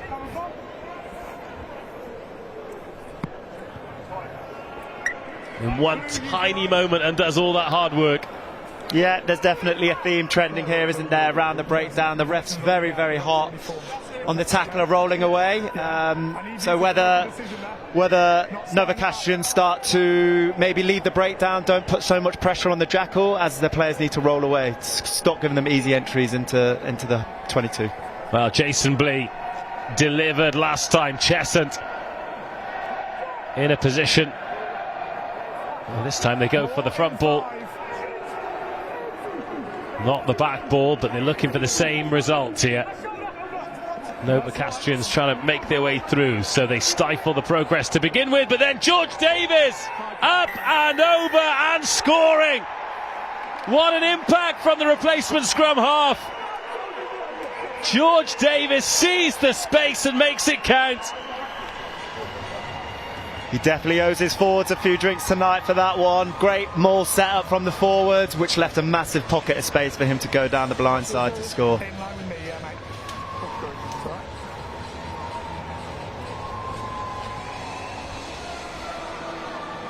I tell you what, he was taken off his feet by the chop tackle there. Kieran Donovan taking over kicking duty.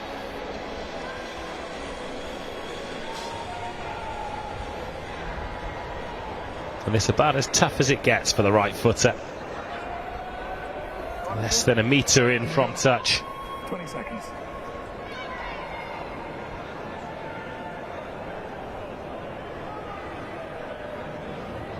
Kieran Donovan slightly wind assisted. He's giving it a good go. Oh, it's just pulled up short. But Cheshunt, 15 minutes into this final, find themselves 12-0 ahead.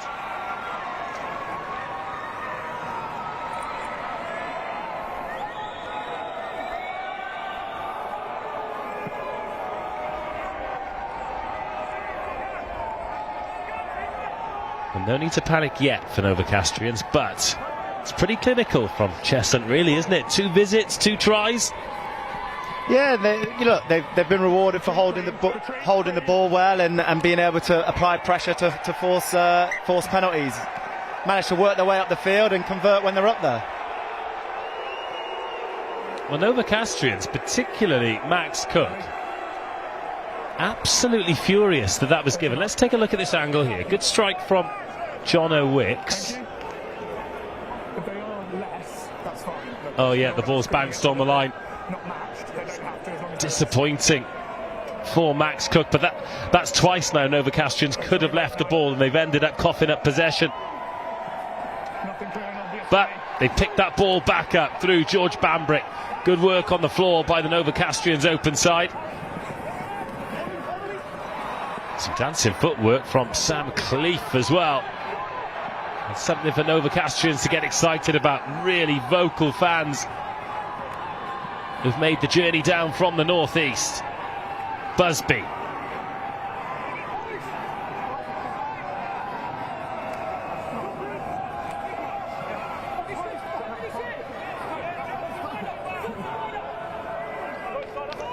Farley. And then knocked on.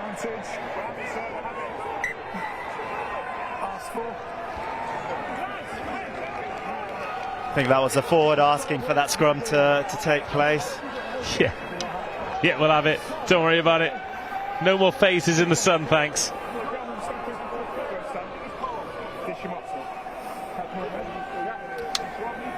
Feels as though one of the leaders here, maybe the captain Dylan Gittins, just needs to put his arm around the outside half Josh Farley here, because there are just a few things happening and it feels as though these couple of little errors are just compounding, and the more they compound, the more he's going to start trying a bit too hard. Yeah, you could be right. Also, look, it is a big occasion, and sometimes the occasion can get the better players, but we're 20 minutes into the game now. For sure.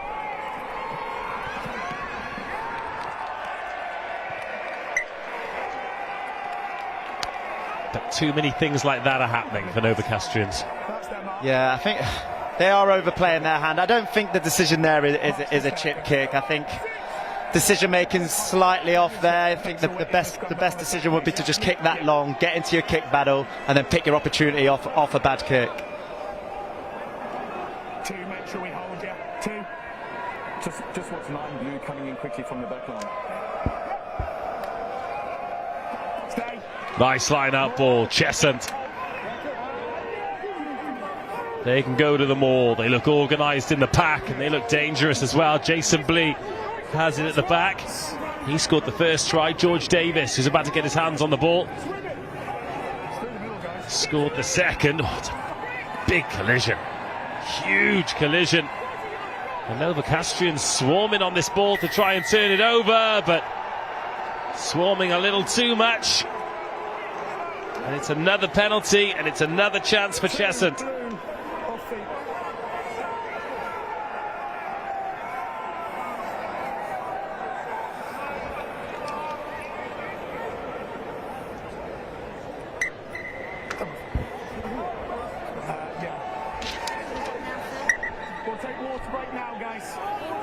Well, as we approach the quarter point of the match, it is time for the designated water break. Player safety paramount. A little bit of shade out there for them to hide under now as well.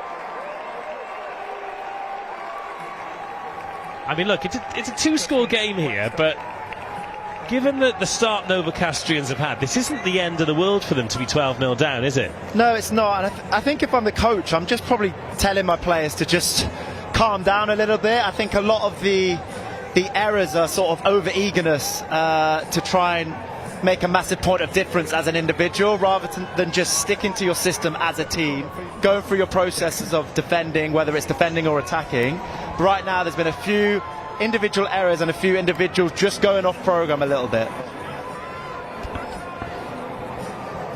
20 minutes gone. Players taking a breather. Safety first and all of that. It is hard going out there as well. Game being played at a pretty decent tempo.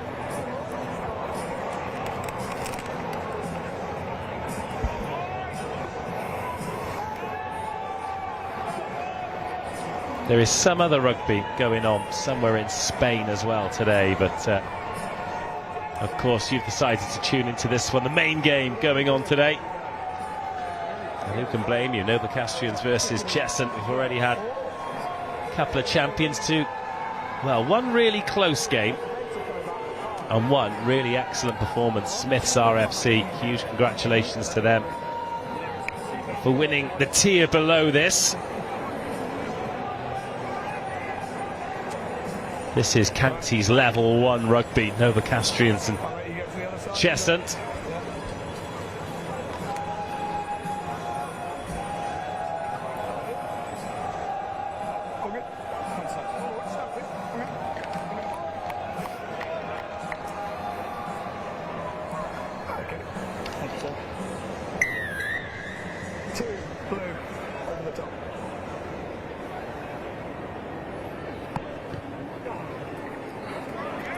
It's another decent kick as well, and Cheshunt find themselves back in the 22. And they have been pretty lethal here so far.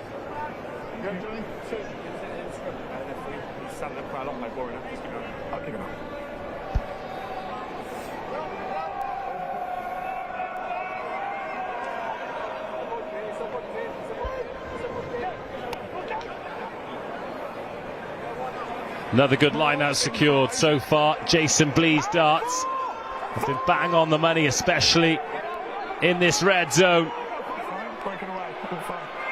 Now they've broken away and they're looking for try number 3 to really strike while the iron is hot in the first half. Keeping it tight, so confident they can win these physical battles. They're hard yards. Every carry a tough one. But just about winning every collision at the moment here, Cheshunt. They'd walk it in if they went wide. They've got, what, a 6-on-3 if the ball goes out. And now it starts to come. There's space on the edge. That's where the ball goes, and it is dotted down by Tom McBride. Holds his width and gets his reward.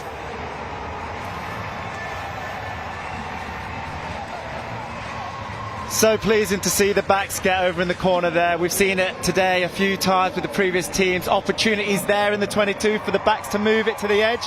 Cheshunt recognise it and simply just pass the ball down the line to dot down in the corner. Not too much detail around having to fix players because the space is there. Get it there early, get it to the speedsters. Thank you. Yeah, it's a good finish, even with the last Novocastrian defender committing. Still couldn't get it. Good finish as well. Another tough conversion here for Kieran Donovan. Pretty much identical to the one that he missed previously. This right on the limit of his range.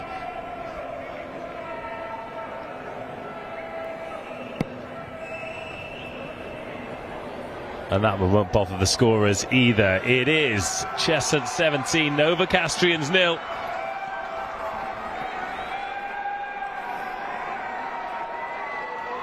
Let's take another look at this one. Again, this must be a situation you find yourself in so many times in your career where you're like, lads, please, please, the backs, please. Scrum halves in my team used to always get an absolute rifle in if they did not pass the ball out to us. From who, you? Yes. Well, you worked with some good ones over the years, didn't you? Yeah, I did, but I mean, Ben Spencer definitely got it a few times. No one is immune. No one. No matter how good you are, you'll still get it.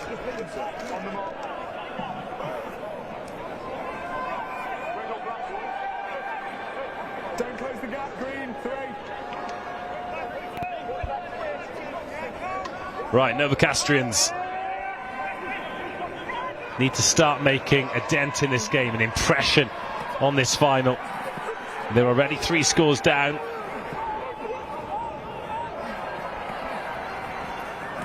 But they're in the Cheshunt half.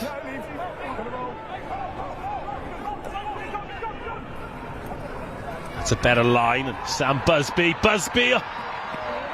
So close, but so far.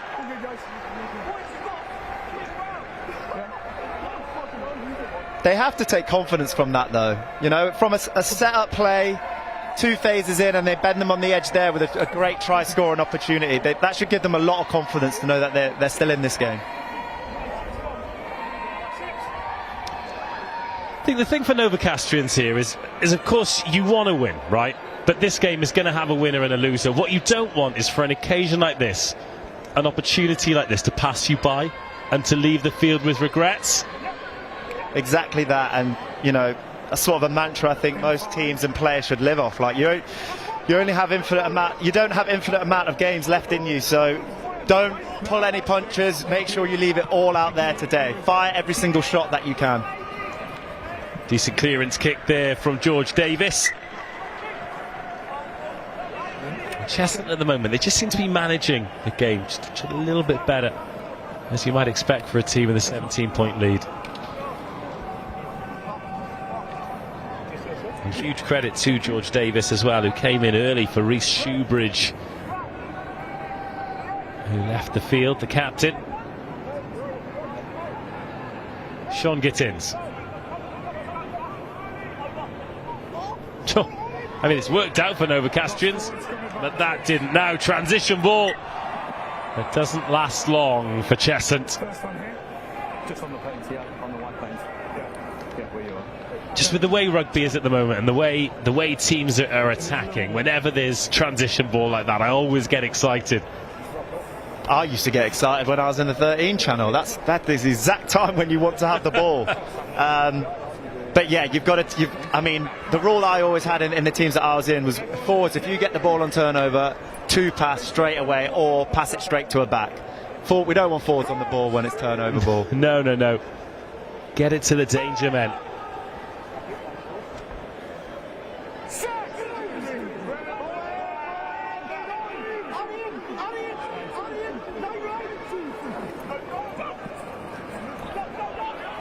Kwame Adjem.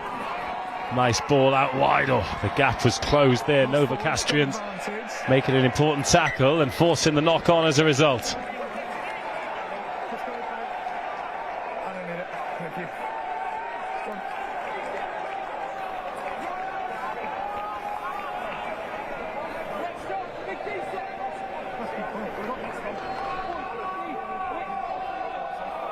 Just here, guys.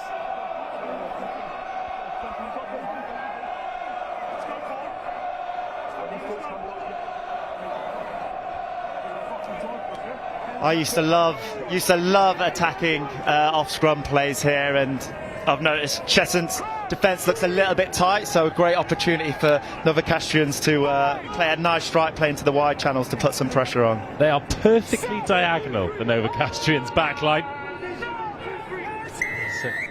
And they've won the penalty. Yeah, interesting that they've got that block of 4 defenders, haven't they, Cheshunt? Obviously, there's space to drift into, but there are some gaping green gaps to be galloped into. There is. It's whether they go with a real soft sort of drift out and concede yards, or whether they're actually thinking we're actually just going to fly here and just go for the first 4 attackers and just fly out the line and try and smoke them.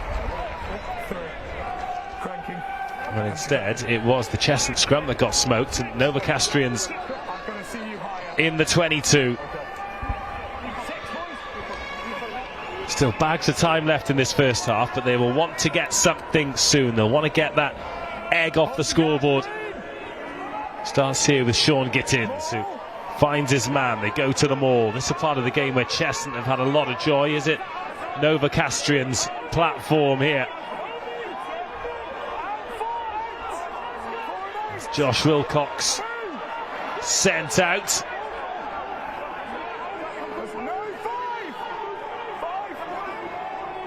Now Novocastrians, ball in the hands. They've got a penalty advantage. Big clear out. 2 penalty advantages now. I think one more. Referee might be reaching for his pocket. Will discipline be the undoing of Cheshunt here in the 22? Well, not that time. That was a brilliant tackle. They've got a penalty advantage. Max Cook is waiting out wide. A crossfield kick here. It's a big mismatch. But they are close, Novocastrians. And they've got it down. Close proximity. First time they've really turned the screw on Cheshunt. And they've got the 5-point reward.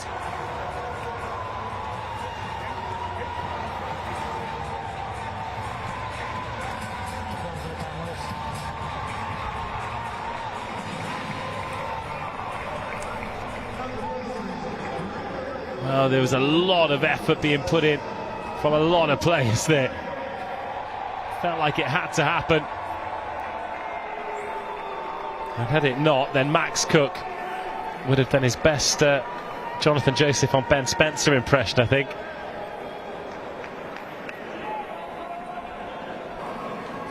Substitutions after the kick. Well, Novocastrians needed it. Josh Farley to close the gap to 10 points. Does a great job off the tee. 7-17.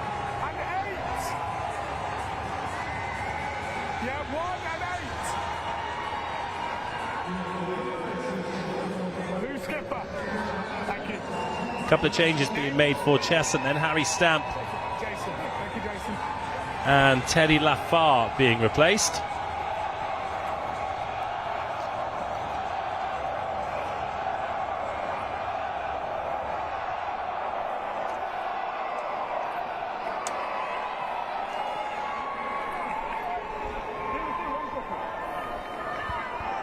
So Cheshunt, having conceded for the first time in the game, 10 minutes to go until half-time. And Novocastrians with a little bit of wind in their sails after that. Speaking of wind, that breeze has died right back down again, just red hot, baking sunshine beaming down on the players as that one's nursed into the gap. It didn't look like there was a player, but Josh Farley just appears. There's big space in behind Cheshunt there. Taken on the full by Cam Wallace. Oh, now then, referee says timing fine. Kwame Ajem underneath it, boos ring out. Looked like a little late tackle on the ball kicker there. The Novocastrians chase well and pile over.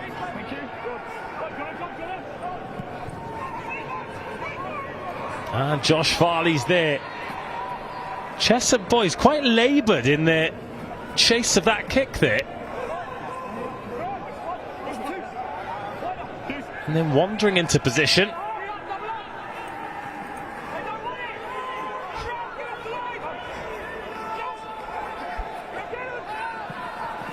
Oh, what a pickup! What an interception, then it's knocked on. And that is the difference between a penalty. Well, I mean, they've knocked the ball on anyway, but sometimes you just put out the hand and it sticks. It's a great defensive read. I think we're seeing both teams are starting to fatigue now in that little kick battle. People weren't working very hard, so there's going to be opportunities out there on both sides of the ball.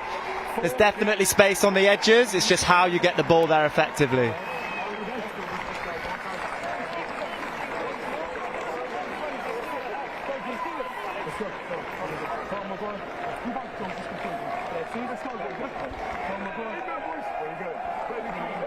Scrum on halfway.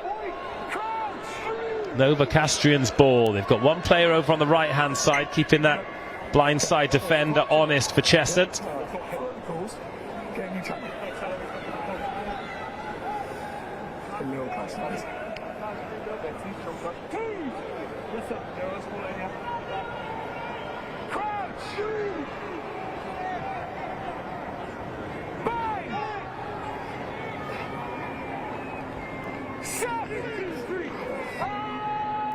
In then from Wallace.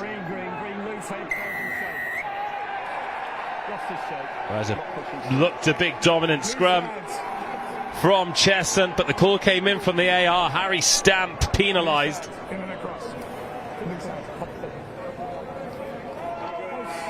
And Novocastrians, well, if they can pick something up here. Oh no, Josh Farley. Complete miss kick, and Novocastrians will end up even further back than when they started. Yeah, big opportunity miss there. Yeah, he's got to find touch. Take a few meters off it. Make sure you find touch. Give your forwards a proper crack at having a go at them.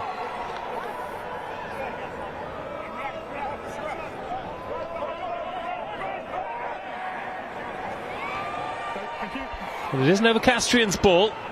Farley can help it on its way. A little pump pass, calling Kwame Ajem into defensive duty. Farley goes out wide early. Well, really flirting with that touchline, Max Cook. But Cheshunt have done well to kill that ball and to turn it over. Max Cook always a little bit upright. And then three men. Once one gets under the ball, it is a nightmare trying to get to the floor.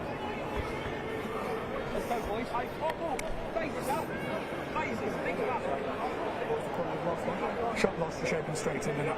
I need you to stay down. Stay square. 8 man, boys. 8 man, let's go. 1 and 1. Keep walking back.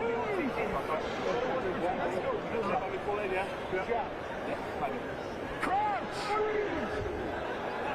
5 minutes to go till half time. Cheshunt's lively start. Just calm down a bit as Novocastrians have started to find their way. 3 tries to 1.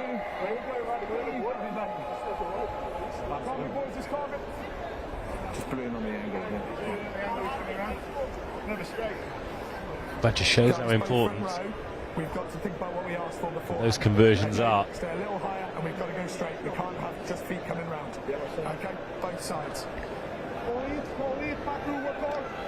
Just a reminder that if it does end up level at the end of the game, tries scored will be a deciding factor. So theoretically, If Novocastrians went try conversion penalty and this game finished 17-all, then Cheshunt would be the champions by virtue of the fact that they have scored more tries.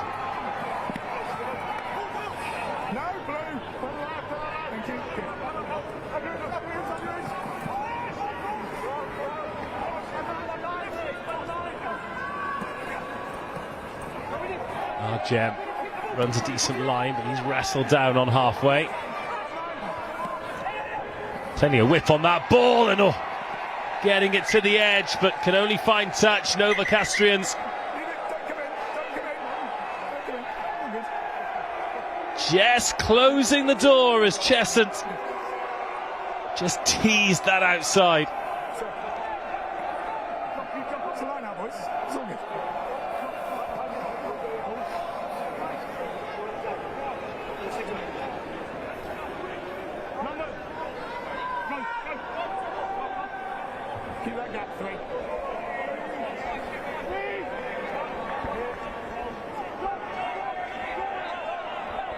Right, the Novocastrians, another lineup in this position here. That was not as well executed as they'd have liked it to have been, and now our Gem can attack. He can find Tom McBride. McBride stays in field, buys a couple of seconds for teammates to get there. Marcus Brown is on, wearing 17 for Cheshunt. And that is another replacement, number 19, Darren Kelly. Tackling there for Novocastrians. Josh Wilcox dealt with.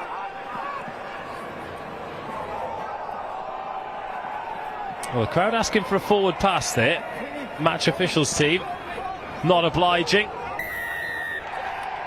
And Novocastrians getting another penalty. So a couple of minutes to go until half time. It's looking more like a contest now, isn't it? But the first thing that Josh Farley needs to do here is find touch, any touch. And that's a great kick right there. Great opportunity now to convert this into some points. It's got a little bit sticky in this middle third. The last 5 minutes or so, both teams find themselves a little bit unstuck. A few errors are creeping into the game now. Boys are looking tired out there. So if you could come away with points now, they'll be very confident going into the second half.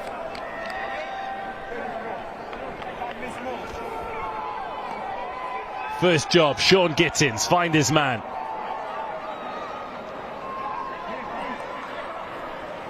Nice line-out ball, Darren Kelly, straight to the maul they go. Carl Garside sent out. It's an advantage here for Novocastrians. Last time they had one, they stuck it with the big men. It ended in 5 points. This time it's going to end in a long blast from the referee's whistle. Skipper, we've got to change behaviour. What's the choice? Shot called. Interesting decision. Just before the half, chance to close the gap, make it a one-score game. I thought we were going to get a remix of Marrow and Finn Smith having a little argument.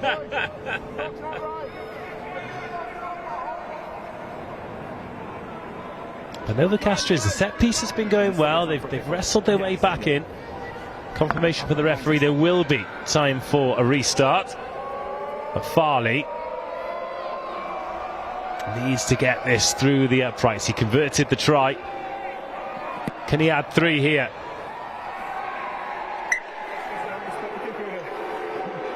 Unsuccessful. We've got 60 seconds. No, 60 seconds. Hindsight is a wonderful thing in rugby, isn't it? Yeah, it is, and I feel like as a captain you probably need to take the lead off your 10 in that scenario. If he's not overly confident he's going to nail it, then trust him and back your forward pack to maybe get them all going. They will have another chance though, last chance of the half for Novocastrians. That is Farley.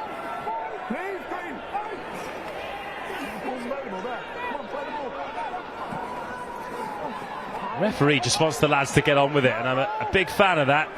Fast game's a good game, but a fast game is a hard game on a day like today. in these conditions, hard pitch, hard sunshine, and a gap opened up, lovely bit of balance. This would be glorious. This is glorious. What a finish. Simply stunning. Novocastrians right back in business thanks to Cameron Wallace. How has he done that? Well, they'll never know the answer, but they're sure glad he did.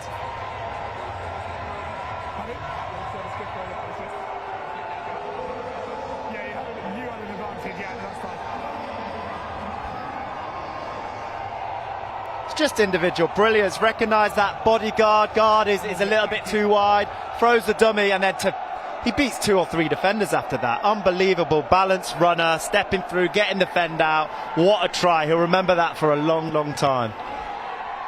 Josh Farley makes no mistake, and at half-time, it is a 3-point game. Cheshunt raced out to a 17-0 lead, but Novocastrians took their time to get started. But boy, let's take a look at the tries then, starting with Cheshunt and the brilliant work from Blee in the forward pack.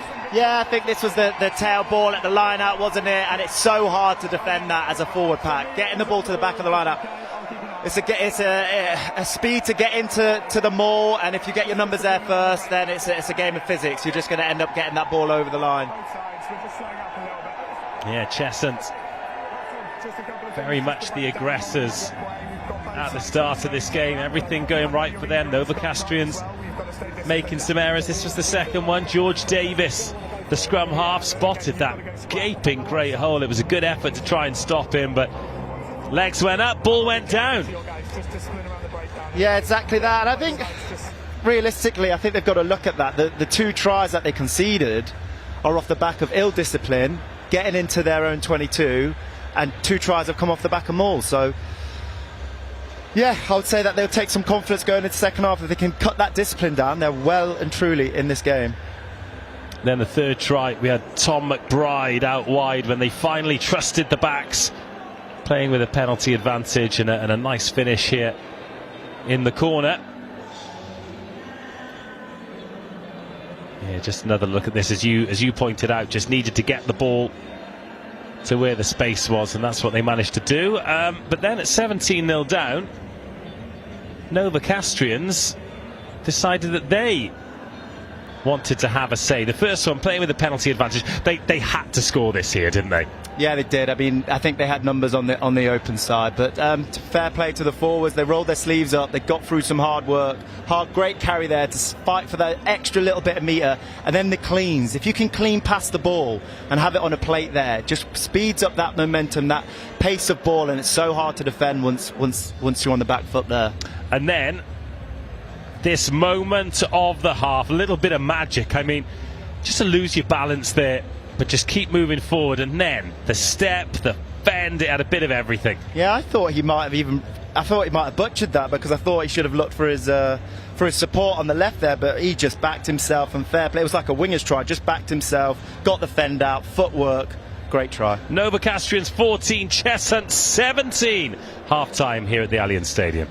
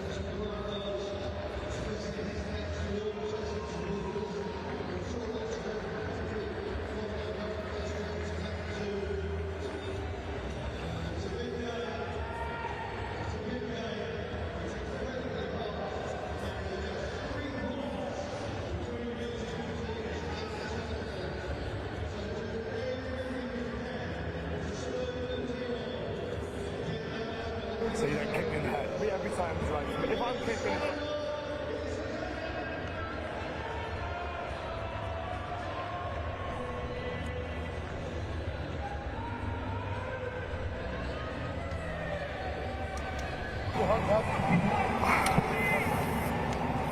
Final game of a glorious day of rugby here at the Allianz Stadium, and this one might just be the best of them all. Novocastrians, after a very, very difficult start, find themselves right back in the mix here. They're 3 points down. Cheshunt 3 tries in the first half. Novocastrians 2, both of them converted. Will those conversions play a big part when all is said and done at the end of 80 minutes here? Kwame Ajem gets collared in the shade. Sun's still high in the sky here, and it has lingered around. The temperature north of 30 degrees in the UK capital today. Great tackle. Thank you. Cheshunt dropping that on the boot now. Jono Wicks. That sits up nicely for Farley. Farley, little step, doesn't really go anywhere though. Kwame Ajem makes the tackle. Novocastrians, this will be their first attack of the second half. Bambrick, there are numbers here. Well, it looked like a 2-on-1, but then Cheshunt managed to get back to defend. But that's a really good carry by Sam Busby. And a really good turnover. The first man, he's the tackler, he's released, he's on his feet.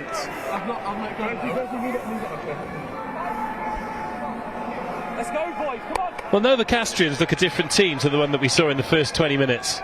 Yeah, they do. I mean, they back themselves to get the ball to the space, which is exactly what they needed to do in that scenario. I just wish just a little bit more work on the floor there.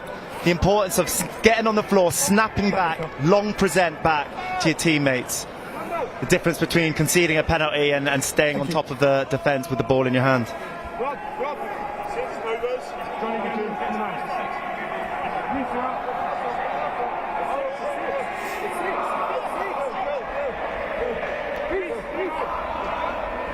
So Blee at hooker for Cheshunt.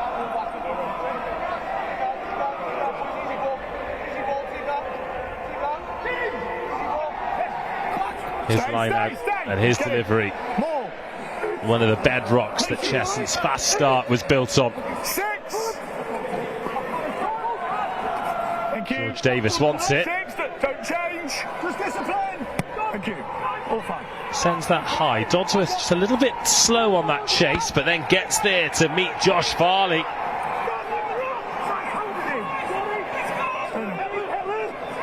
It comes back Novocastrians' way.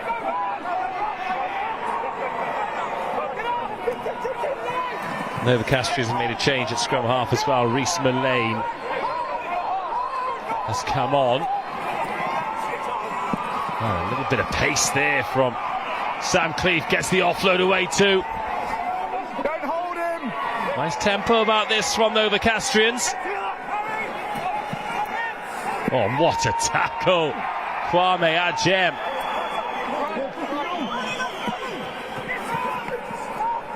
Oh, big bounce, big bump.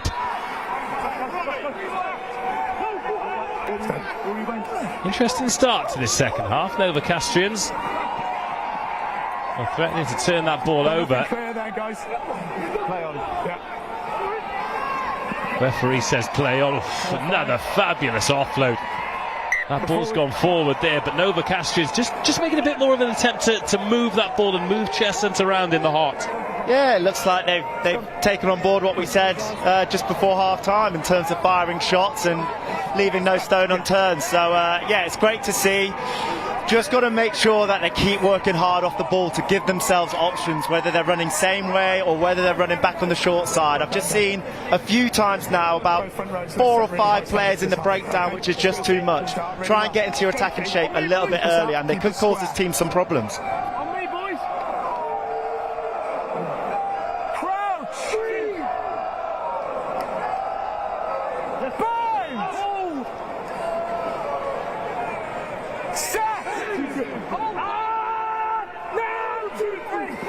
Cheshunt really pouring it on at scrum time and rewarded by the referee. Angle coming round, blue.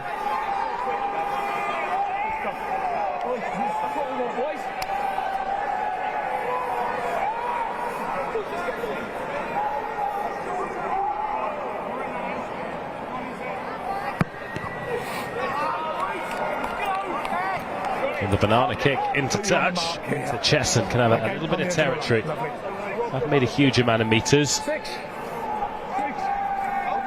think the forward pack will be delighted that the ball is over there in the shade as well. It might only make a couple of degrees of difference, but I'll assume it's 6 unless you say any otherwise. reduction in temperature is welcome out there right now.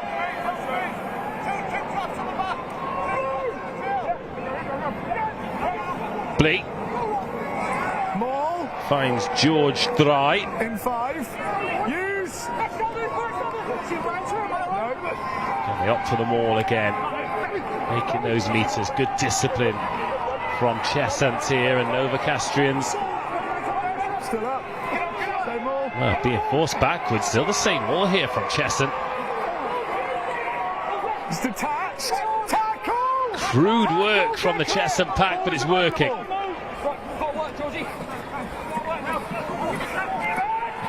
That's fine. Oh, now then, out to the pace of Peter Dodsworth. Dodsworth, just lost his footing, but not before he's offloaded to Davis. No, release blue, you're off your feet. Into the 22 go Cheshunt. Heavy carry by George Dry. That's fine. Novocastrians doing well to slow it down and make it messy and ultimately turn it over. And Alan Thorne has got a bit carried away for Cheshunt. And Novocastrians will have a penalty. You've come right round. You've got to go through the middle. We've not received any news about why Novocastrians have changed their scrum half, but it must have been in the act of scoring perhaps for Cameron Wallace, because you're not going to make a tactical substitution after he's just scored that try, surely. I'm not sure what's happened there. Maybe he's just tired. It is hot out there. Yeah, it's tough going.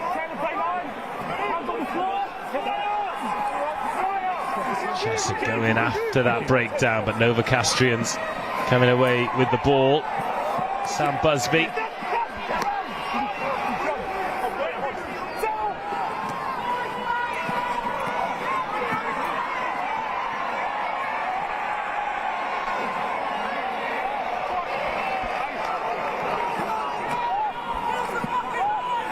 Another really good tackle on halfway. Cheshunt not giving an inch. Advantage, never onside. 16 green. I'll keep the mark. Thank you. But Danny Wright has conceded the penalty, and Novocastrians may as well try something here. They've got all of their backline available. Find that on the halfway, just inside the 15. Thank The you. referee's decided that he is going to the whistle. Where you are. Novocastrians are going to try and get this as close to the 22 as they can.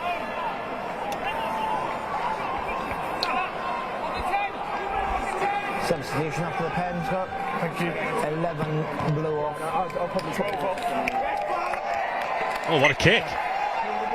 What a kick. Josh Farley has found his kicking boots. 12 green. 12 green.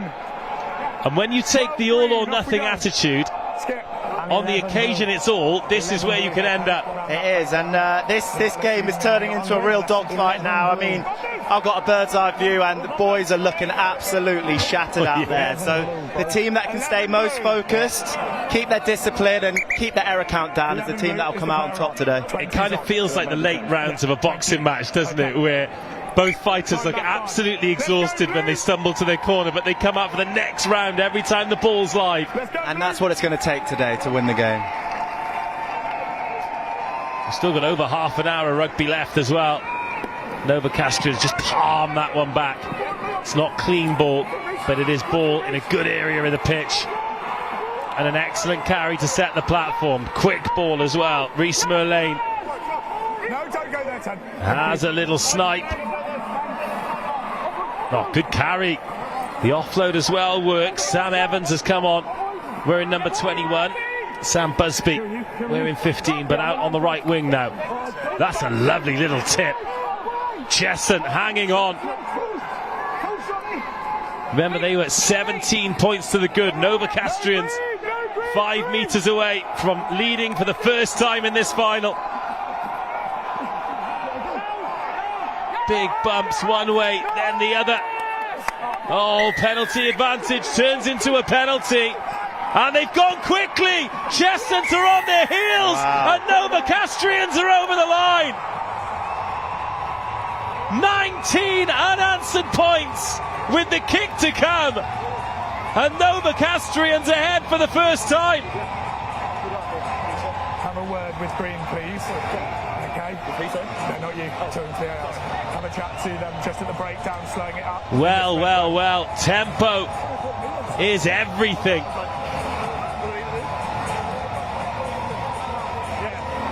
And Cheshunt, having done so much good defending, just weren't expecting the quick tap there. Look at that, they're all on their heels, they're all backwards, nobody's ready. And the Novocastrians make them pay.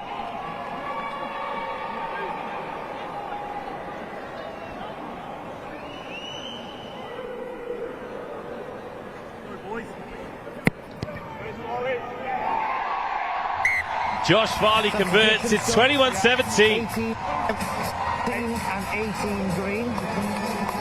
18 green. 17 and 18 green. 17 and 18 Go. 17 and 18 So Cheshunt rolling their front row again. Turn over your hands on the floor first. Using the opportunity they have to have rolling subs. Skipper again. Another substitution. Okay. One, I told Lou, one blue discipline. Okay, around the breakdown. Okay. You're not one blue. Yeah. Right. Okay. One blue. Time off. One blue. Yeah, he's going off this side. He's going around the back. Okay, that's fine. Have we got 15 on? Yeah, the placement's there. Lovely. Okay. So you done? He off, though, or am I? He's off. Let's go. Time's on. Well, the pendulum swings in the favour of Novocastrians. Cheshunt now chasing the game. Tackle! And they have really turned the tide here, Novocastrians. Not only in terms of scoring and taking their opportunities, but also in terms of denying Cheshunt, who was so clinical in the 22 in the opening exchanges. I think it just comes down to that attitude. I think they've just thrown some more punches this half, and they've reaped the rewards off the back of that. I think Louis Matthews has come on and led that. His carrying has been monstrous. He's really got his team on the front foot.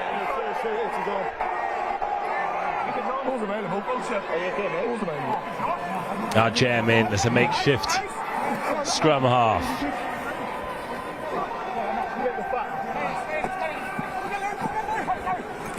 Oh, big shot. Again, Novocastrians starting to physically dominate. Good bit of footwork there from George Gudgeon to make sure he doesn't get clattered, but Cheshunt getting clattered and taking a lot of carries to not make a lot of meters. And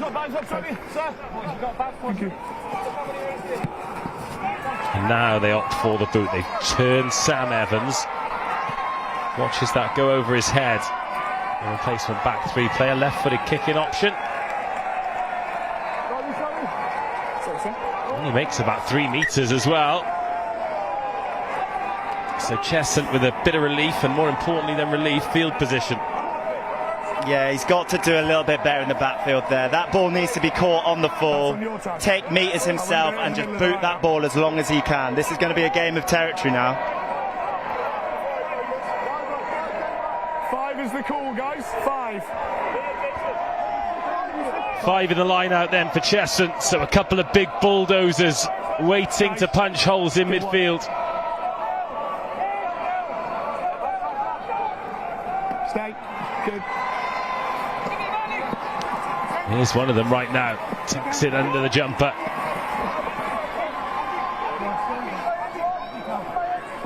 And whipped across. Novocastrians just a little bit slow on the line lift there, allowing Kwame Agem to get over the line. It's a man who stayed down for Novocastrians too. So they're currently defending one man short.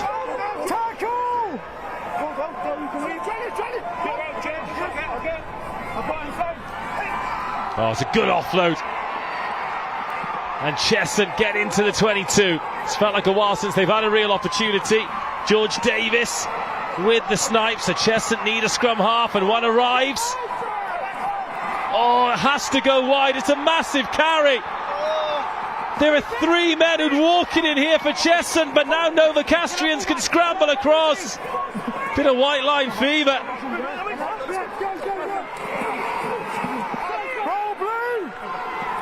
Well, Cheshunt in a great position, but it was a try-scoring position. Now it's slowed right down, and they're almost back to square one. Ball's available. Novocastrians desperate for some defenders. To their left, the Cheshunt right.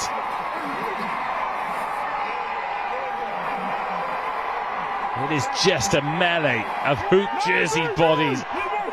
A metre short of the Novocastrians line. A try that would put Cheshunt back ahead. Referee takes a good look at it, says short. Again, do they believe in the backs? Because if they do, this ball goes right and it's try time. Penalty advantage against 19. Has to go. He's done it. Cheshunt lead again. Okay. We've got the medics on it. It is hard graft out there. And that's a finish from short range by Carl Garside. The tight head prop. Big moment requires a big man.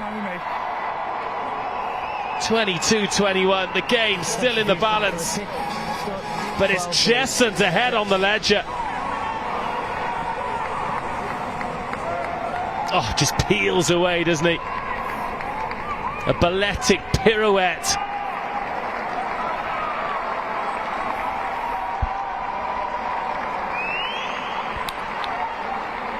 (22-21), simple conversion to come.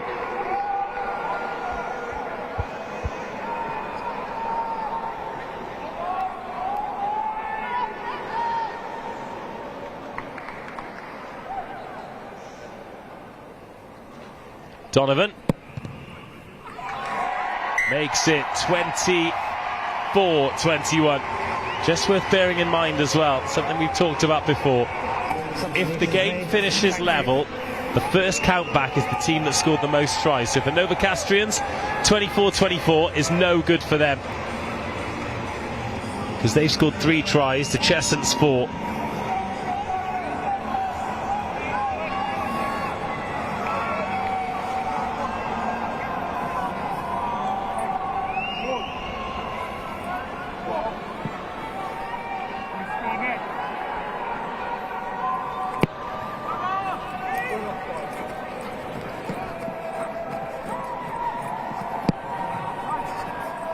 Good exit. Important exit as well. Still alive? Yeah. Another change here Green on the line. for Novocastrians. Owen Hayton is in the blank jersey and the black scrum cap. We'll start to think about the drinks break after this as well. Probably the next break in play. Sean Gittins. 4 in the line out for Novocastrians.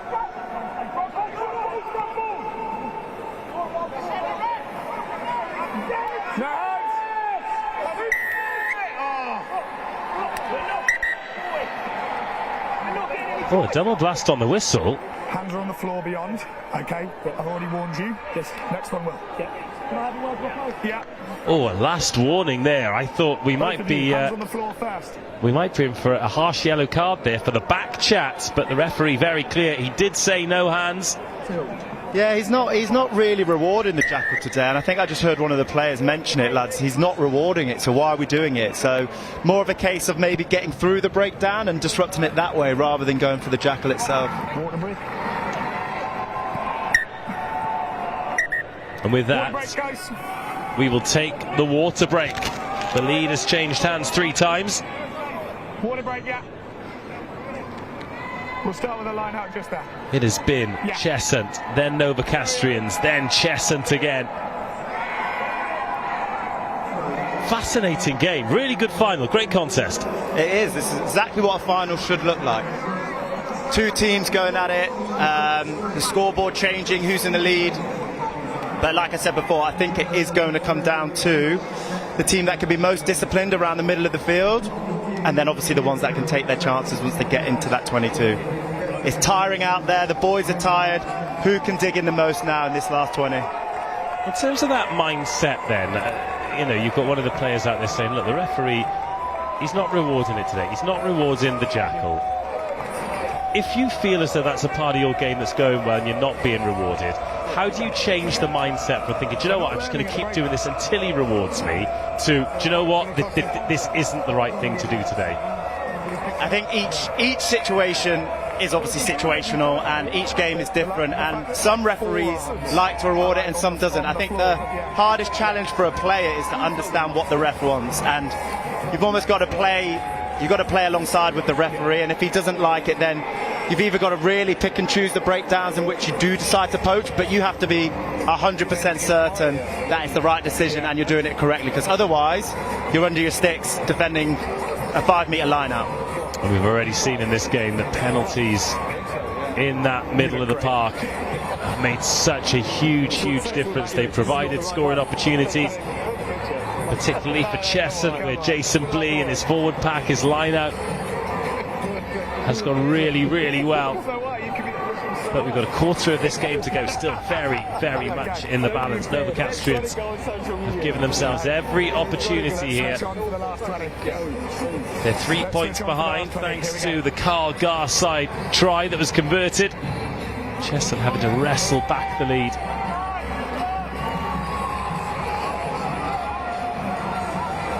(17-14) at half-time, so it's effectively as you were, converted try apiece in the 3rd quarter of the game.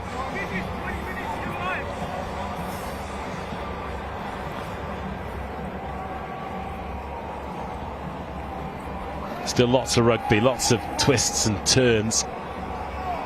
You're right, Phil. Have you got your flag? Okay. Yeah, it's marking the spot. The mark is the flag, boys. Middle. Yeah, right.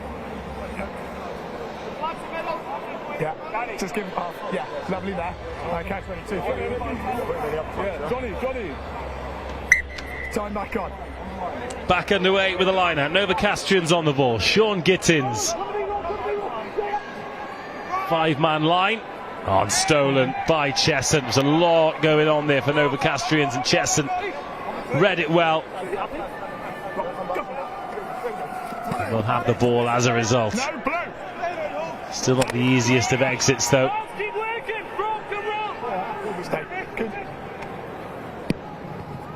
Oh, good pressure on the chase there. Just forcing the angle on that kick, and Novocastrians pretty much back where they started. Yep, they get a second go at it now, and that's the work rate we spoke about. Being able to force that kicker to not exactly kick it how he'd like, forces him under pressure, and they've only made, you know, a 5-metre net gain.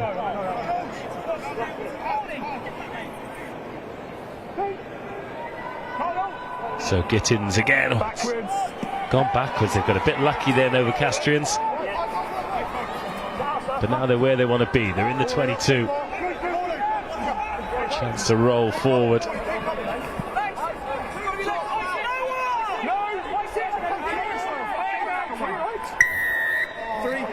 Four's not rolled. Three. No. 8. That was there for the taking, man. You've got to roll. 8's going. Well, there is the yellow card. And it's the vice-captain, Teddy Laffart. Hands in. It's over here. What's the choice? Posts. Posts they're going for. To get themselves parity, then to get the ball back with Cheshunt down to 14 men. 24-24 would not be enough for Novocastrians to win it, but Then another penalty and a lead. And a proper cup final.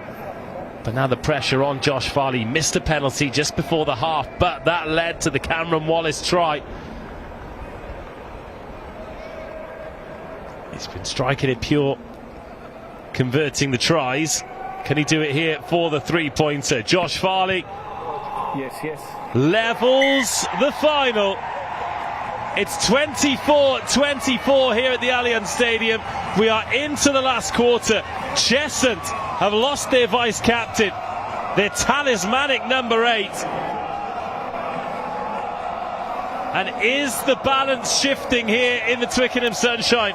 It might just be, and we just said it, didn't we, about the breakdown, about not putting your hands in there, and the vice-captain goes in there, doesn't get rewarded for it, and actually gives a penalty away and a yellow card. They've got to be smarter around the ref, especially in a cup final. Caught by Andrew Curtin. Novocastrians fighting back here. Owen Hayton. And then Farley eases that on. Cheshunt have got to be careful here. They are one man down, but do they offer the edge or do they leave a gap somewhere? And it's up to Novocastrians to ask that question and hopefully find a desirable answer. Wingers on. Great option. Searching kick. Oh, it just sits up. But a big chase. The offload's knocked on. Oh, referee says backwards. But either way, Novocastrians chasing well. Cheshunt under the pump in their own 22. Exactly the same. 15 must roll first. He doesn't reward it. Why are people still doing it?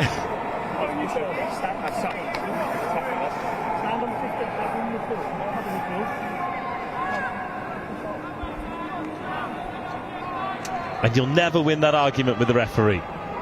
They're very stubborn people. Oh, Cheshunt are in danger of falling off a cliff here. Sam Evans finds Farley. It's another good kick. He's really stretching Cheshunt here. He's just dragging them one way, then the other. It's great game management, though. You're pinning them back, and they're having to get out of this situation. It's tough. No left.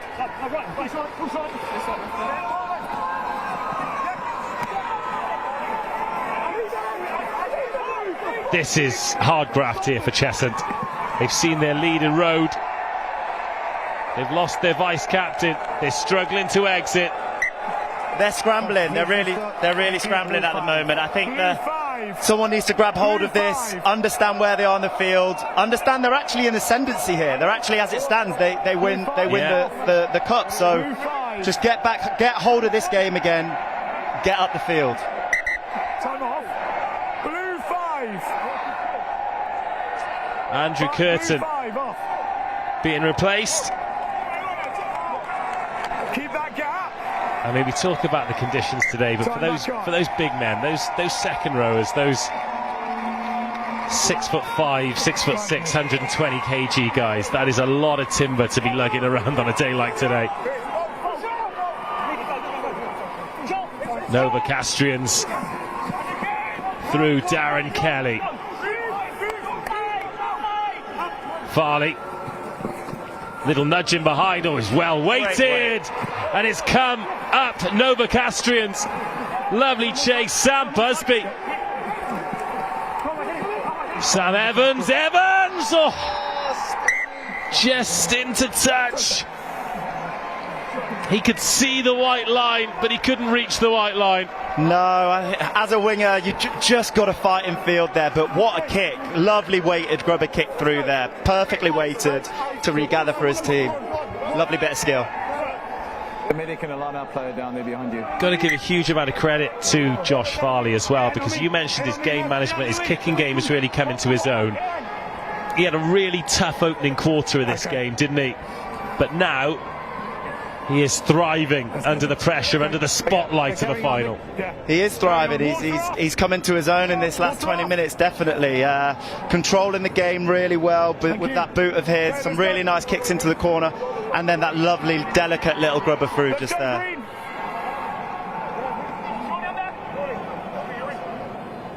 Horrible exit coming up here for Cheshunt. Blue, stay.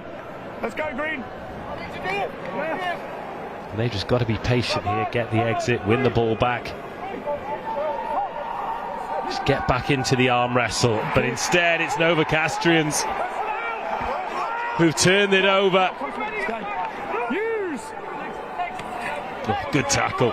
That's Darren Kelly. He's come on for Andrew Curtin, and he's got 20 minutes to dominate physically, for as long as his fresh legs will allow him to. It's another brilliant carry. Oh, it looked like it could have gone, looked like it had to go. It's still on out wide for Novocastrians. Cheshunt spread out so wide. Still just short. But would a try here break the back of Cheshunt? It is staying narrow, it's staying short, but Cheshunt have turned that ball over. Oh my. And now, oh, I tell you what, it's booted clear. Could have been an opportunity to run that ball. Instead, it's coming back via Sam Evans, who revs the engine and throws the dummy, but then just loses his footing. Runs into a couple of big Cheshunt defenders. Oh, what a chop tackle as well. Massive credit to Cheshunt here. Space on the left. Kind of feels like there has been all game. Owen Hayton. Oh, wow, wow, wow. Cheshunt digging as deep as they can dig. 16 green.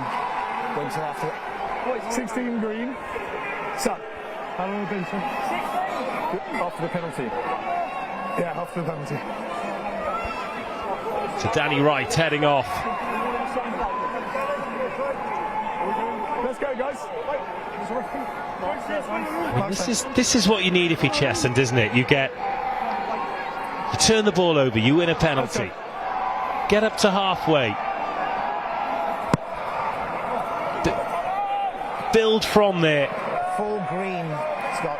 Full green. 50 tough meters made there by the boys in green. Really good, yeah. And now this next line out, how important this is now. Get your drills right, you don't need to do anything fancy, and then go even further down the field. Apply pressure down there.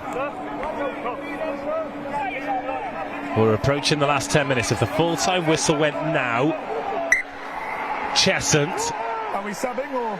Would be victorious. Get back up for 2 seconds, I'll be okay. I'll just do it in my grill. How long on the bin, please? Just obviously as it gets into the last kind of 10 and stuff now. Yeah. I think they're big props gone 80. So I think he's had a look at you there and gone, I'll take a knee. No. So just have a look at it just for that. Yeah. Cheers, mate. Okay. Let's go, guys. He's back up. Blue on the line. What's the numbers, please? Chap, how long we got on the bin, please? Just under 2. Thank you. Let's go, green. Of course, they have 5 called. achieved that defensive set and that exit without their vice captain, without the talisman Teddy Lafar. Oh, that's been coughed up as well. They cannot continue to give this ball away.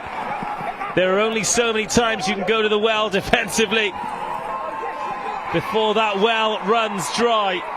And Novocastrians back on the ball. Can they find some energy? This time the kick through doesn't work, but it's off a Cheshunt boot into touch. Novocastrians ball. The blank on, his name's Owen. The blank on blue.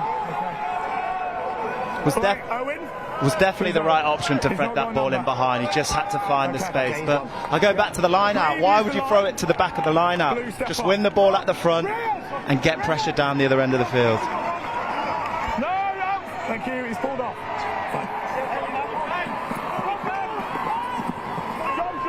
Right, Novocastrians. Still plenty of time. And they are still chasing the game despite the scores being tied. Farley, it's a gorgeous pass. Absolutely really gorgeous pass. Finish. Sam Evans finds Sam Busby. And Novocastrians lead. Brilliantly done. The timing of the pass, perfect under pressure. And that is a fine score to put Novocastrians in the ascendancy.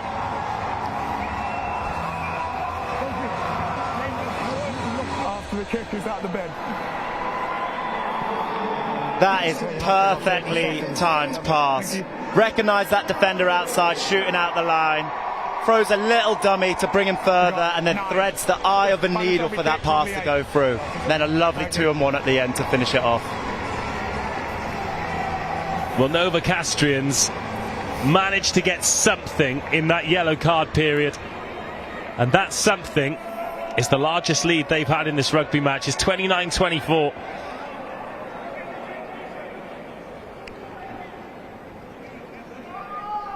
Farley. Oh, sends it. That is a cracking strike. You could have halved the width of those goalposts and Josh Farley would have still put it through the middle. 13 green. What a renaissance he's had in this final, Josh Farley. I think he's gone off the back. Okay, he's gone off the back. Thank you. Yeah. Good.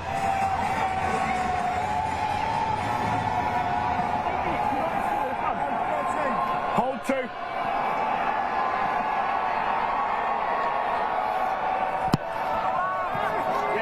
And just a reminder that there was a time in this game where Cheshunt had a 3-score lead. Now they need a converted try and they're running out of time to get it. Oh, what a nudge! Josh Farley again. He's coming to his own, hasn't he? What a clearance kick. Exactly what his team needs. Sends it beyond the halfway line. Fantastic kick. Although, would have been nice for him to catch that ball on the full, but that's just being picky. Hey, you're allowed. We've got to maintain standards, you know? Pardon? The stadium clock is accurate for you. 7 minutes to go. 7 points the difference. A 7-pointer would be enough for Cheshunt to win it on the count back of tries scored. But that's been knocked on. The line-out was so good in the first half. It's gone to custard in the second half, and Novocastrians taking full advantage. Again, smart attempt at a kick. It's not quite the strike that he needed, and Cheshunt just being pinned back in their own half, not being given anything by Novocastrians.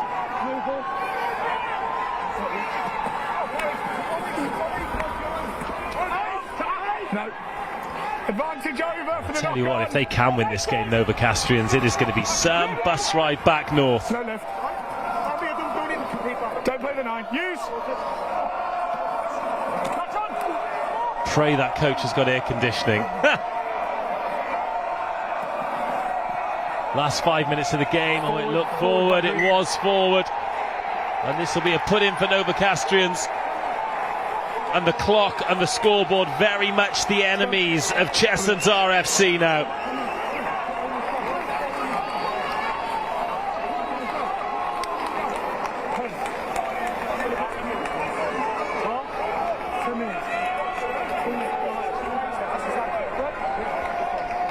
Pretty much by about 20 seconds. Referee confirming we are in and around the final 5 minutes. Cheshunt running out of chances. And nothing has looked like it's going to happen from this kind of distance on the pitch. Oh, and then a Novocastrians free kick makes it even harder. Oh.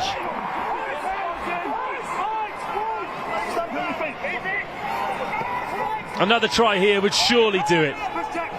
Another try here would surely seal the comeback and seal the trophy. Oh, what a carry! Bludgeoning from Novocastrians. Another lovely time pass, the line good as well. Harry Tankard. Cheshunt penalty.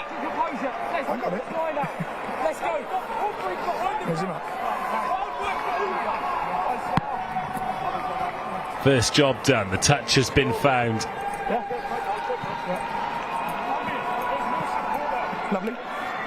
And while the clock still ticks towards 80, Blue on the edge, yeah. then Cheshunt have still got an opportunity, but Novocastrians,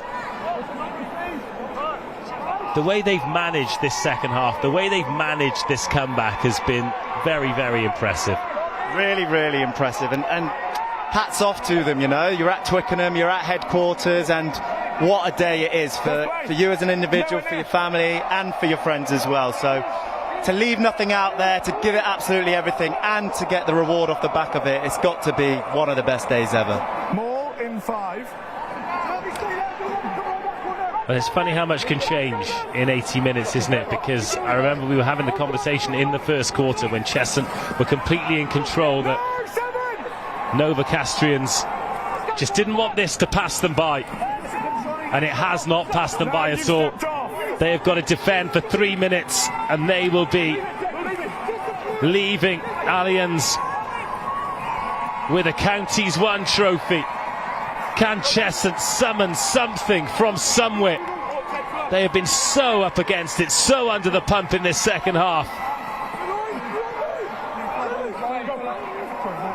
But they still find themselves in with a shot. Oh, good tackle. Flying out of the line. No hands, no! Thank you. He's in there by your own man. Use. And now with slow ball, this is just going to get harder and harder for Cheshunt. They have to roll the dice at some point. And this is that point. Sam Evans, it had crept up a little bit. 50-22 is delivered! And we are heading for a grandstand finish! Substitution, 15 green. What a moment to come up with that! Blue on the line, yeah. Work hard here, guys. On the edge, please. Okay. Substitution made.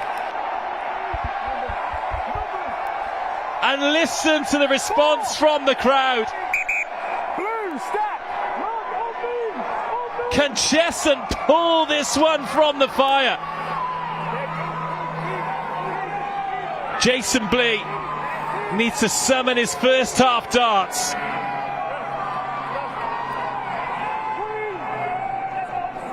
There is hope for Cheshunt. Backwards, all fine. Oh, it's overthrown, but it is in the hands of the men in green and white. This is the last roll of the dice. It can't just be 5, it needs to be 7. Novocastrians, though, have forced them all. 6, get out! Yes, I told to move. And they've won the ball back. One massive physical moment to assert dominance, and it'll be a Novocastrians put in, and surely that is it. 90 seconds. Oh, 90 seconds is a long time in rugby, though, isn't it?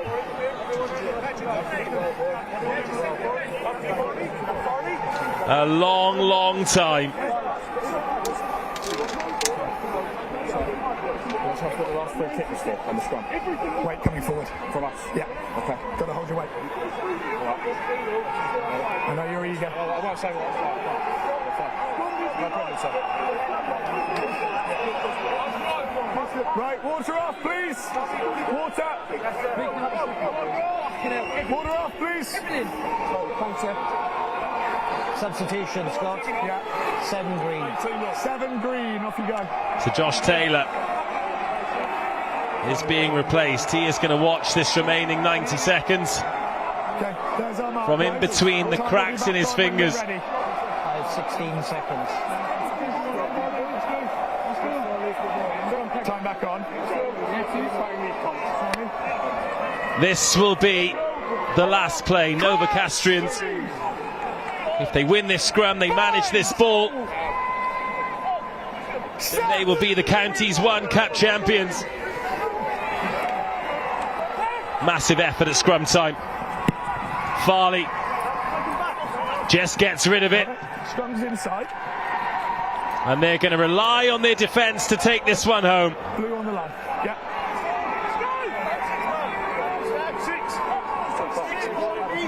Blue on the line. Well, if you're Cheshunt here and you know you've got this last chance, how on earth do you think clearly and execute the moment that could write you into club folklore?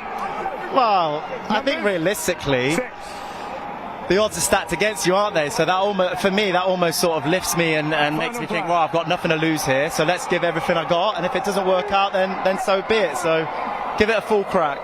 Final play finds its way to the back of the line-out. Cheshunt will have one last crack of the whip. Oh, it's a nice ball and a nice run, and into the 22 they go. Novocastrians think they're over it. Novocastrians have turned the ball over, and Novocastrians are the Counties 1 champions. Oh, an incredible turnaround from down and out in the first quarter to a comeback victory that will take them all the way north with a trophy in tow. Novocastrians have come to Twickenham and they've done it. What a win, what a game, what an arm wrestle, what an effort from Cheshunt right until the final whistle. It may not have looked like it to begin with, but today is Novocastrians Day. Phenomenal turnaround. What a win, what a game. An absolutely fantastic game, and you know, the players should all be very proud of themselves, whether they won or lost today. It's been an absolutely incredible day for friends and family, for players to be down at Twickenham at headquarters to play the game they love. It's been a fantastic, fantastic day. A lot of effort and a lot of energy exhausted out there today in this heat. Oh, absolutely. Absolutely. Players will be empty physically, emotionally at the end of a long, long season. And I'll tell you what, there'll have been times in December, January, February when their teeth have been chattering, they're cold and wet, where they'll have dreamed of a day like today in the Twickenham sunshine. And it has delivered. It's delivered with a great final. It's delivered with a great contest, and one that Cheshunt will have felt, especially in the first half, that they were getting the better of. It's a cruel game sometimes, rugby union, isn't it? It is cruel, but it's beautiful as well. The unpredictability of it, the ability to have to stay in the fight for the full 80 minutes, and how one or two wrong decisions can cost you the game or ultimately win you the game. So what a great sport, what a great day. I've absolutely loved my time here today. Absolutely great to have you as well, and you wherever you've been watching around the world. To share a great rugby day with great rugby people is what it is all about. So Cheshunt, they go shoulder to shoulder, brothers in arms, to pick up the pieces, and Novocastrians moments away from the trophy.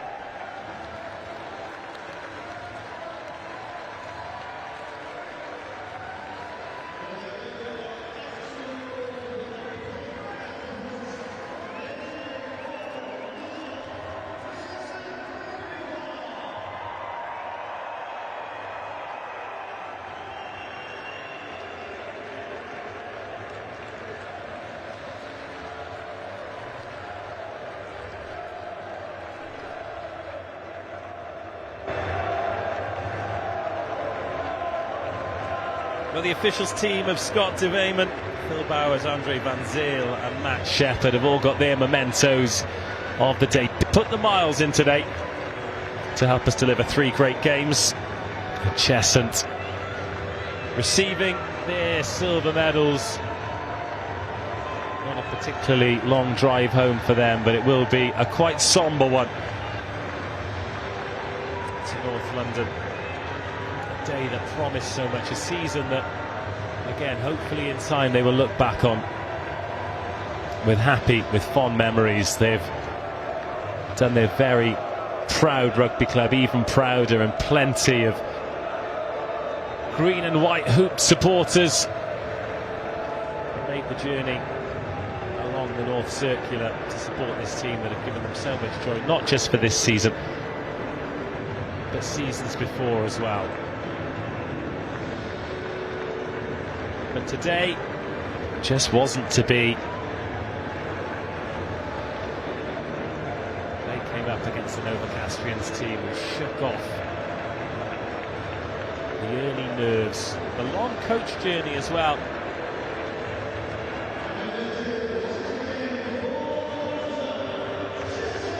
To put on a performance that will live long in the memory.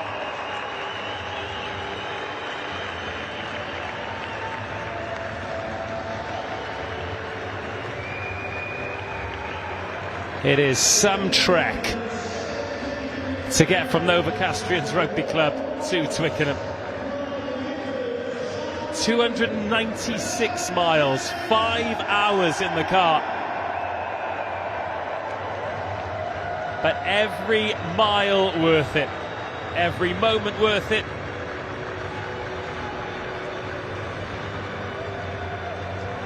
And these are truly, truly wonderful moments for this rugby club in between Jesmond and Longbenton.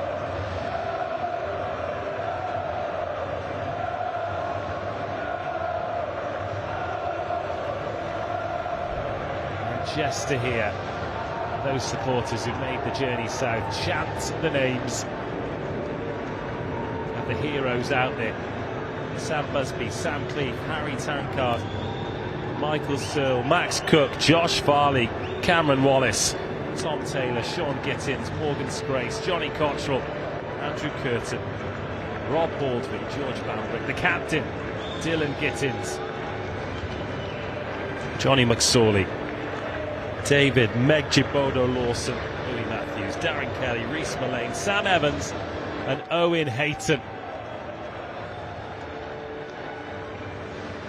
who arrived in London looking forward to the biggest matches of their career and will leave London as Counties 1 champions. Tomorrow, I'd imagine there will be sunburn, sore bodies and sore heads, and every single one of them will tell a story and have a story.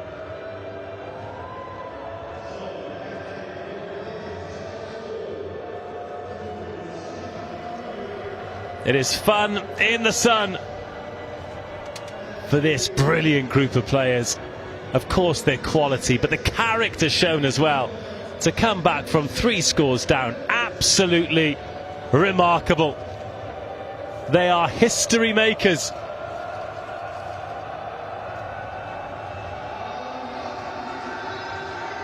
And Novocastrians are the Counties 1 champions. One of the greatest performances in the club's history and one of the greatest days in the club's history. Huge congratulations to Novocastrians.